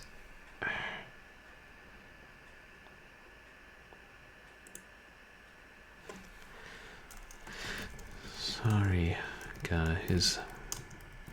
Maybe it will be back in a second. Oh, good. Sorry about that, guys. And the internet had been so good for a while. But yes, I was just saying. Well, that's the end. Oh no, you guys missed the ending? It was them discussing, the case and wondering where Sally came for and feeling sorry for Sally, or for, it was one of the altars in T.C. Browning that T.C. Browning had, and then it showed T.C. Browning getting put in a straitjacket and taken away, presumably to a mental hospital, and saying that he didn't do anything and had no idea what was happening. Oh, thank you, Captain Fieldcard. Well, at least the lag is resolved. Heaven knows why. And yeah, and then we just got to the credits, and I was just saying it's a shame it was just, another comic book style cutscene instead of animated and voice acted like the intro. And then I was wondering why it was called Twice in a Blue Moon, since people die. Yeah, there were several, more than 2 murders.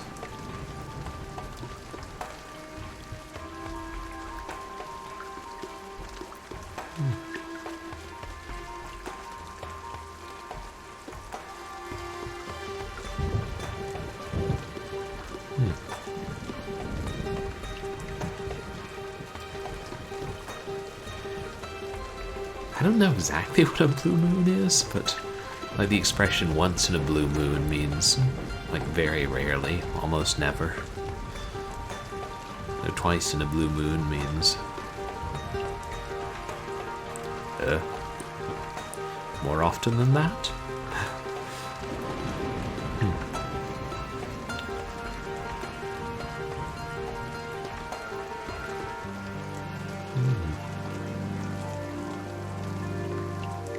Oh, 3 full moons in a month is the blue moon. Okay.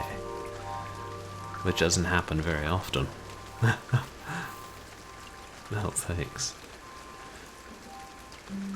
Voiceover recording. Yeah. It's weird that they only had two voice actors. And then that Jacoby, instead of Lindsay, voiced most of the...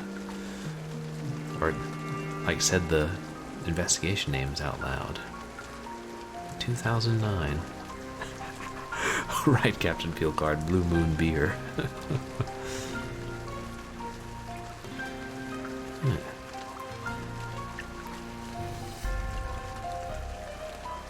Oh, I just noticed that was a mirror. It was on the title screen, which is clever, because there was a mirror found on the first victim, but it's also like in the last investigation they are comparing dissociative identity disorder to a broken mirror. So that's pretty clever. That title screen. And yes, Blue Moon. I don't know if I've ever refined beer palate, but I know I've had Blue Moon. Right, you only want to have Blue Moon beer once in a blue moon. Funny how that works out.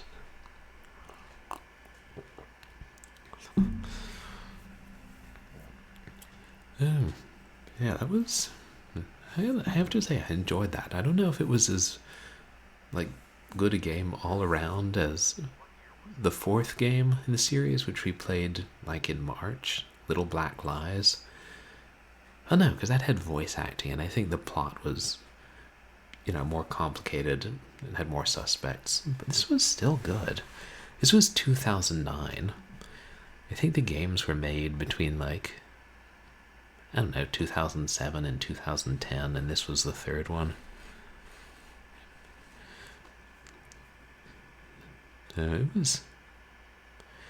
Yeah, it's a shame. I mean, a shame about that familiar trope coming in at the end, and the way they handled it.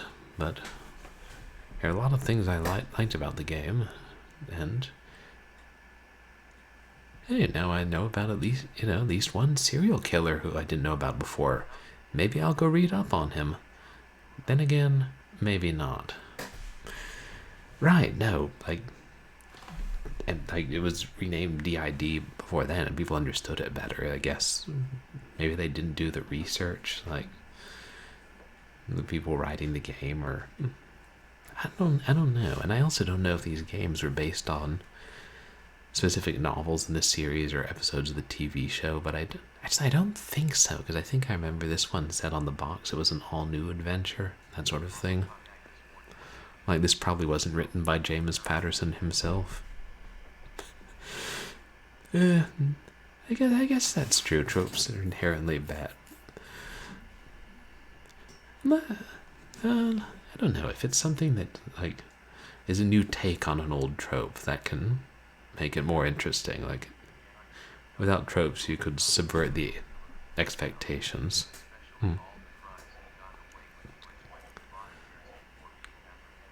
25 years. That's scary that it took them that long to catch him. Wow. I mean, I'm glad they did catch him eventually. But yeah, with several of these serial killers, it's scary how long they get away with things for. And it seemed like that was some of the ones that the killer in this game was specifically emulating. Or Jack the Ripper, who got away with it forever.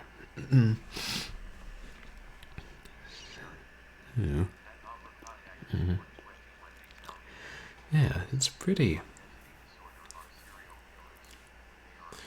Like, I would recommend this game to people. And I haven't played a lot of hidden object games, but I do, from, having played the third and fourth game in this series, I think, those two at least are pretty good games.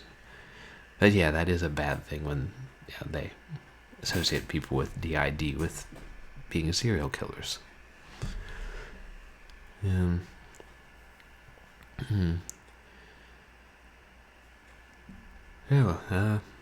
Shoot, I should probably wrap up and raid somebody. It is pretty late here and I do have work tomorrow. But to tell you guys, I stream on Sundays, Wednesdays, and Saturday late afternoons. So, and I don't know.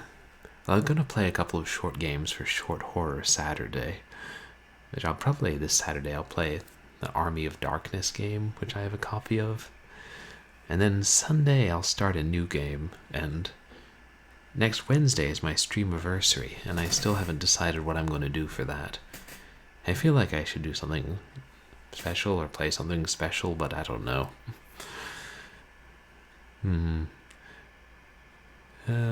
Maybe have a special song of the day or something. And I might start the Half-Life expansion pack Opposing Force on Sunday, since I try to somewhat alternate action versus adventure games, and we just finished Half-Life last Sunday. And yeah. Oh, and so the Zodiac Killer, they probably know, but they messed up the arrest. Yeah, abracadaggers. It's like a shame that public understanding is still so far behind. Because, yeah, like I remember when I was in high school, they were teaching us about it. Yeah, this is what it used to be, and this is what it is now.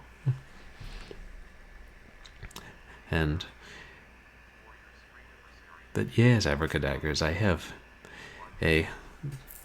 it's an Army of Darkness is this freeware game that was made in the late 90s, and it was by the same guy who went on to make Destruction Carnival, which was a pretty well-regarded freeware game. But I recently realized apparently it doesn't exist on the internet anymore. Fortunately, I have a copy I downloaded, and I managed to get it working in Windows 10. So I think maybe this Saturday I'll play that and pair it up with another Evil Dead game. Oh, that's kind of you to say, Dame Karen. I'll try to figure out something entertaining for Streamiversary. I don't know what, but you guys can follow me on Twitter and MySpace. Especially on Twitter, I tend to post stream announcements and what games I'm going to play. And you can also follow me here on Twitch to know when I'm live.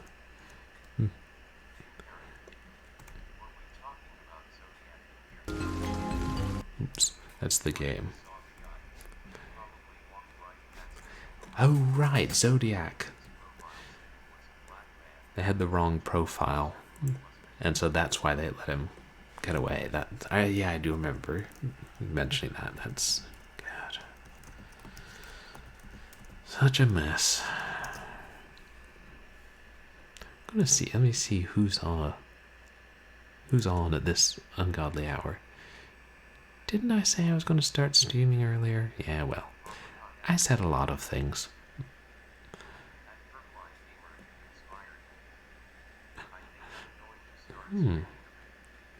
Oh, you're going to start streaming abracadaggers.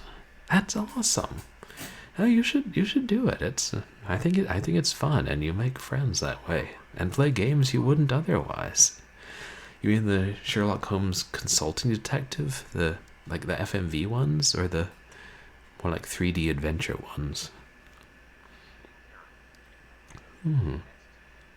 Online. See, he's doing Apex. Should probably. Stealthy Golem's online. I don't think we've rated him in a while. His streams are fun. Is he playing a DOS RPG? Ooh, Fallout 1. Oh, the 3D adventure ones. I don't know if I've played any of the Sherlock Holmes games, but when I've seen those look fun. I know I've seen some of them on Steam.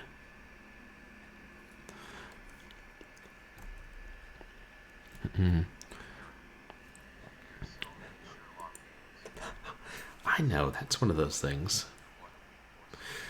There have just been so many over the years.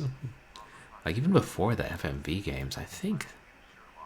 Were there some text-based ones? Maybe. Chapter 1, I don't know that Sherlock Holmes one. But then I don't know many of them. I saw they were making one game where it was Sherlock Holmes meets Lupin.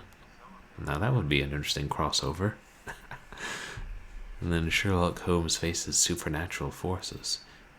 Have we gotten Scooby-Doo meets Sherlock Holmes yet? I don't know. Give it a few years. Oh, your last name is Holmes. So, perhaps you're descended from Holmes.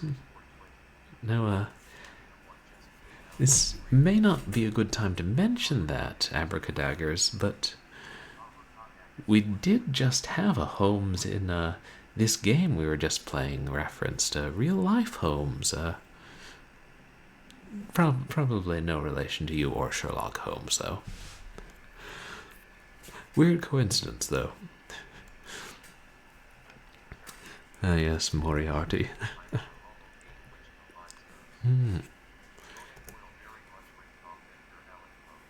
Conan Doyle ripped off. Oh, because Dupin, right. Right, I was... No, what I meant was Arsène Lupin, the gentleman thief, from like the novels from the 20s and 30s. There was a game they were making about him meeting Sherlock Holmes and fighting. But yeah, I know, it's interesting how much Dupin inspired Holmes. Gosh, someone, I gotta see if they've uploaded. I got an old VHS from the library of like a filmed interview with Arthur Conan Doyle talking about like his inspiration for Holmes. I should probably make sure that's uploaded online somewhere. Fake news, fake Holmes.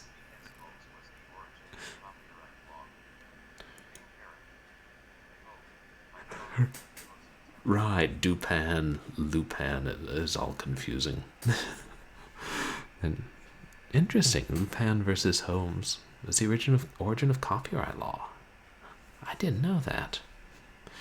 And I know the copyright surrounding Holmes is weird, is out of copyright, or some of them are inspired in, or some of them out of copyright in some countries. Good, copyright law. Oops, that's out. Oh, have a good night, Captain Peelcard. And I'm, pretty close to exhaustion myself. I should probably go ahead and raid. But thank you so much for coming in, Captain Peelcard. I hope to get to see one of your streams soon.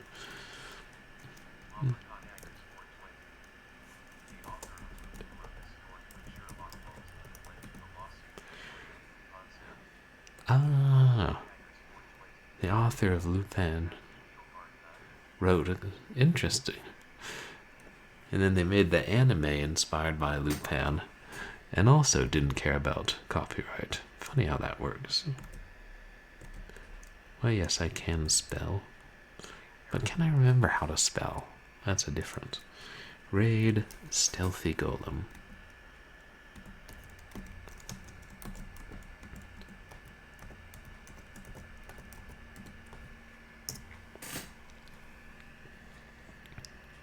And yay, it seems to be working. Well, thank you all again for coming by. Watching the rest of Twice in a Blue Moon, which took longer than anticipated. But hey, we made it till the end. And it had a good mystery, I'll give it that. Hey, whether you are lurking or chatting, I really appreciate you being here, and thank you to everybody who came in on the raids. And sorry about that